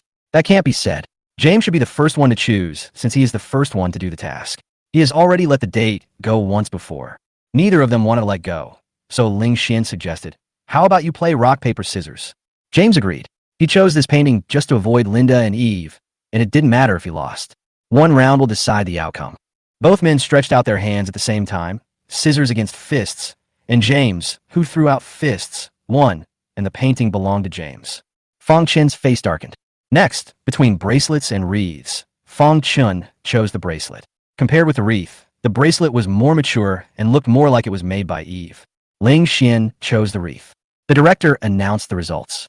The cartoons were drawn by Beata, the wreaths were made by Linda, and the bracelets were made by Eve. After hearing the result, although he had prepared himself mentally, Fong Chun still felt unhappy. Fortunately, he was used to hiding his expression. Beata and he chose each other. So why is James interfering now? Beata lowered her head and said nothing, and everyone was wondering if she was unhappy. Beata's current mood is hard to describe. A little happy, a little panic, and a little expectant. Is she being a jerk? James is Jessica's ex-fiancee. What's the big deal about dating her now? If Jessica saw it, she might call the staff directly.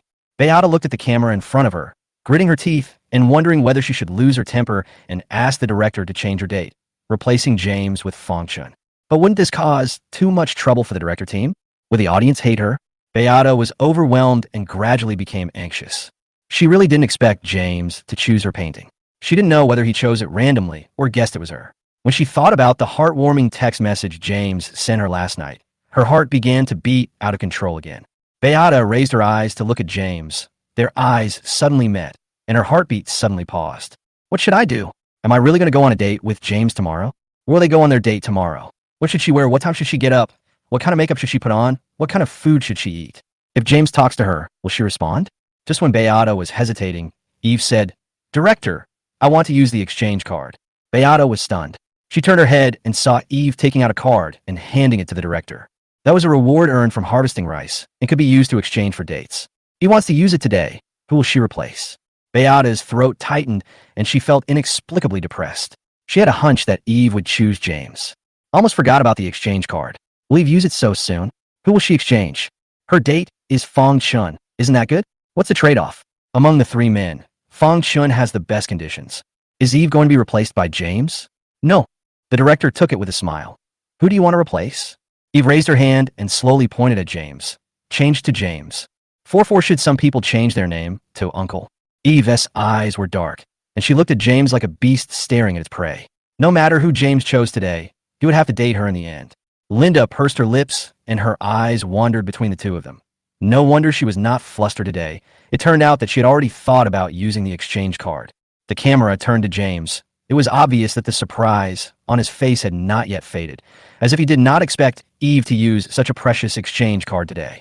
As for Beata, she was just daydreaming, but now she felt like a bucket of cold water was poured on her. Eve wants to exchange dates with her, so now the person she's going to date becomes Fong Chun, and James belongs to Eve. James, with difficulty, and raised her finger in his direction, forcing her to do something.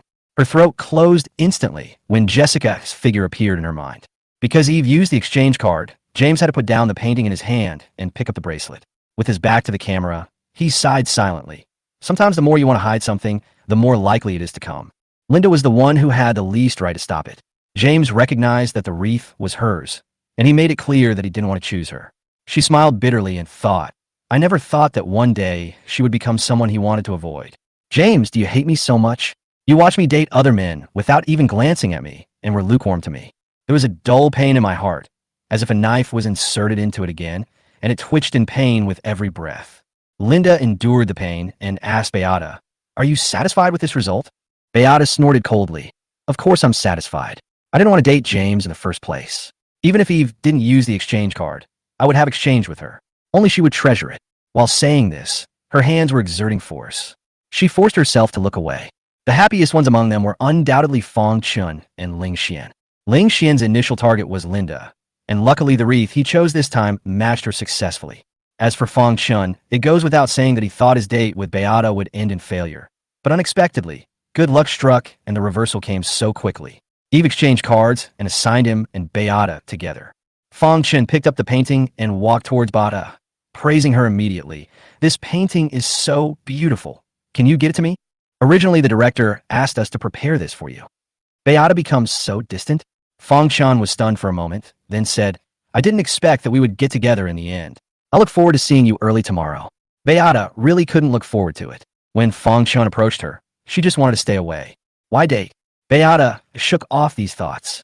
Considering that there were still viewers watching the live broadcast, she could only cheer herself up and deal with Fong Chun to avoid being discovered. Morning CP is indeed the chosen CP. I look forward to their date tomorrow. I have a feeling that these two will be the fastest pair to be successfully matched. I'm quite satisfied with the other two groups, but Eve and James, it is hard to explain. Why did Eve use the exchange card? Does she like James? I don't believe Eve likes James. She must have chosen James because of Beata. She is sacrificing herself for others. I'm crying. Beata is a friend of Jessica. It would be awkward for her to date James. And judging from her behavior over the past few days, Beata likes Fong Chun. I hope that after leaving this horrible show, the beautiful Eve can find a good man. After the show is over, she must use grapefruit peel to wash away the bad luck. As the guest's first date was revealed, the show officially announced the list of observers. Although it was guessed before and became a hot topic, the official has not issued any announcement. Now that the list has been announced, both old and new topics have become hot topics. The first to be affected is the love triangle between Jessica, James, and Anthony. Netizens said that the program's configuration is amazing. Even if the main film turns out to be shit, they still have to go and give it a try. Regarding Jessica's hot topics as an observer, to put it simply, watching her ex-boyfriend dating her aunt and watching her ex-boyfriend dating her bestie. No matter how you look at it, she's a shit eater. She does eat shit, but the audience likes to watch this kind of twisted love show. In short, after the program production team officially announced the plastic surgery, there were a lot of people criticizing her, but there were even more people who came to watch the fun. Netizens were all having fun, and the onus on passersby was completely settled.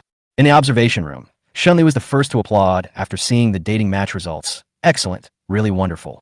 In order to allow the program to be recorded normally, Shunli was strictly prohibited from asking Jessica any personal questions. Since Jessica can't ask Anthony, they are both the same anyway. Shunli raised her eyes and said, "Anthony, among these three groups, is there a CP you like?" "Anthony, I am more optimistic about Beata and Fong Chun. What about James and Eve? What do you think the chances of success are? Will James like a girl like Eve? What do you think of Eve's use of the exchange card this time?" Jessica interrupted coldly. "Are you a reporter? Why do you have so much to say?" Shunli smiled and said, "Then treat me as a reporter. I will interview Anthony for a few words." Anthony knew he couldn't avoid it, so he thought about it carefully and replied, "You have too many questions. I don't know which one to answer." Shunli, "Then come one by one." "Anthony, I can't say the chance of success. It depends on the future development. I don't know James. I don't know what kind of girls he likes. As for Eve's use of the exchange card this time, my opinion is the same as most netizens." Shunli clicked her tongue twice. "You are just afraid of trouble. I think Eve and James have a chance. Maybe after this date, their relationship will progress a lot. By then, I am afraid that some people will call me uncle." Jessica left early yesterday, but fortunately Anthony stayed with her and comforted her, preventing her from losing control of her emotions and doing something irreparable. She spent a whole night adjusting herself, and now she can keep her emotions under control. When she faces Shunli, even though she doesn't like her, she can still put on a smile. Eve in the video and was sure that she had fallen in love with James. How ridiculous. He likes his niece's ex-fiancee.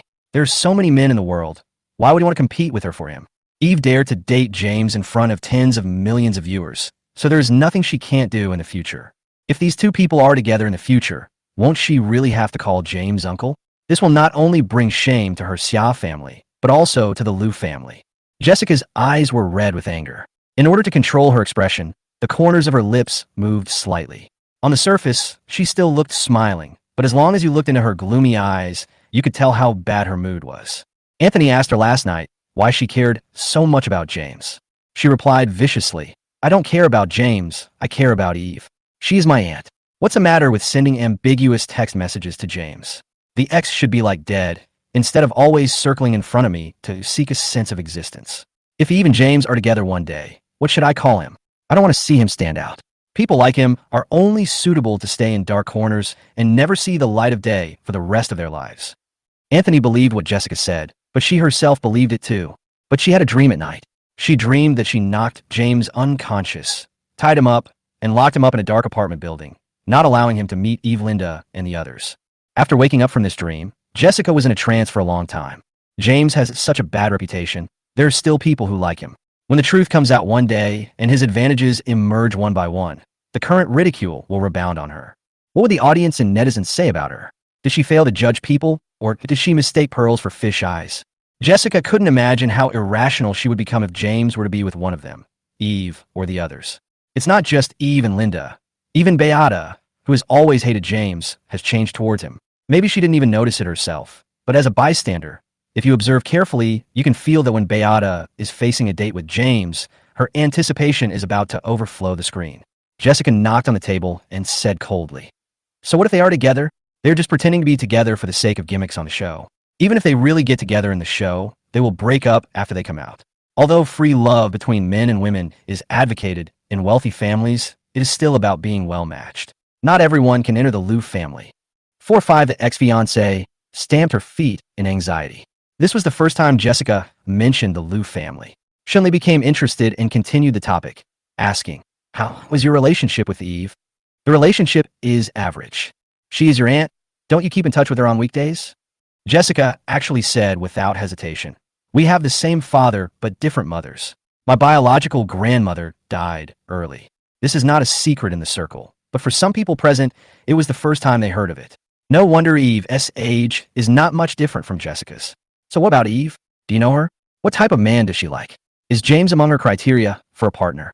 Shunli asked more and more personal questions and had already forgotten what the director said. Talking about Eve, Jessica's eyes flashed with contempt. "She likes to have fun and does nothing all day. My grandfather said she was a vase with only beauty. He was afraid that she would get into trouble, so he didn't dare to let her join the company. He only left her a small share of the branch company, so she won't have to worry about food and clothing in her life. Do you know anything about her love life?" "I don't know and I don't care, but every Chinese New Year I hear relatives say that she is not doing her job properly and often hangs out with male models in bars. She doesn't have a good reputation. Even when she reached the age of marriage, no one in the circle wanted to date her. Originally, my uncle wanted to arrange a marriage for her, but you know, for a family like ours, beauty alone is not enough. You need to be knowledgeable and capable." Jessica said she didn't understand and didn't care, but she said nothing good about Eve, making it clear that she didn't regard her as an elder. The malice in her heart was almost seeping out. In short, after Jessica's explanation, Eve became a useless vase. Not only that, she was also fickle and self-degrading. Which good woman would often go to bars to play with male models? I thought Eve just looked a little enchanting, but I didn't expect that she was so enchanting in her actions, turning a piece of blank paper into a newspaper. Is this really the case? No one has investigated. After Shinli listened carefully, she supported her chin and concluded, "So, Eve and James are quite a good match."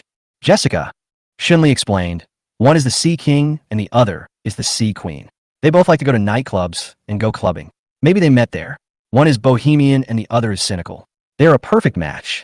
I am very optimistic about them and want to see their next extreme sparring match." Jessica almost couldn't pretend anymore. She suppressed her anger and sneered, "Eve won't like James." "I understand." "Jessica, you know nothing." Shunli nodded and continued, "Two Sea Kings meet, and the main attraction is their acting skills. I am now looking forward to their date tomorrow. Let's see whether they will go for the heart or the body. Aren't you looking forward to it?" "Others, you know what? I'm really looking forward to it." Jessica clenched the cup in her hand and stopped talking. Jessica stopped talking, and Shinli felt quite sorry.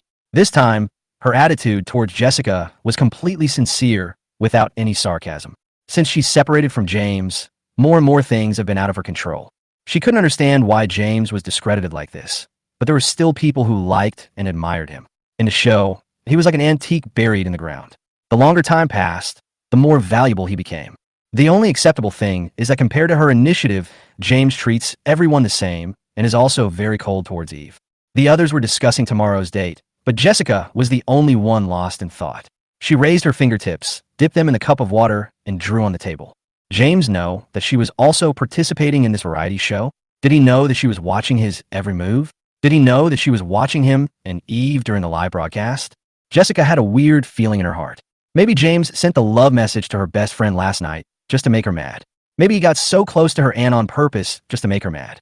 Jessica had seen how James loved others, and he would never act so cold when he liked someone. It's like to her. Anthony on the side suddenly leaned over. Jessica came back to her senses. During this time of days, she actually wrote the word Yan on the table with her drink. Seeing this, she quickly wiped it off. Nothing, I was just dazed. What time is it? When will it end? It's almost time. Do you want to come to my house tonight? I'll cook for you. Jessica refused softly. I didn't get enough rest last night. I want to go to bed early today, and I have to get up early to record the show and watch the live broadcast tomorrow morning. This is not the first time that Anthony has invited Jessica to his house. Jessica used to go there often, but she has not been there since she broke up with James.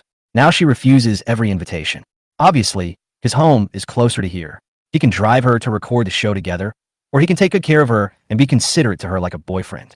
Anthony didn't dare to continue, fearing that their relationship would reach a dead end.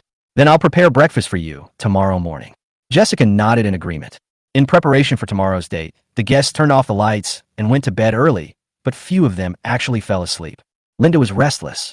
Thinking about James going on a date with Eve tomorrow, she felt as if her heart was being pricked by needles. This feeling was no less than her reaction when she learned that he was going to get engaged. She came to the show to be closer to James, but now their relationship is at an awkward distance, and she can't do anything but watch him from afar. Shouldn't she have come to participate in this variety show? But if she didn't come, she wouldn't have even a chance. At least now, she could still fantasize. Beata was the last one to turn off the lights. She was matching clothes for tomorrow. She liked to dress herself up beautifully before going out. But at the moment, she had no mind to think about makeup. The date was obviously the one she expected, so she should be looking forward to it and excited. But now her mind was full of James, and she even thought that it would be fun to go out with James. After all, when James and Jessica were together, he often arranged dates and always made Jessica very happy. Even Jessica, who is so picky, said that he was very considerate and romantic. Forget it, I'll just pack up and go out tomorrow and just treat it as a team building for my colleagues. Human hearts are like this.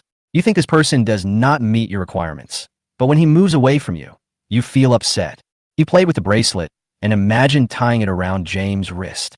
James' hands are particularly beautiful with distinct joints, especially when he was cooking and washing rice. He would rub his hands in the milky white water, and the rice grains would flow through his fingers along with the water. It made people want to make them into specimens and preserve them. Eve was no fool. She could sense that James didn't want to date her, and he was avoiding her. But so what? Her possessiveness became more and more obvious as she thought about Linda, who was looking at James with sadness and disappointment, and Beata, who liked him without realizing it. Eve fumbled to put the bracelet on her hand, wrapping it around and tightening it until she felt pain on her wrist. Then she tied it off. Her originally innocent eyes revealed a bit of paranoia and gloom. James couldn't sleep either. The thing he was worried about happened. He became nervous when he thought about his date with Eve tomorrow. There were too many uncertain factors, and he couldn't think about them too much, otherwise he would not be able to sleep tonight. Fortunately, tiredness finally took over, and he fell asleep soon after closing his eyes. Chapter 46, Dating My Ex-Fiancee's Aunt. The first date took place in the city, which was 2 hours' drive from the village. In order to shoot more footage, the director asked everyone to get up early. So Eve got up before 6 and went straight to the kitchen to make 2 sandwiches.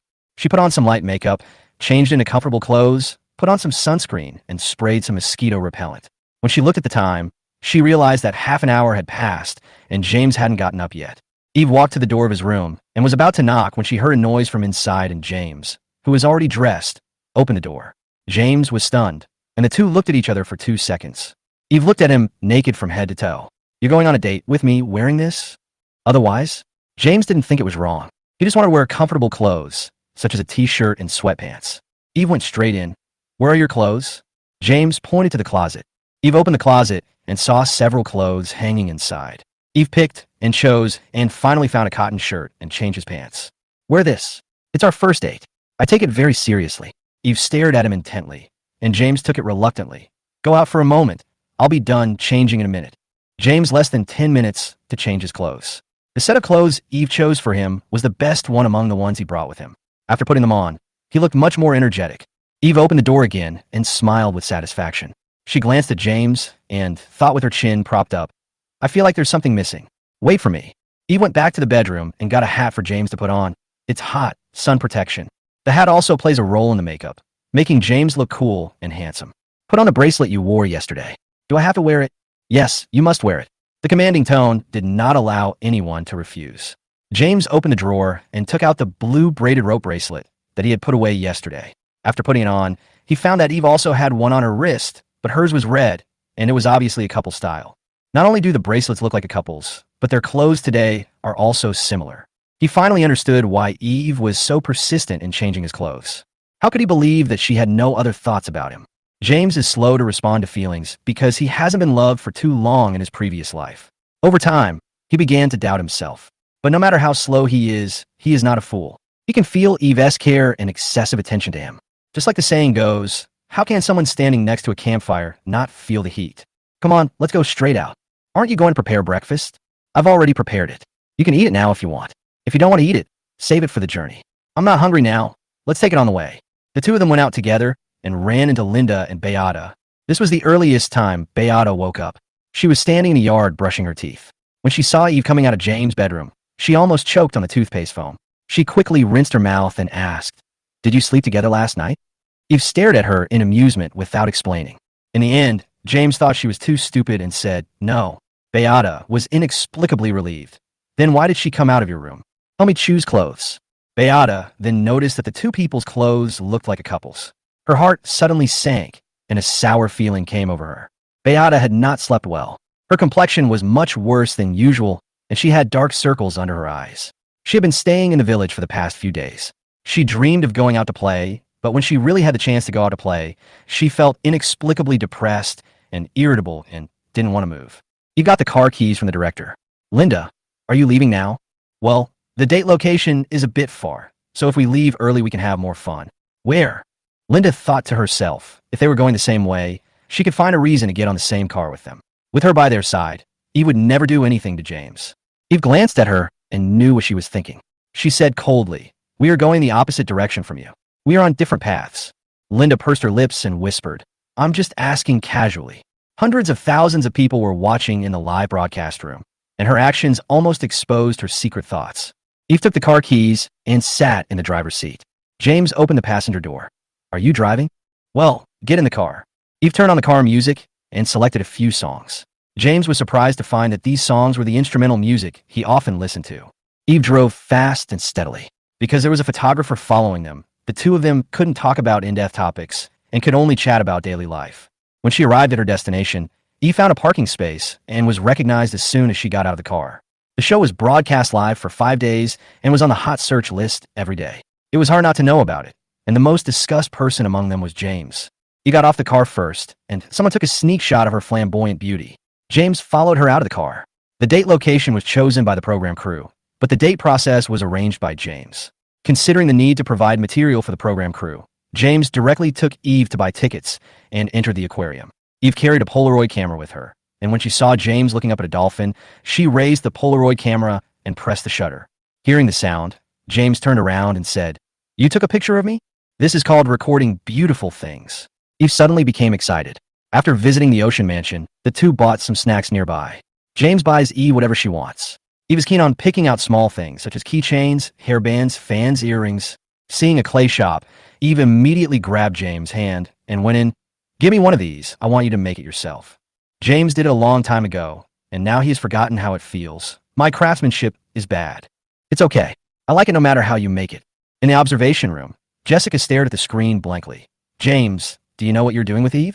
Whether it was the keychain she chose, the marshmallows she ate, or the milk tea she chose, this series of things were what James had done to her before.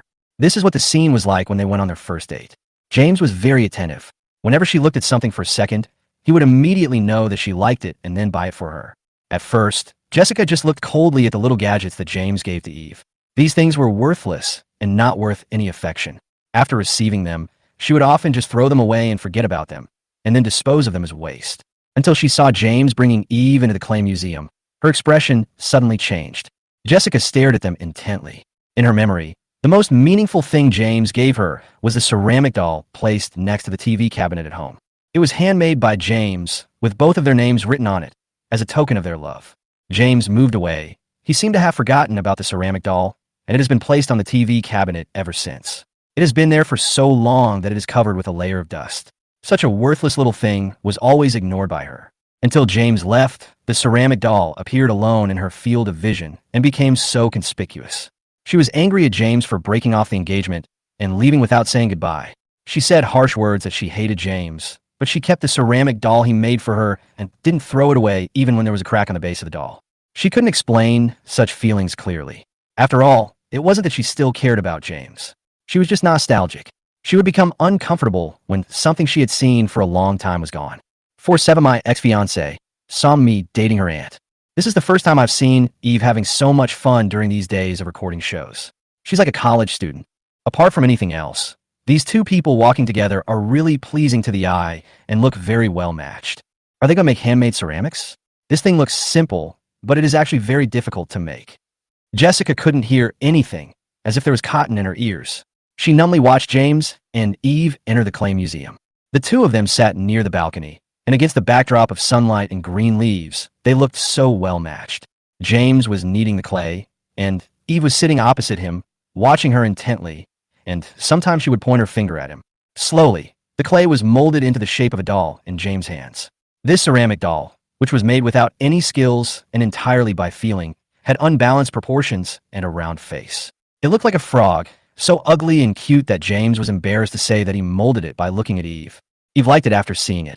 It's quite similar to the one you made before. I like it very much. I used to. James didn't seem to remember it. Eve chuckled. Nothing. The freshly made ceramic dolls need to be dried and finally painted. James reached out and patted his calf and scratched it. There were green plants around and there were many mosquitoes. James' blood type was particularly attractive to mosquitoes. He was concentrating on pinching the ceramics just now and didn't feel itchy, but now he found that there were several bites on his legs. Eve, who was sitting opposite him, suddenly raised her foot and rubbed his calf under the table. This action made James' eyes widen, and he looked at her in disbelief. Others would do this kind of thing secretly under the table, but Eve was very bold. The small table couldn't hide her legs at all. If she moved a little more vigorously, the table would be overturned by her. James quickly dodged. What are you doing? Eve blinked innocently. Aren't there mosquitoes biting you? I have some mosquito repellent sprayed on my legs. Rub it on your legs, and no mosquitoes will bite you. This wasn't about worrying about mosquitoes biting him. This was clearly intentional. This was the first time in all his years that James' face turned red when he was bullied by someone. What a scheming woman. James closed his legs, not daring to stretch them out, for fear that Eve would rub against him again. Eve ordered 2 drinks and smiled as she turned to get them. She handed the drinks in her hand to James. James took over and asked, "Why did you use the exchange card yesterday? You worked so hard to get it, so of course you have to use it in the right place. If you miss it, you may regret it for the rest of your life." "You like me?" Eve asked back. "I like you, do you believe it?" He didn't dare to believe it before, but now he has to believe it. Eve is good at playing straight. "I didn't tell you before because I was afraid you would hide from me. I'm Jessica's ex-boyfriend." "Uh-huh." Eve bit her straw. "So what?" She looked nonchalant, as if she didn't realize what the problem was. James said in a deep voice, "Jessica is your niece. I used to call her your aunt." Eve found it funny. "So, you think of me as your elder?" It can be said that James Ming said, "There is no way I can be with you." "James, have you noticed one thing? You said that it's impossible for you to be with me, not that you don't like me. Does this mean that you were attracted to me? But because of my relationship with the Xia family, you didn't want to cause trouble, so you rejected me." James' face froze, then he frowned. Eve put down her drink, crossed her hands, and rested them on her chin, and said gently in a negotiating tone, "I am Jessica's aunt, not your aunt. What are you afraid of? Can my niece control me when I fall in love with someone? I like you, and I admit it openly. I pursue you seriously. You have the right to reject me, but you have no right to stop me on this dating show." His throat felt blocked, as if there was a ball of cotton stuck in it that couldn't go up or down. James took a few gulps of water and racked his brains to figure out why Eve liked him. And when did she start to like him? Eve was too calm. When she talked about these things, it was as if she was explaining an insignificant truth like the earth is round. He should refute her. If he doesn't refute her now, later, she will face scolding and abuse. Is it a horrible thing to be with me, James? Have you ever thought about how others would look at you and what they would say about you behind your back if they knew that you like me? I don't care what other people say. I just know that life is short, so enjoy it while you can. Go for what you like, plunder and snatch it, because no one will give it to you. Eve's eyes were filled with desire and greed. She locked her eyes with James and spoke word by word. I don't think it's shameful to pursue what you like. What's really shameful is that you know what you want but tell yourself that you don't want it, and then you envy others' success. Eve showed her confidence and flamboyance, and she told James what she really wanted without any hesitation. Speaking of jealousy, the person she used to be most jealous of was Jessica, jealous that she had the best James. But now, she has no chance. The two turned off their microphones and spoke in low voices. The camera could capture the scene, but it was difficult to hear what they were saying. In the silent atmosphere, the picture looked harmonious and beautiful to outsiders. James, you wanted to hide it from me, so why did you confess to me? If she didn't make it clear, he could still deceive himself and not take it seriously. How can I hide it from you if you can already feel it? Haven't you heard this saying, sincerity is the ultimate weapon? You will hide from me whether I tell you or not. So I might as well be honest with you and leave you nowhere to hide. The Eve I knew in my previous life seemed to be a different person from the one in this life. Wasn't she a non-marriage advocate? Why did she set her sights on him? The two of them were silent. Fortunately, the clerk brought the freshly baked ceramic doll over. Staring at the stinky thing, Eve burst out laughing. The laughter broke the awkwardness. James let out a helpless sigh and looked for paint and pens to color. Laugh. I told you I'm not good at handicrafts. I also told you I like whatever you do. Eve also took a watercolor pencil and moved over to color it, their heads almost bumping into each other. The photographer seized the opportunity and gave a close-up and even thought of post-production special effects to make it into pink bubbles. The ceramic doll was finally painted, and Eve wrote her and James' names on the bottom of the base. This picture is enlarged and appears on the live broadcast screen. Jessica wanted to rush in and separate them, but outside the screen, she could do nothing but look gloomy. The porcelain doll was supposed to be a memory of her and James, but now it has become Eve's. 4-8 James, look, the moon is so beautiful, end of date. Looking at the two heads getting closer and closer, the annoyance in her heart was about to burst out. In a corner where no one could see, Jessica put her hands on her legs, her nails dug into the flesh, and she unconsciously exerted force, not letting go even when blood marks appeared. Knowing that James and Eve were going to have a date today, she prepared herself mentally and tried to keep calm. But at this moment, all the negative emotions came flooding in with the finished ceramic doll. She thought that something that belonged to her alone had now been stolen by someone. There has never been a moment when I felt Eve was so annoying as now. Jessica was immersed in her own world and lost awareness of everything around her. James took the milk tea from Eve, who had only taken a sip. Eve was carrying various snacks in her hands and had a camera hanging around her neck. She was taking pictures while walking. When she was thirsty, she would go to James and drink milk tea from his hand. Eve likes to take landscape photos, and James appears most often in her landscape photos. There was still something missing among the more than 100 photos, so Eve asked a passerby to take a photo of her and James. The moment the shutter was pressed, Eve took James' hand with a smile on her face. The smile on Eve's face was too dazzling to Jessica. She thought sarcastically, I'm just picking up things she doesn't want. Shinley held her hands to her heart. I'm really dead. Please don't care about other people's eyes. Just get married here, okay? I met a different James and a very different Eve today. They must have been serious about it. James, who is good at fishing, and Eve, who is good at fishing people. They are a perfect match. When she mentioned others, she deliberately glanced in Jessica's direction. Marriage? It's hard for the two of them to be together, let alone get married. As long as she comes forward, Eve will never be able to marry James. Jessica watched the two of them date for a day. She didn't know if it was an illusion or something, but she felt that Eve was gradually eroding her presence in James' heart. Just like the ceramic doll with a name on it. When James recalls one day that he made a ceramic doll, who comes to his mind first? Eve or Jessica? It was obvious that she and James were a thing of the past, and there was no possibility for them to be together again. But she felt extremely anxious and panicked when she thought that her place would be replaced by another woman one day. Eve, who received the ceramic doll, couldn't let it go and held it in her arms. She took many photos in succession.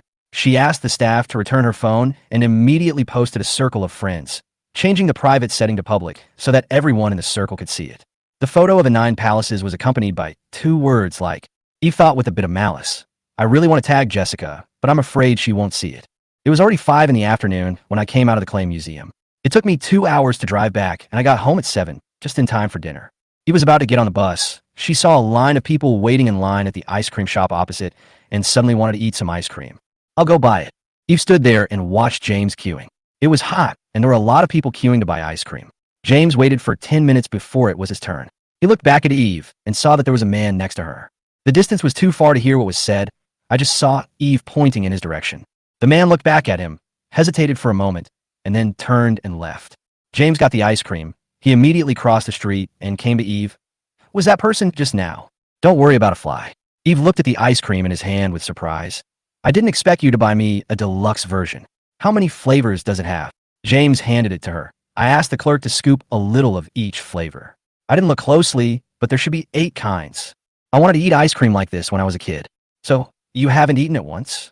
Eve took a bite of the ice cream with satisfaction. I've eaten it. It was just the leftovers from others. James had been looking at Eve in the corner of her eye. She immediately turned her head away, and their eyes met. James was stunned, feeling inexplicably embarrassed, as if he had been caught. He shifted his gaze uncomfortably. Eve held up the ice cream and asked with a smile, Do you want some? James stepped back and distanced himself from her. No, if I wanted to eat it, I would have bought it just now. Can I go back now? Well, let's go back. Eve got on the passenger seat first. She thought it was hot enough outside, but she didn't expect it to be even hotter inside the car. If she had known, she would have turned on the air conditioner in advance. According to the original agreement, James drove back and got in the driver's seat and fastened his seatbelt. Tie it for me too. James's hand on the seatbelt felt dull. Eve urged him, The ice cream is melting in my hands. Hurry up. James took a look and found it was true. Due to the high temperature in the car, the ice cream melted very quickly and some of it had already stained Eve's hands. James gave Eve a wet wipe, then stood up and pulled the seatbelt across her body. Although they avoided each other, the two still had physical contact. It's not comfortable like this. Move this one to the right. Right, that's it. Eve raised her hand and instructed James to fasten her seatbelt. In the end, the safety belt in James' hand was tied diagonally across his chest, making his already towering chest even taller. James saw it at a casual glance, and there was no doubt that Eve did it on purpose. I thought Eve would restrain herself after the confession, but I didn't expect her to become more and more bold. It's always like this. I don't realize her motives at first, but I do realize it after I see the amusement in her eyes after the act. Eve ate the ice cream nonchalantly, and when it melted on her hands, she licked it secretly, like a kitten. The live broadcast room exploded after seeing this scene. Eve is so good. She can be pure and sexy. James, you are so lucky to date such a beauty. How can you be so good at this? Does she often hook up with young boys and have fun with them in private? Eve is really different towards James. Just now, when facing the stranger who approached her, her face was terribly cold, but when she saw James, she instantly turned into a master of face changing. I watched the other two couples. They were boring, but this one is more interesting. One is a fishing beauty, and the other is good at fishing. It's getting better and better. James' haters are already numb at this moment. Halfway through the journey, the moon rose. Eve rolled down the window. The night wind ruffled her long hair. She leaned against the window and shouted at the forest. After a whole day of dating, she was not tired but more and more excited. She pointed at the moon in the sky and said, James, look, the moon is so beautiful. James looked in the direction of Eve's finger. It was indeed beautiful. The program crew was very satisfied with the performance of the two today. They were like friends and also like a couple. Eve's performance was even more eye-opening. Just as netizens said, when Eve was with James, she was like a different person and became more real. The director couldn't help but sigh while watching the live broadcast. It would be great if the other two groups could cooperate like these two. The director felt a headache when he mentioned the other two couples who were dating today. 49 who says chasing a man is easy.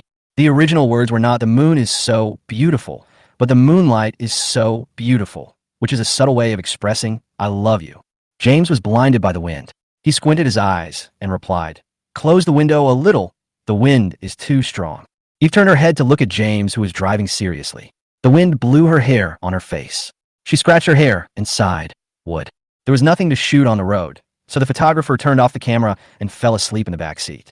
Our show has been on the hot search list since it was launched, and there are millions of viewers who have clicked into the live broadcast room. Eve was bored on the way, so she found a topic to chat with James. Each guest is equipped with a live broadcast room, which means that nearly 10 million people are watching online at the same time, and the number of discussions exceeds 100 million. Jessica is also watching you in the live studio. Huh, the topic changed so quickly that I almost couldn't react. Why did they mention Jessica out of nowhere? You may not know this, but Jessica is also participating in this program, but she's an observer with Anthony. Eve rolled up the car window, leaving only a gap as wide as her palm. As she spoke, she studied the details of James' expression. After all, they had been together for 3 years and almost got married. She wanted to see if James had broken up completely and whether he still liked Jessica. James' expression showed surprise for only a moment. When he signed the contract, he knew that Anthony would join the variety show as an observer. At that time, he felt that the director was very good at catching hot spots. He didn't expect that even Jessica would be invited. What is this? A big reunion of exes? James has deeply felt the mentality of the program crew who are watching the fire from the other side and are willing to watch the fun without getting involved. Jessica observe in the observation room, watch him date Eve, or watch him send love signals to her best friend. A flash of uneasiness flashed through my mind. He and Jessica did not break up peacefully. Given Jessica's personality, she probably wanted to laugh at him. The worse his life was, the happier she was. Unfortunately, she was going to be disappointed. Is our variety show very rich? How come we can invite everyone? In other variety shows, sponsors can be seen everywhere and advertising introductions are inserted from time to time. But in their show, we didn't see these from the beginning. Maybe the boss behind them is too rich and no longer needs sponsorship. I didn't expect James' first reaction to be this. He is always different and says surprising things. Eve laughed and said, "Is it possible that he was not invited by the program team, but came to us on his own initiative?" Jessica is like this, and so are she and Linda. They joined for free without any pay, all for you. Eve added, "Besides this, there are a few more things I want to tell you. Be prepared." James subconsciously gripped the steering wheel. You say, as long as it doesn't involve life safety, he can accept anything. Eve told James everything that was trending online. The whole internet has already known about your severance of relationship with the banker. Not only that, the Xia family also bought a lot of negative articles about you, spreading rumors that you cheated on Jessica during your relationship and went to nightclubs many times. So that was what happened. He had been hacked online during this period in his previous life, but it wasn't this serious. It seemed that many people were dissatisfied with his breaking off of the engagement, and they actually used such a lowbrow method to retaliate against him. It was better than expected, so James could totally accept it, but when did I cheat in a nightclub? James asked. Some of them are AI face swapping. You believe this? Just watch it for fun. They don't care what the truth is. Eve smoothed the hair off her face. I have the evidence of the rumor. How do you want to deal with it? I suggest you hire a lawyer to sue them for defamation. They will win the case. Illegal matters like this should be left to professionals. James didn't respond, but asked curiously, when did you know? Yesterday. You found out yesterday, and you found the evidence so quickly? You let me handle this evidence. Aren't you afraid that it will affect your relationship with the Xia family? The Xia family is nothing, and the Liu family has nothing to do with me. It's just that Richard is also involved in this matter. If you can't do it, I can help you. James doesn't believe in free lunch. There are gains and losses in everything. If you take advantage, you will have to pay it back sooner or later. I have nothing to give you. You know I cut ties with the dealer, so now I don't even have any money. James told him bluntly that he had no money and it was impossible to get him, but he would not sell his body for these things. From his perspective, he has no exchange value at all. James didn't want to owe Eve a favor, so when he was ready to refuse, Eve said, I do have someone I really want. After the date, the show will ask us to send text messages again. I hope you can send it to me this time. That's it. No restrictions on content. You can send it to me as you like, but only to me and no one else. Eve knows very well that when pursuing a man, she has to proceed step by step and not rush. She also has to maintain a sense of mystery to make the man curious about her and want to explore her. If she can force him to be with her with a little favor, then all she gets is an empty shell without a soul. James thought to himself, what's the difference between this and taking advantage for free? Eve said that there was a big difference. At least she told him in advance and gave him respect by not making a decision on his own. Eve has been thinking a lot these past 2 days. It seems that there is no point in doing good things without telling him. She's pursuing a man. How can she let him know everything she has done to pursue him if she doesn't tell him? She wanted to let James know that he was in her heart, that she was always paying attention to him, worrying about him, and protecting him. Men should also need this kind of sense of security, right? Eve's first time pursuing a man, and she didn't know how to strike the right balance. All her experience came from searching online. For example, boys prefer sexy girls over pure and cute girls, and an unintentional touch will cause them to produce hormones. Attract him with beauty, steady him with personality, create tension in him with independence, and give him a sense of security with respect. If you're too far away, he will be afraid of strangers. If you're too close, he will be annoyed. If you're too little, he will be indifferent. If you are too much, he will be afraid of clinging. How difficult it is. Eve waited quietly for James to think. If James rejected her, she would not be discouraged and would still help him solve these problems secretly. What else did you prepare besides the evidence of slander and lies against me? There is also evidence of tax evasion by several branches of the Xia family. These troubles are enough to keep them busy for a while. The banker also has. James made a decision. Don't give me the dealers. I'll do it myself. James knew his parents very well. They were willing to sacrifice their loved ones for the sake of profit. Richard's behavior of licking Frank's boots showed that he had obviously forgotten the warning he had given him. 5-0 His parents are a shaky couple. James is very clear about the situation of the bookmaker. There are some small moves, but the impact is not great. If it is really exposed, there will be a fine at most, and Richard can afford that money. Richard cares more about his reputation than money. He always pretends to be a loving wife. Not only does he have a happy family, but he also has a successful career. Netizens are very fond of him. Richard kept the fact that Stella was mentally ill and killed his own daughter secret. 19 years have passed, and it is not impossible to find evidence, but it will take a lot of time. Even if he does find it, the punishment he will receive is just to put Stella in a mental hospital, which will have little impact on Richard. James disliked Richard more than Stella. Stella's behaviors can be explained as her being sick, but Richard is purely bad and disgusting. He breaks the law knowingly, treats his son as a tool, and doesn't care about his mother. There is no filial piety or kindness in him. He doesn't even have a sense of responsibility and morality, only hypocrisy. According to the time calculation, Richard had an affair with his mistress during this period and had been secretly supporting her for many years. In her previous life, Stella was already ill when she found out. The mistress entered her house, and Richard looked down on her. Her mental illness, which had been stabilized, relapsed again, and she stabbed Richard with a knife. The once loving couple became enemies, and Stella's knife directly destroyed Richard's kindness towards her. Stella was too careful not to stab Richard to death. After she woke up, she arranged for someone to send Stella to a mental hospital. At that time, James was on a business trip and didn't know what was going on at home. When she returned, Stella was already terminally ill and couldn't take care of herself in bed. When she saw James, she only said 3 words in her dying breath: "I'm sorry." At that time, James didn't understand why Stella said sorry to him. Not long after, Stella died in a mental hospital. James learned a new word on the internet, Dian Gong Dian. This word is just right to describe Stella and the others. What they have done deserves such a price, and they do not deserve sympathy. James thought that he could live a peaceful and tranquil life after leaving the banker, but he didn't expect Richard to be so eager to be the Xia family's dog that he wanted to squeeze out the last value from him, even though he had already left. Sure enough, after being a dog for so long, he forgot that he was a human being. James decided to start with this mistress. While Stella was in good spirits and good health, he might as well find something for her to do. Doesn't she like to act crazy? Let her go crazy as much as she wants. James was looking forward to her performance. After all, in her last life, she was able to turn Richard into a eunuch despite her illness. He was watching James driving. She saw that he was looking straight ahead. From the side, his eyelashes seemed very long and the curvature of his eyes was just right. However, the pair of eyes that were bright and shiny during the day suddenly became dim. "James, let me help you. You don't even have a cell phone or a computer right now, let alone connections." "Who said I don't have any connections? I will arrange a lawyer myself, but I'd like to trouble you to contact him for me."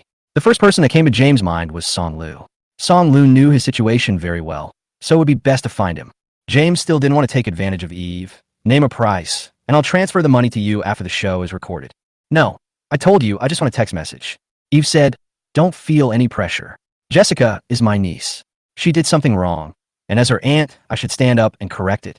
Even if you don't know these things, I will make the truth public and seek justice for you."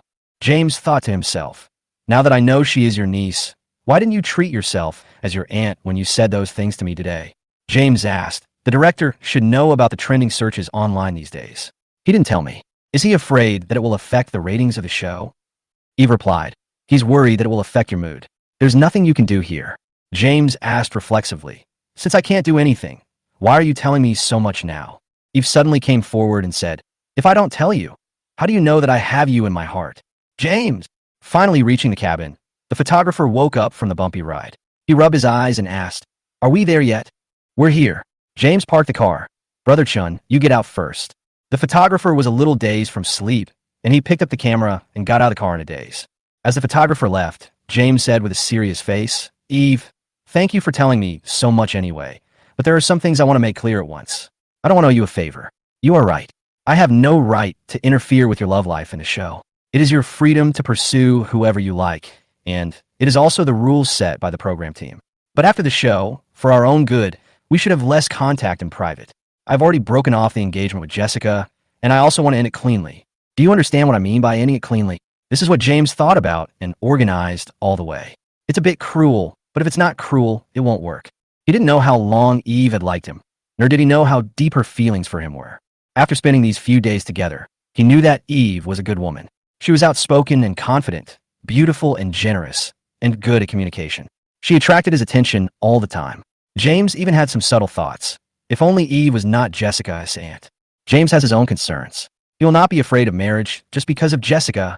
He will find a girlfriend, fall in love, get married, and have his own children in the future. But this person can't be Eve. Eve didn't say anything. In the dim carriage, she lowered her eyes, her eyelashes trembling uncontrollably, as if something was stuck in her throat. Eve always had an easy way to accomplish what she set out to do, and would become more courageous even if she failed. However, she only experienced the bitterness of failure with James. It turns out that liking someone is not sweet. It's more bitter and flustered.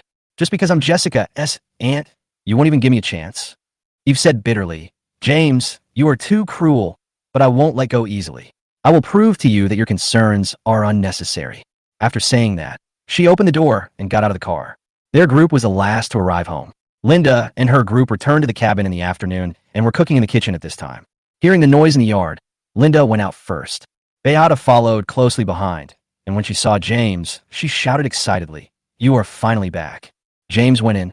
Are you cooking? Linda, well, we'll wait for you to come back and have dinner. James glanced at the 4 people in the room and asked casually, When did you come back? How was your day today? Was it fun? James really didn't care at all that she went out with another man. Linda was in a bad mood. We came back after lunch. There was nothing fun. Beata's personality made it impossible for her to beautify it, and she pouted and complained. It's not fun. I don't like playing the escape room. As soon as they finished speaking, Ling Xian and Fong Chen's faces changed. 5-1 someone is going to be unlucky. Fong Chen laughed foolishly. It seems that my arrangements are not in place. Next time, I'll prepare well and make you satisfied. For this date, Fong Chen had been preparing since he got the task card and had arranged everything he could think of. He deliberately chose the secret room, thinking that the terrifying atmosphere in the secret room would give him a chance to get close to Beata. When a person experiences a stressful or stimulating situation, they may mistakenly interpret this physiological response as romantic attraction to a particular person. This is known as the drawbridge effect. When Beata is afraid, he can hold her in his arms to comfort her, hold her hand to do tasks in the dark, and protect her behind him when encountering danger. In such an environment, he can fully demonstrate his thoughtfulness, gentleness, intelligence, and talent, making her fall in love with his mature charm. Obviously, compared with a boring visit to the Ocean Mansion, such a date location can create more opportunities. In addition, today's audiences also like to watch secret rooms, where a simple touch can make people's heart beat faster and let their imagination run wild. But what Fong Shin never expected was that after he made so many guides, Beata didn't like them at all and even complained about them being boring in front of him. Beata is not good at disguising herself. She says whatever she thinks, and her face shows what she's thinking. It is obvious that she's really disappointed with this date. Beata was too careless to notice Fong Chen's abnormality. She even tried to comfort him by saying, It's not that you didn't arrange it well, it's that the production team didn't choose well. Why did they choose a secret room for no reason?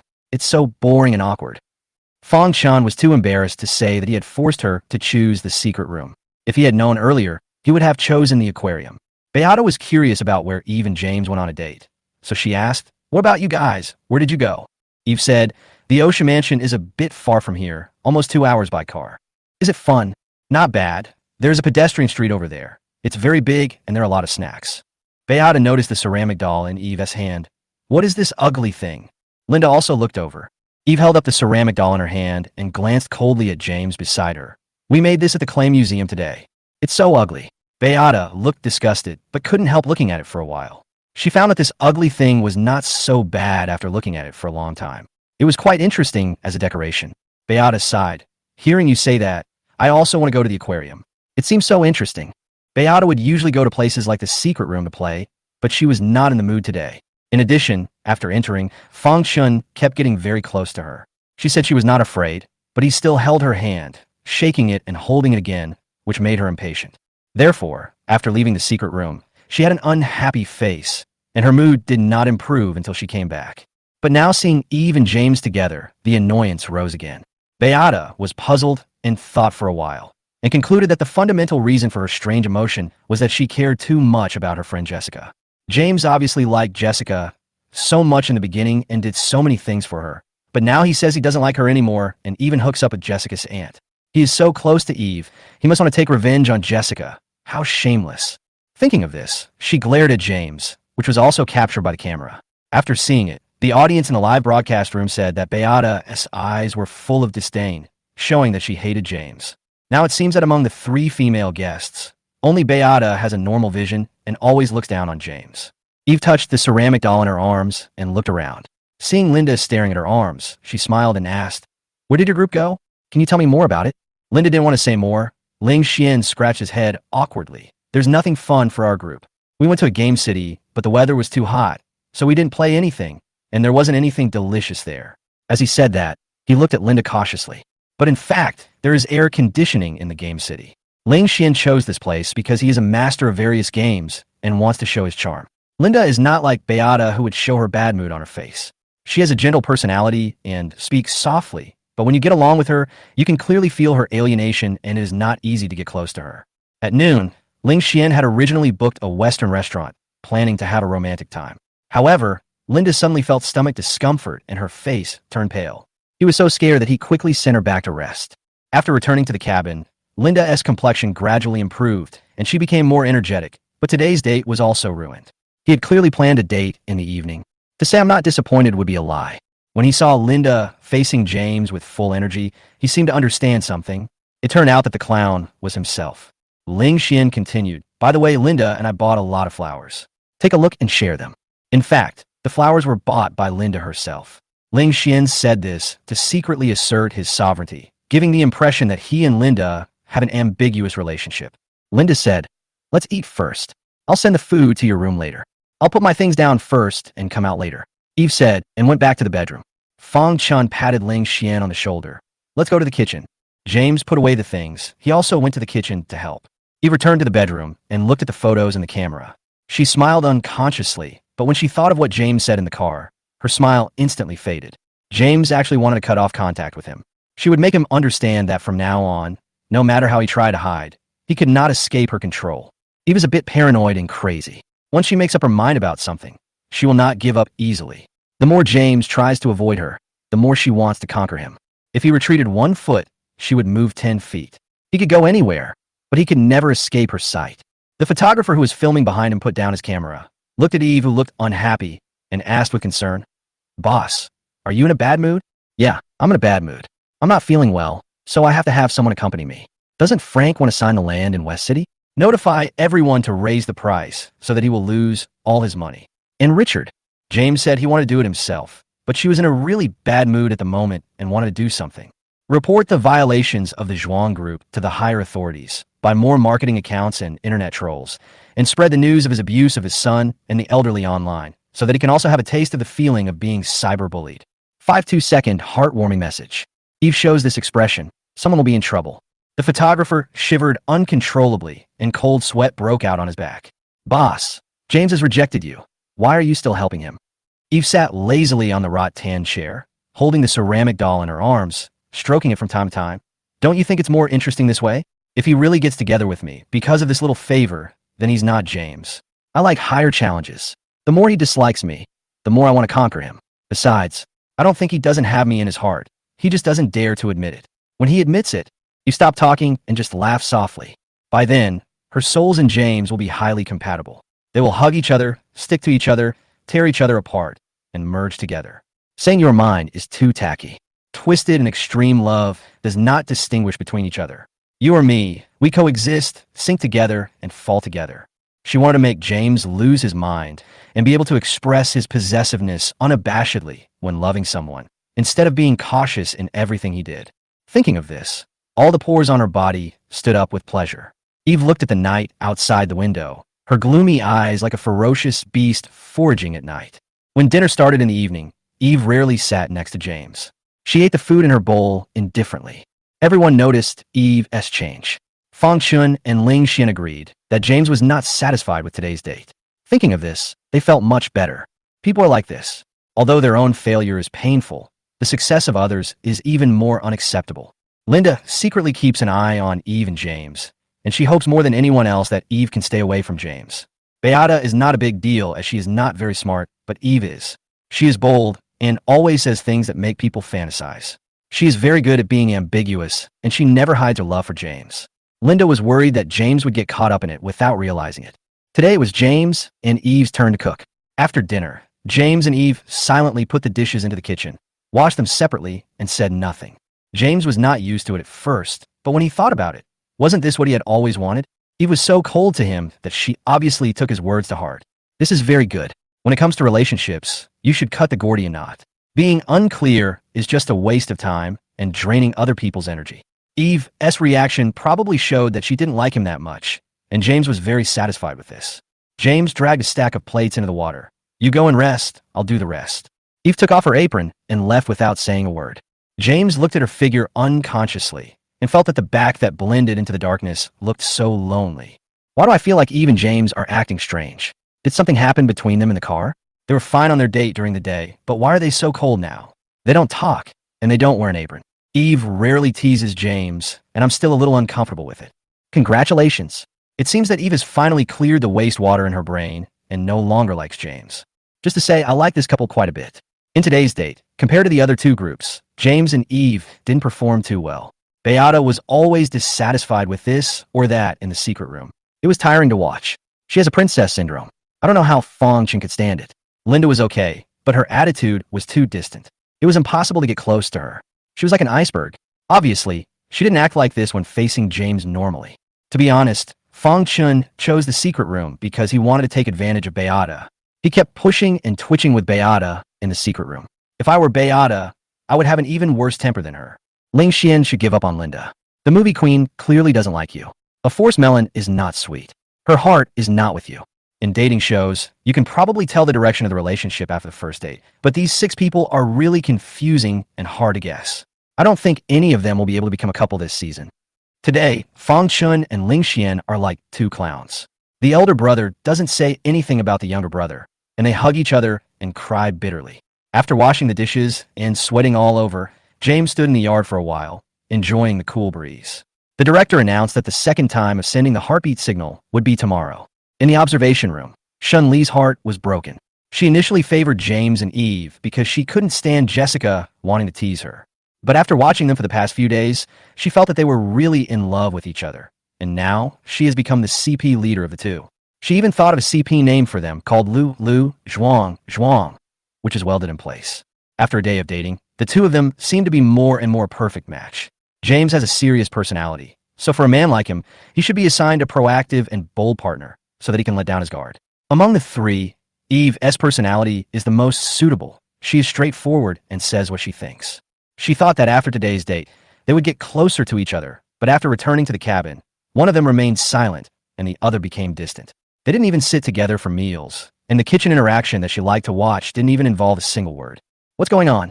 Is she going to lose her CP? The host Li Lu received the director's task board and said, tomorrow is the second time for the guests to send love messages. This time, it's a team competition. Everyone must get 1 diamond right. No mistakes are allowed. Lin Fan, it feels so difficult this time. Anthony nodded in agreement. In previous dating shows, they would send messages to whoever was dating whomever. But with these 2, I can't tell at all. Li Lu took out the panel. Then let's start with the simplest one. Looking at the 6 people on the panel, it seemed that none of them had a simple one. Finally, it was the psychologist Su Nua who spoke up. Beata and Fong Chun should connect, they're the same. Lin Fan. But I feel like their date experience was very bad this time. Will Beata really send a text message to Fong Chun? Su Nua. Then who else do you think she could send it to besides Fong Chun? Compared to Ling Xian and James, Fong Chun is obviously more likely. That's right. Li Lu picked up the pen and connected the lines of Beata and Fong Chun. That's it. What about the others? I think Ling Xian will still vote for Linda. Lin Fan. Linda is so cold to him. Why doesn't he give up? Su Nua. To maintain the dignity of an adult, I still say that he has no choice but Linda. Lin Fan. What if something changes tomorrow? Su Nua. Just change it. It won't affect anything. Li Lu drew Ling Xian's line to Linda. Who will Linda give it to? This is the difficult question. Will Linda choose to be decent or remain unchanged? Su Nua analyzed. Linda obviously participated in this program for James.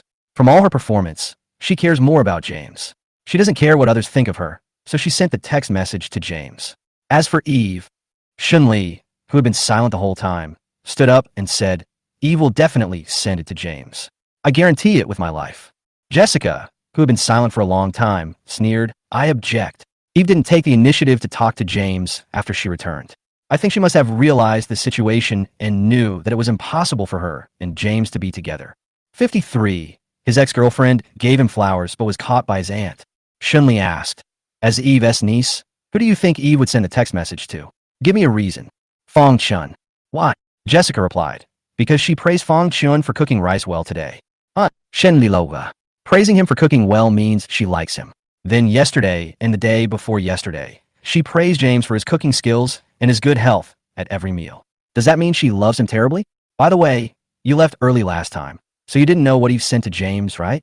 She said that young people have good health and have endless energy. Guess what she meant by energy? Jessica was a little angry, but she didn't know what she was angry about, so she could only force her own point of view. Anyway, Eve couldn't have sent the text message to James, and James couldn't have sent the text message to Eve. Shunli, don't bring your personal emotions to the show. Hey, who brought personal emotions? Shunli stood up with her hands on her hips. You are so healthy at such a young age, but you are full of green tea.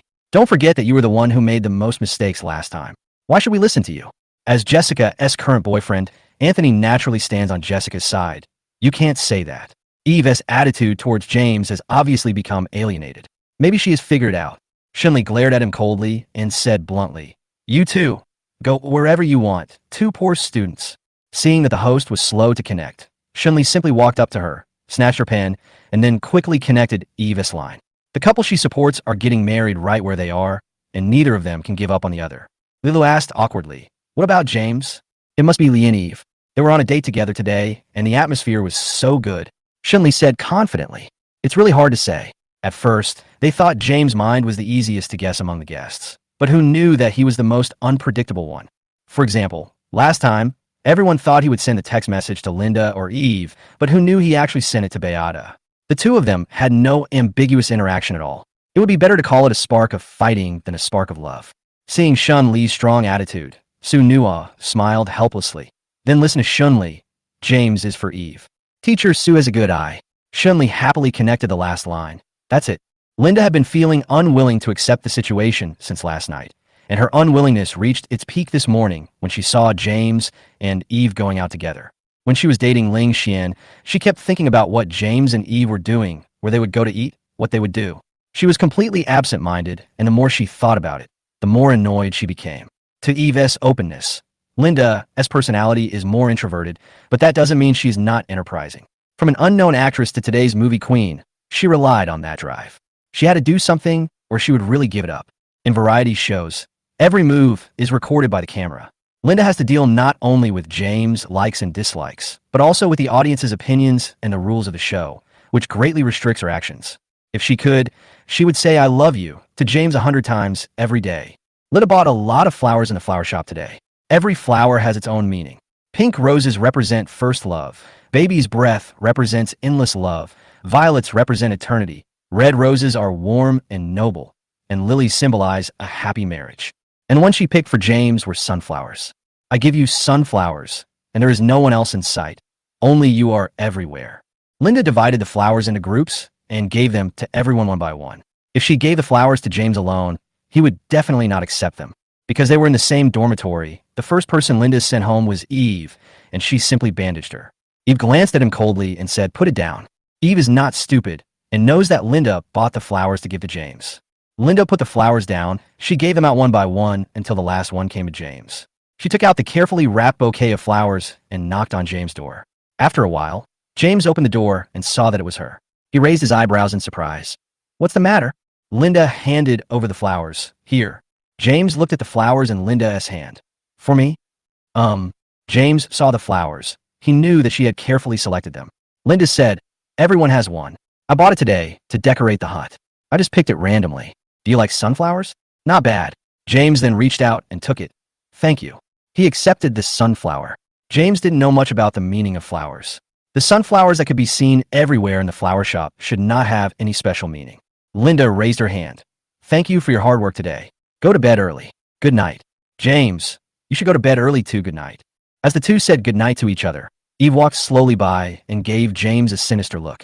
Just with this one glance, James felt a chill on his back. Seeing the photographer following Eve, Linda didn't stay any longer and left quickly with her head down. As soon as she left, Eve stared at the sunflower in James' hand, pouted, and said sarcastically, "Do you like sunflowers?" "James," Eve continued, "thank you for your hard work today. Go to bed early."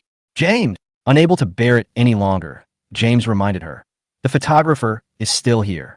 The photographer stuck his head out and said, "Don't worry, the camera is turned off." "Now that it's turned off, what are you carrying it for?"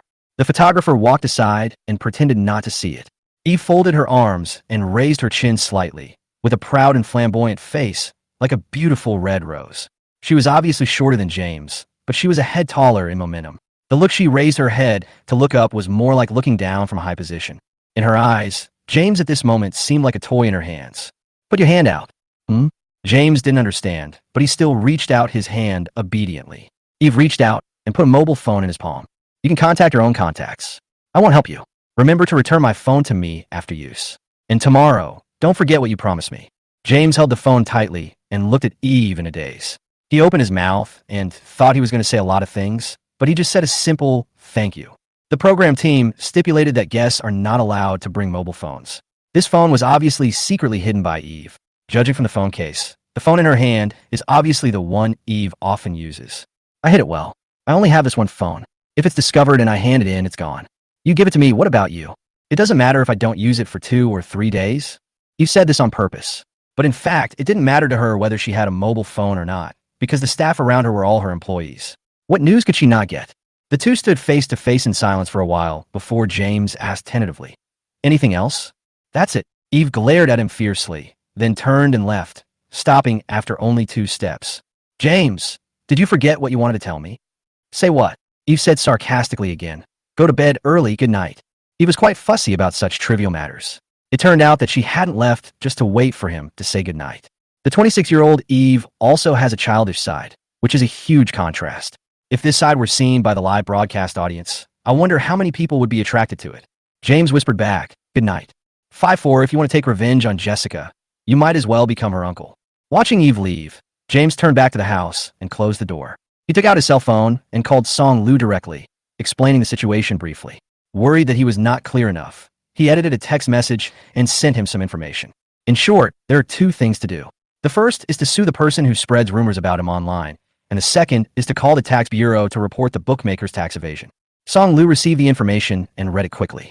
"I didn't expect that the people who spread rumors about you were actually the Xiao family.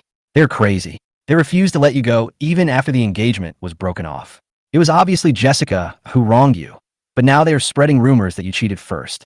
They are really capable of such despicable means. I don't dare to fall in love or get married after seeing this. I am staying with the smell of shit, and I can't wash it off no matter how hard I try. It's really disgusting. Can you win a lawsuit?" I took a look and found a lot of evidence. "It's not a big problem. Aren't you recording a variety show? Where did you find the time to look for this information?" "Someone else found it for me." "So, is this phone of yours or someone else's?" "It belongs to someone else too." Song Lu joked, "Let me guess, it couldn't be given by Eve." "James, no. How did you guess that?" Song Lu said, "I watch your show. You and Eve have been in contact the most these days. I'm almost becoming your CP leader." "Don't be ridiculous. Do you know who Eve is?" "I know. She's Jessica's aunt. If you ask me, she's helped you so much that you might as well obey her. Then Jessica will have to respectfully call you uncle whenever she sees you, which will piss her off to death." "James, you can't exploit feelings." Song Lu, "I'm joking, but James, do you really have no feelings for Eve? She likes you so much, and she specially participated in this program for you. She doesn't care what you care about. If you ask me, you just think too much. Don't chase your wife to the crematorium. You will suffer. Don't talk about this." James interrupted him. "Help me get these 2 things done." "Okay," Song Lu said helplessly. "I will help you get it done, and I will also pay attention to the live broadcast of the program and speak for you." After finishing speaking, James hung up the phone. After all, this was Eve's phone, and it contained her privacy.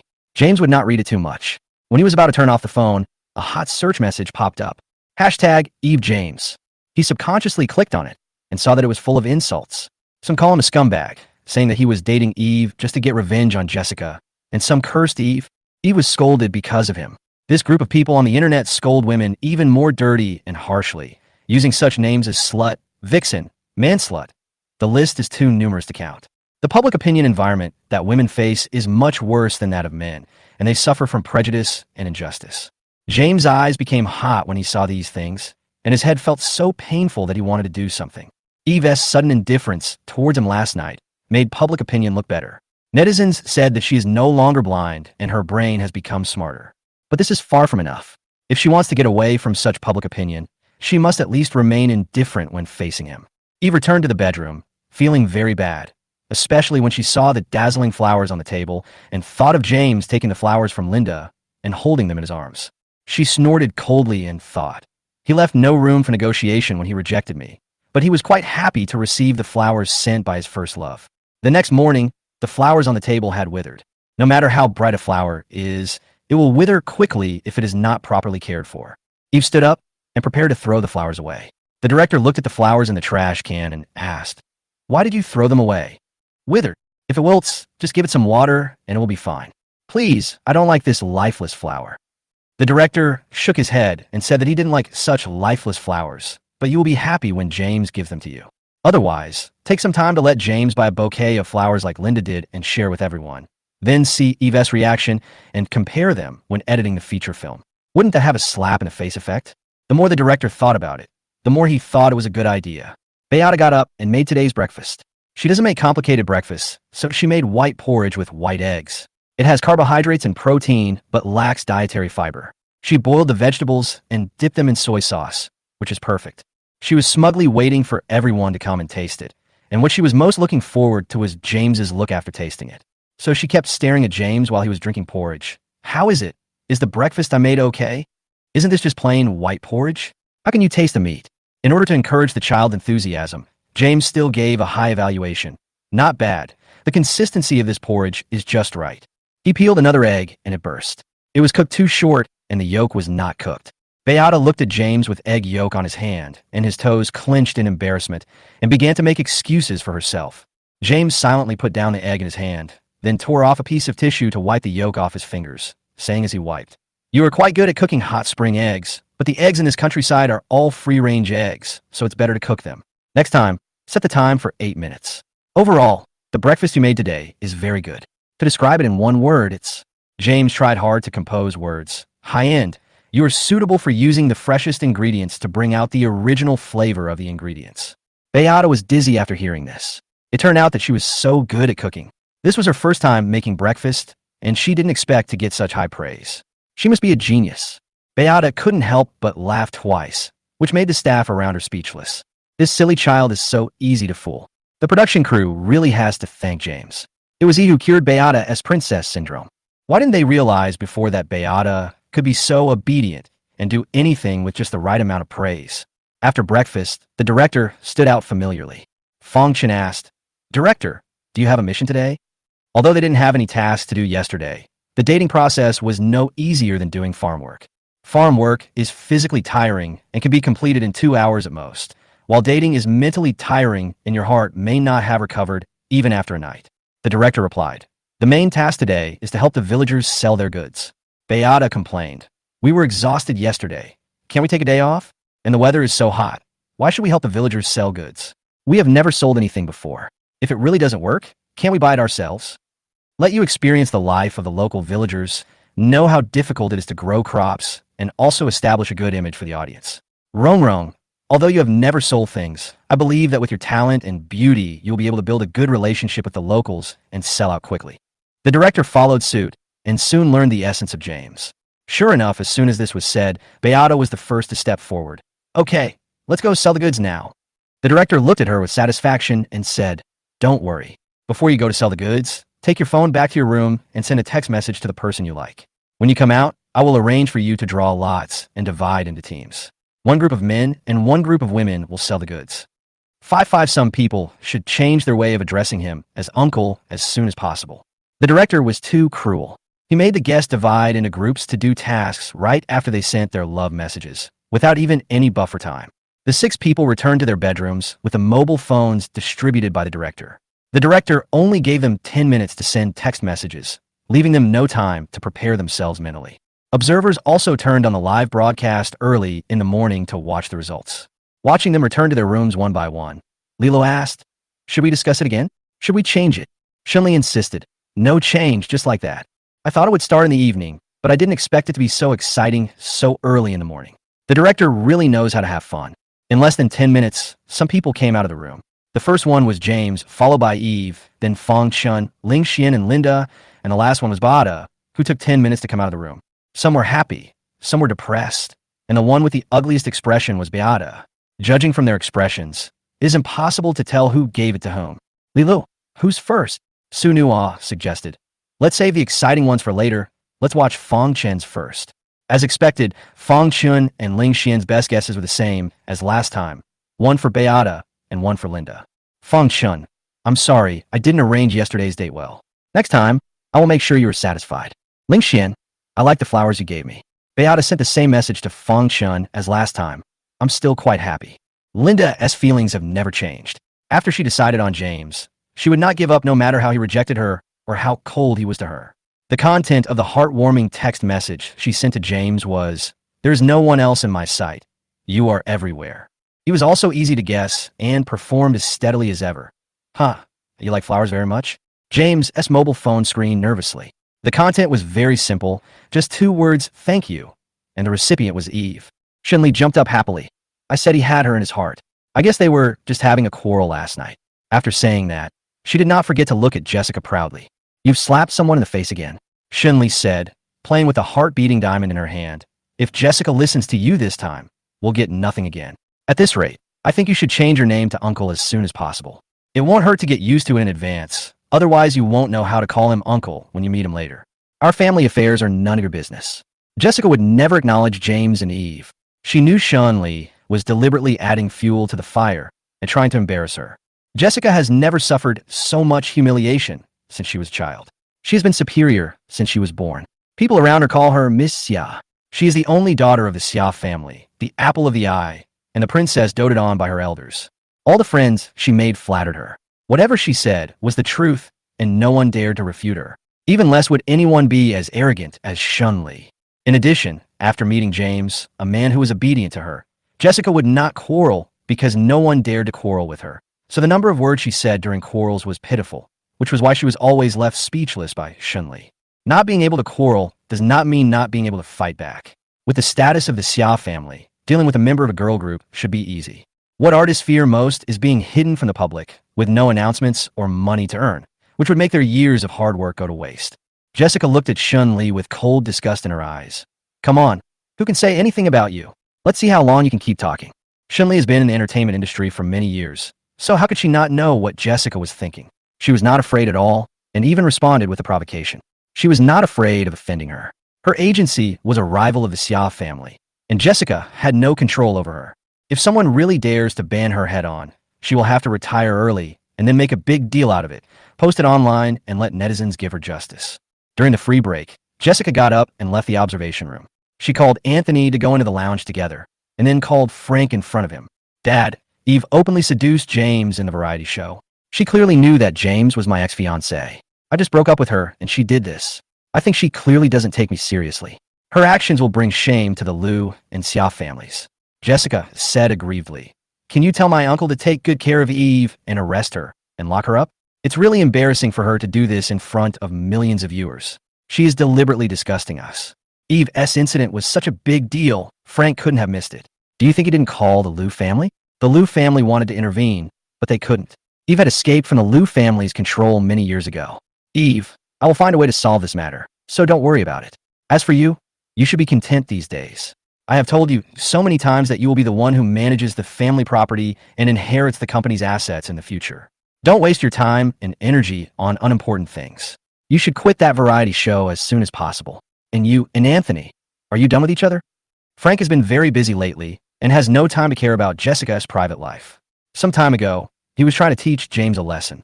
After that, some of his small companies had various problems and were frequently reported. He didn't lose much money, but it was a hassle, and he had to deal with it in person. So he was very busy during this period, and he even spoke weakly when he answered the phone. The phone was on speaker, so Anthony could hear clearly what Frank said on the phone. Hearing this, he could only clench his hands and try his best to endure. Frank has always looked down on him. After all, he does not have a good background, his education and experience are not high enough, and he is of no use at all. For profit-seeking businessmen like Frank, people who are of no use are irretrievable waste. As long as Frank doesn't give in, it won't matter how much Jessica likes him. If Frank hadn't driven him away, he might have married Jessica. Dad, I want to discuss something with you. Doesn't the banker want to maintain a cooperative relationship with us? Then let them register Anthony as their son. James has been kicked out of the house anyway, and Stella is too old to have children. When they die, there will be no heir. Anthony's eyes widened with disbelief. Jessica had never mentioned this to him before, and now that he heard it, he was not only surprised but also delighted. The banker is not a bad person. He has status and money. Otherwise, Frank would not have chosen to marry the banker at that time. If he could officially join the Zhuang family, he wouldn't have to be a small actor in the entertainment industry.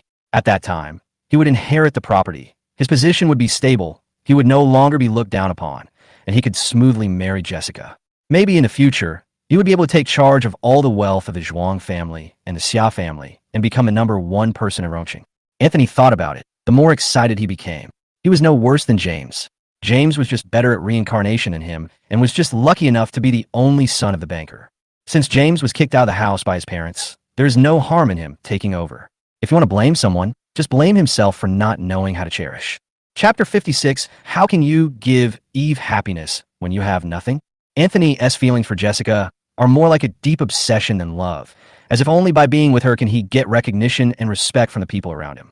Anthony was jealous of James. He wanted to have what James had. He had thought more than once that if he was born in a banker's family, he would have power, status, and a lot of money.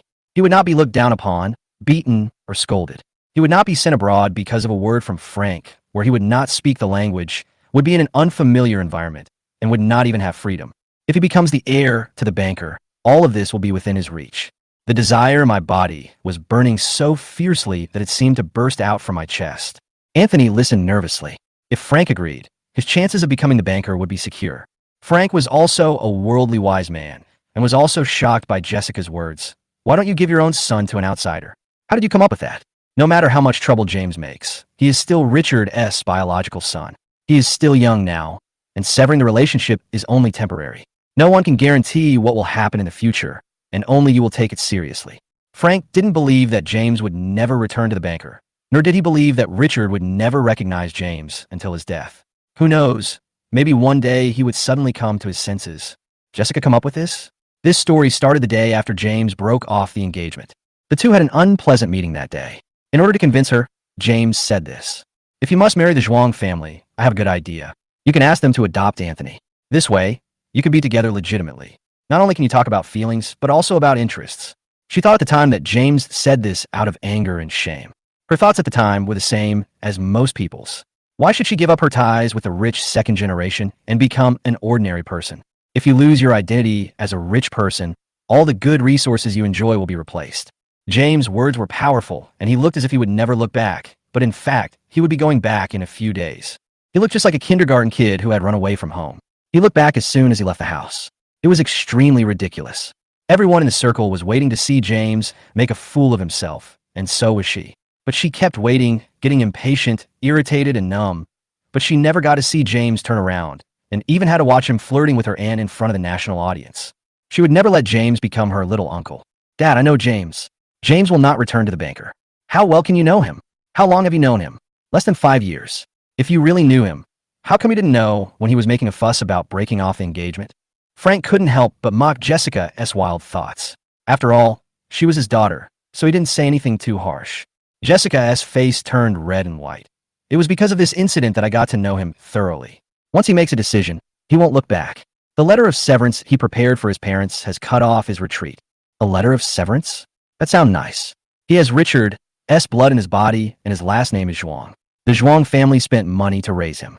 Can a letter of severance be enough to end it? The law doesn't recognize it. Don't tell me such unreliable things. I know you are considering Anthony, but you have to be practical. Don't forget why James broke off the engagement with you. It was because you ran away to accompany Anthony. To put it bluntly, it was Anthony who caused it. If it weren't for Anthony, would he have broken off the engagement and severed ties with his own son? If you send the culprit over now, believe it or not, Anthony will be beaten to death before he even goes to jail. Anthony heard this. His face turned pale, and his originally excited emotions turned into dead water. Frank said made sense, but it was Jessica who was dreaming. The banker didn't even want his own son, So how could you want someone who came along halfway? Dad, Jessica was also anxious. Then let me make it clear to you. I can only be with Anthony in this life. I will not listen to your arrangements. The only person I can marry is Anthony. If you send Anthony abroad like before, I will go with you. If you force me to marry, I will give birth to a grandson for you in advance. You are so self-degrading, stupid, and absurd. Frank was so angry that his blood pressure rose because of the rudeness of his daughter, whom he had raised with great effort. His trembling and heavy breathing voice could be heard on the phone. Jessica gritted her teeth and made up her mind. Dad, let's take a step back. You can find a way to get Anthony into the banker and have him build a good relationship with James' parents. Just put a name on the banker and don't interfere with the property. I think the banker will agree. The banker is not like our family. We have many relatives. Their relatives are indifferent. James and I have been together for all these years, and I haven't seen many of them. The sound of drinking water came from the phone, and Frank didn't say anything. Jessica knew that this kind of thing couldn't be rushed, and she had to give Frank some time to accept it. Frank thought about it for a long time and finally sighed helplessly. He had spoiled Jessica for more than 20 years, and it had become a habit. I can arrange for Anthony to join the dealer and create opportunities for him to get close to Stella, but whether he can seize the opportunity depends on him. It depends on his luck after he joins the dealer. I will not interfere or provide help. You can't put a knife to Richard's neck and ask him to acknowledge this cheap son and give him money. There is no such outrageous thing in the world. My words alone don't count. You should also ask Anthony if he is willing to bear the consequences. It's embarrassing for him to enter the dealership with his identity. If he gets beaten, I can't save him. It was a pleasant surprise that Frank was able to give in. Jessica looked at Anthony and asked him with her eyes without saying anything. Anthony immediately said, Uncle Xia, I am willing. As long as you give me this opportunity, I will seize it firmly. As the saying goes, you can't get a tiger cub without risking it. Who can predict the future? What if Anthony really inherits the Zhuang family's property? Then the Xia family can swallow it up. In short, it is not a bad thing for Anthony to join the banker. He has status and position. If he can get some shares of the banker, it would not be a bad idea to let him become the son-in-law of the Xia family. Thank you, Dad. Jessica, don't do things you shouldn't do. You're already this old. You should be obedient and sensible. Grandchildren can only be born after the engagement. Do you hear me? Jessica quickly said she heard it, and an unpleasant call ended. After hanging up the phone, Jessica said apologetically, I'm sorry, I didn't discuss it with you in advance. You're doing this for my own good. Anthony is so successful in the entertainment industry is because of his pleasing face. It's hard to say about Richard, but James' mother Stella should be easy to control. James, don't you want to get away from the dealer? Then I will help you get rid of all the money and make you an ordinary person with nothing. Now that you have lost the halo of being a rich second generation, what can you use to be with Eve? I want you to watch your identity and status being replaced and everything you once had being taken away. Chapter 57 Mission. The only person who changed in this heartbeat signal was James. Last time he sent the signal to Beata, but this time he sent it to Eve. Ling Xian failed to receive the signal again, which dealt a serious blow to his self-confidence. He had woken up happily this morning, but now he has been unhappy all day. He has to go on a mission to sell goods later. How can he sell them in this state?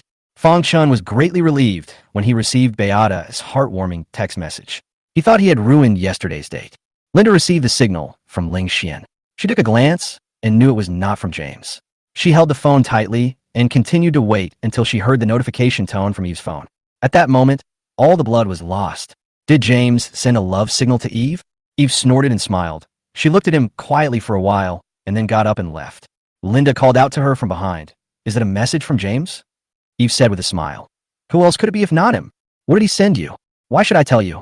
Linda was really anxious and dared to ask her this directly in front of the camera. Linda also realized that she had asked the wrong question. She was too eager and utilitarian, which would leave a bad impression on the audience and would also bring trouble to James. Thinking of this, her face turned pale and she lowered her head and silently restrained her expression. Eve went out. James was already standing in the yard, and the director asked him to draw lots. There were 3 balls in the box. He opened one at random and saw a piece of paper with the word watermelon written on it. His task today is to help the villagers sell watermelons. Eve wanted to be in the same group with James. She had to draw a watermelon. She was never good at drawing lots and had very bad luck. When she took it out, she saw that it was a vegetable. She couldn't be in the same group with James, and Eve was in a bad mood. The person assigned to the same group with her was Ling Xian. Facing Eve, Ling Xian was inexplicably afraid. He stood over and smiled awkwardly. Happy cooperation. Linda also came out and drew the egg. Eve saw it with her sharp eyes, which meant that Beata, who was the last one to come out, would go on a mission with James today. Eve stared at the last ball in the box. If she had known, she would have come out later. Now, Beata got the advantage for free. However, she still likes the ignorant Beata better than Linda. Beata was the last one to come out. Why was she the last one? Because she was waiting for a message. Last time, she received 2 text messages. This time, she also wanted to see if there were 2 messages. But she waited and waited, but there was no message from James. James finally stopped sending her crazy text messages. She should have been relieved, but for some reason, she felt empty inside. When she came out, everyone was waiting for her. She picked up the last ball and opened it to see, what is a watermelon? The director explained, watermelon means, today you and James are going to sell watermelons together. Huh. She quickly looked at James. I'm going to sell watermelons with him? Director, do you have any comments? Beata shook her head. No problem. Her empty heart seemed to be filled with a small piece of cake. James, with her chin up, folded her arms and said, let me make it clear first. I was assigned to be with you because of the program rules, not because I wanted to be with you. Stay away from me when I sell watermelons. Don't talk to me, and don't hold me back. She looked at the camera closest to her and thought to herself that she had to make her words clear so as not to be misunderstood by Jessica. But her attitude inexplicably gave off a kind of there is no silver here. James just thought she hated him, which was the situation he was most happy to see. Don't worry, I won't disturb you. Eve, who heard the conversation between the two, walked over leisurely. She approached Beata and said, you hate James so much that you don't want to be in the same group with him. How about we switch? You wish. I won't grant your wish. Don't forget that you're Jessica's aunt. How can you always stick with James? Beata was stunned for a moment, but then she reacted quickly. Besides, the director said that it will be decided by drawing lots. This is the rule, and it cannot be changed just because of you. If you want to change it, change it. You think this is your home. You gave him a cold look. The director quickly turned his back and pretended not to see it. The group set off in a car and carried out their tasks separately. Looking at the huge truck of watermelons, Beata was stunned. Director, are we going to sell all this truck? Yes. How much? You can sell in the market or on the street. You can sell it however you want. Can we broadcast it live? No. In the summer, watermelons are cheap and can be bought everywhere. They're not rare. If you sell them through live streaming, the shipping cost will be as much as the watermelon itself, and watermelons will spoil easily on the way. Beata initially thought of selling goods through live streaming, but she didn't expect to end up shouting on the street like a vendor. She knew that nothing good would happen in this village. The director was the same. He was always thinking of something bad, and he only knew how to make trouble for others. I've only bought watermelons and never sold them. How can I sell so many? Beata wanted to lose her temper again, and the audience in the live broadcast room were also waiting for her to lose her temper. The director knew she was the most difficult to deal with and was thinking about how to settle her. James, next to him, said, a mature and independent woman like you will be liked wherever you go. You are also so beautiful, and everyone loves you. It will be easy for you to sell watermelons. I believe that as long as you stand here, you will be a human advertisement. You will be the first spokesperson for watermelons this year. Beata didn't respond, but quietly opened the car door and got in. After a while, a little head popped out of the car window and said, let's go, we're going to sell melons. Still as easy to fool as ever. Beata's obedience greatly reduced the difficulty of this mission. James sat in the driver's seat and drove the car to the vegetable market. He planned to drive for a while and stop to sell the melons. He should be able to sell all the melons along the way from the town to the county town. For this purpose, James also prepared a speaker recording. Eat watermelon, everyone come and eat watermelon. A watermelon jumped off a building. A watermelon jumped off a building. Mom, I want to eat watermelon, big watermelon. Buy it, big and sweet watermelon. Buy it to make popsicles, drinks, iced jelly, and ice cream. It has no additives, so children can eat it with more peace of mind. The audience in the live broadcast room laughed out loud when they heard it. James is so talented. I can't help but want to buy a melon. That's right. Why can't I sell goods through live streaming? I want to eat melons and buy melons too.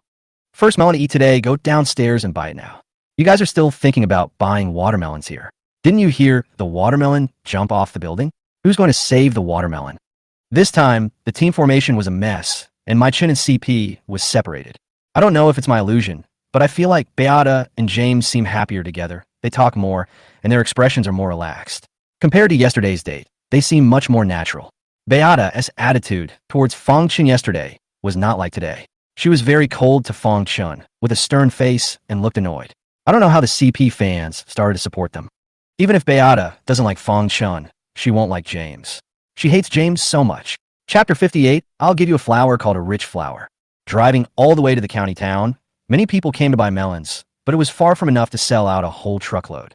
Although Beata agreed to sell melons with James, she was still unwilling to deal with strangers.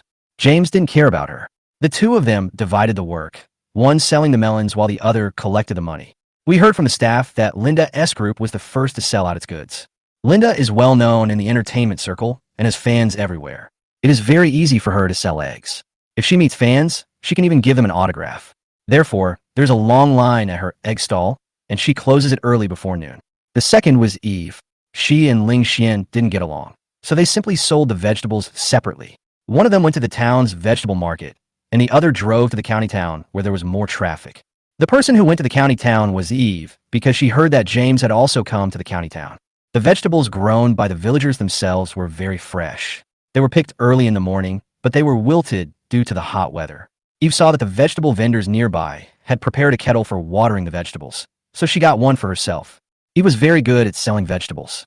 She wrote the prices on a sign, stood up and shouted in the crowd, and soon attracted a lot of people. A beautiful appearance is an advantage. Who doesn't like to watch a beautiful woman selling vegetables? In addition, the program crew has its own traffic, so many people recognized her and bought vegetables from her stall.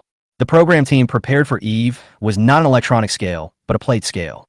The audience in the live broadcast room were stunned when they saw Eve skillfully weighing the dishes and calculating the money.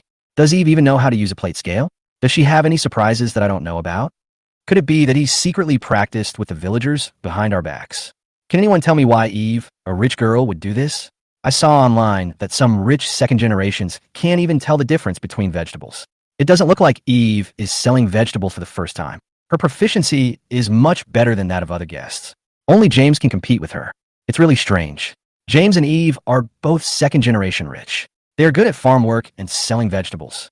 But Fangchen always talks about his rural origin, but he can't do anything. I thought it was his home court today, but it turned out that Linda was the one selling the eggs, and he even broke a few eggs. Fangchen has 3 older sisters. His family favors boys over girls. After selling the vegetables, Eve immediately asked about James' news because selling melons is not as easy as selling vegetables. This year, there was a bumper harvest of watermelons, resulting in many farmers' watermelons being unable to be sold, and they rotted in the fields. It was already very good that James was able to sell half of them in such a short time. Beata looked anxiously. When will it be sold out? It's so hot. The two stood in the shade, sweating profusely, and the small fans in their hands were completely useless.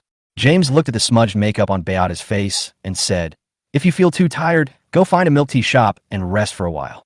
Under normal circumstances, Beata would have gone to rest without James telling her to do so. But today, she wanted to save her dignity. "No," Beata snorted coldly. "Don't get me wrong, I don't want to accompany you. It's because the program team stipulates that you can only rest after selling all the melons, and without me as a human signboard, you will definitely not be able to sell a single one." James did not refute, but smiled and perfunctorily responded, Yes. Fortunately, I have you, otherwise I wouldn't be able to sell any watermelons today. I can sell so many watermelons and make so much money, all thanks to you." Beata's face is hot. It must be because of the hot weather. At 12 o'clock noon, the staff reminded the two to go for lunch. James asked Beata to go eat first and pack a portion for him. Beata was hungry, so she didn't refuse. Not long after she left, James saw Eve. "What brought you here?" Eve said coldly, selling vegetables. "Where's your food?" "Sold out." James looked at her enviously, then turned back to look at his half-full cart of melons, wondering when he would be able to sell them all. "Then why don't you go back?" Eve sneered and didn't approach him as usual. She walked around the watermelon cart, patted the watermelons in the cart, and fiddled with a loudspeaker inside. "You like flowers?" She asked the question again. When James received the text message in the morning, he could tell Eve's sarcasm from these few words. It was obvious that she was fussing about the flowers Linda gave him last night. "Good." Eve sneered twice again, then took out a card from her pocket and handed it to James. "Since you like flowers so much, I'll give you one too." "What do you mean?" James lowered his eyes and saw that it was obviously a black card. Where did the flower come from? Eve came forward, pinched the black card between her fingers, and poked James in the chest, saying, "This is called having money to spend." Aren't her flowers better than the ones Linda sent? They're also more practical, and I believe no one will dislike them. But James stepped back and avoided the card in her hand. "I don't want it." Eve suppressed her sneer and met James' serious expression, knowing that he really didn't want it. She couldn't help but wonder, since James was such a stickler for details, whether he would think that she wanted to support him with her wallet. If she could really support him with her wallet, she wouldn't have to go to so much trouble to seduce him. It wasn't something she was good at. She practiced for a long time, did a lot of homework, and prepared herself mentally before taking that step. Unfortunately, it was of no use to James, this straight man who didn't understand romance. Seeing Eve finally take the black card, James breathed a sigh of relief and reminded her quietly, "Don't forget that there's a photographer following you. Be careful what you say and do." The sound was turned off, so no one could hear it. And it was far away, so I couldn't take any pictures. "Did you really not take the photo?" Eve actually came to see James on purpose. It seems like she still can't let it go.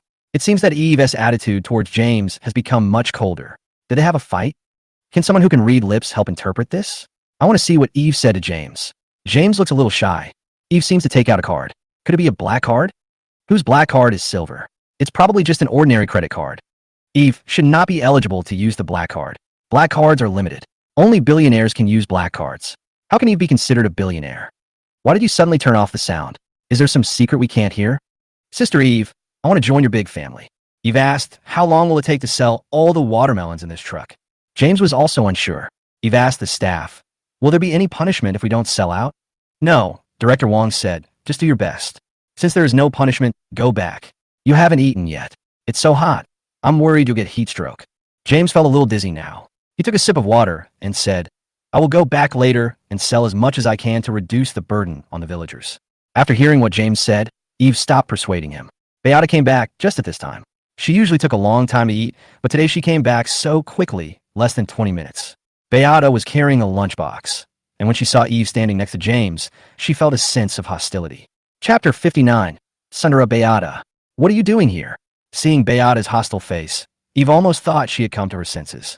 She picked up a watermelon and patted it. Buy melons, I want this one to be packed for me. Are you really just here to buy melons? Eve paid the bill and picked up the watermelon. I'm going home.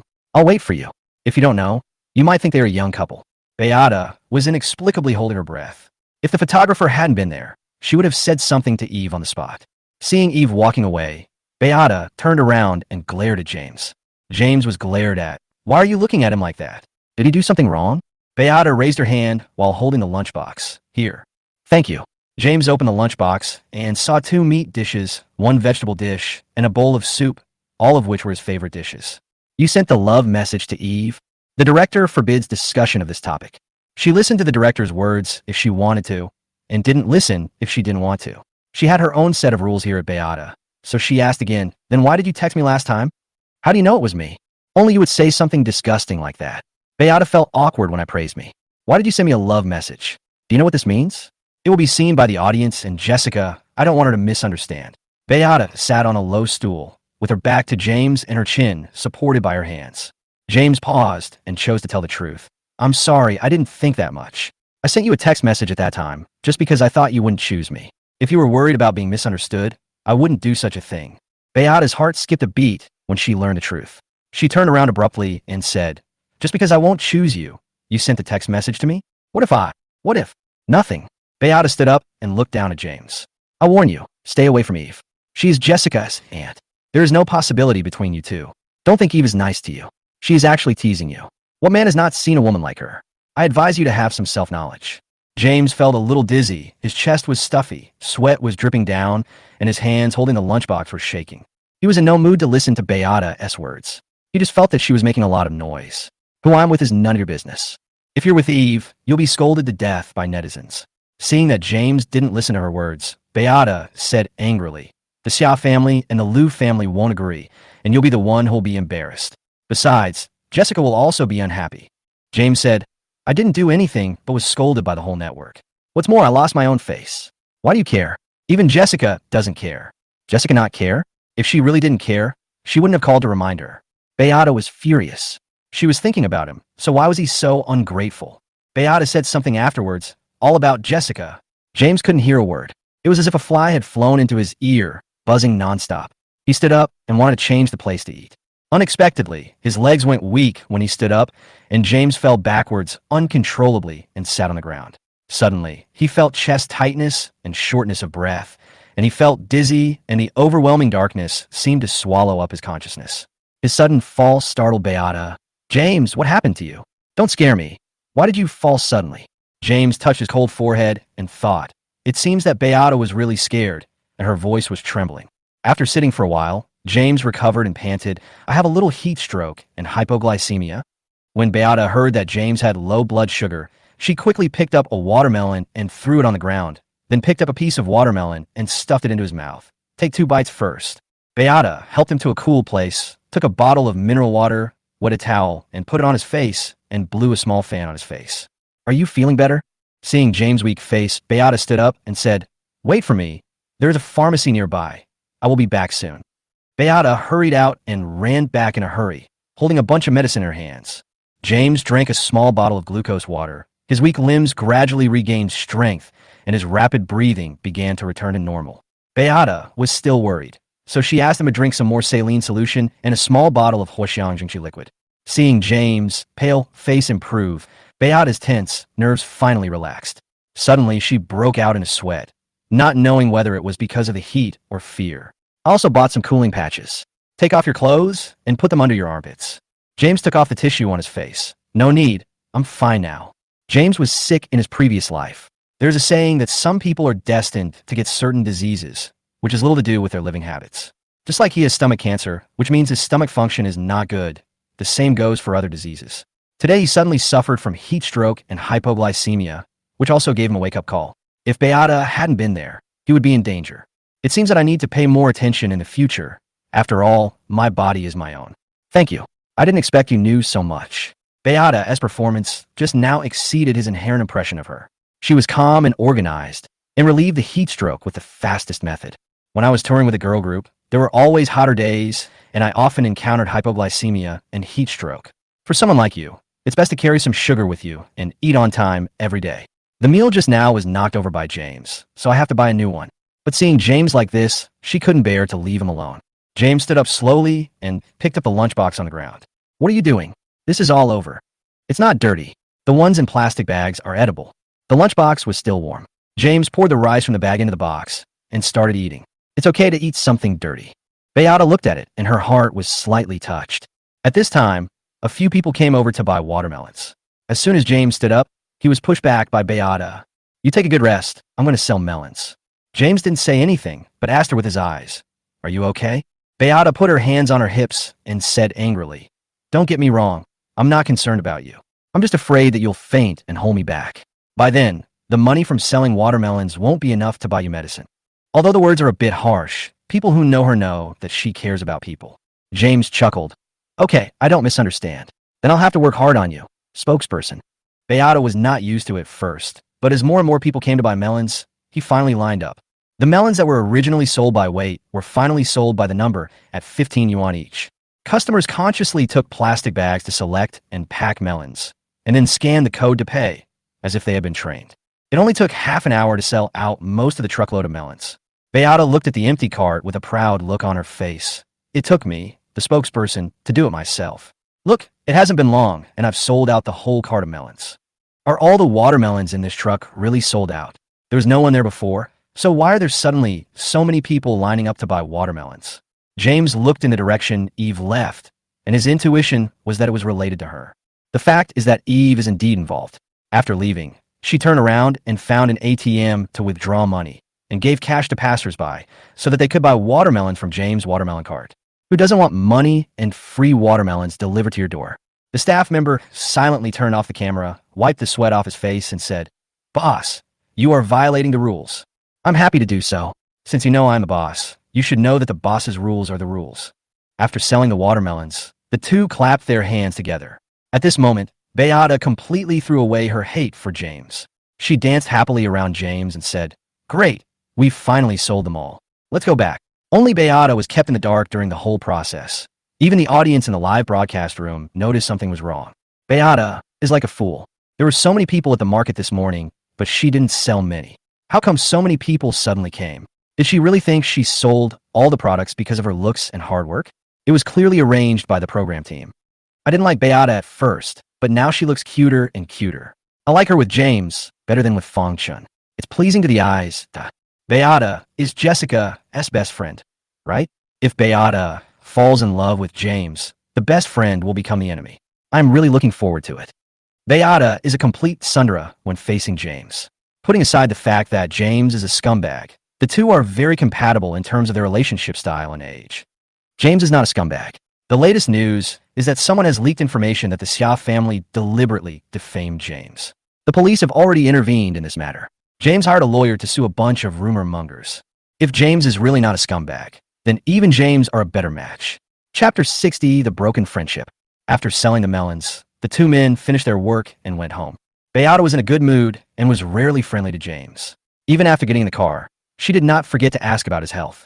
James, do you still feel dizzy? Are you feeling unwell? Don't drive recklessly. It would be better if you crash yourself to death, but I'm afraid you might cause trouble for others. Beata is not very caring about others. Often, the words of concern become unpleasant to the ear after going around in circles from her mouth. She also likes to speak sarcastically.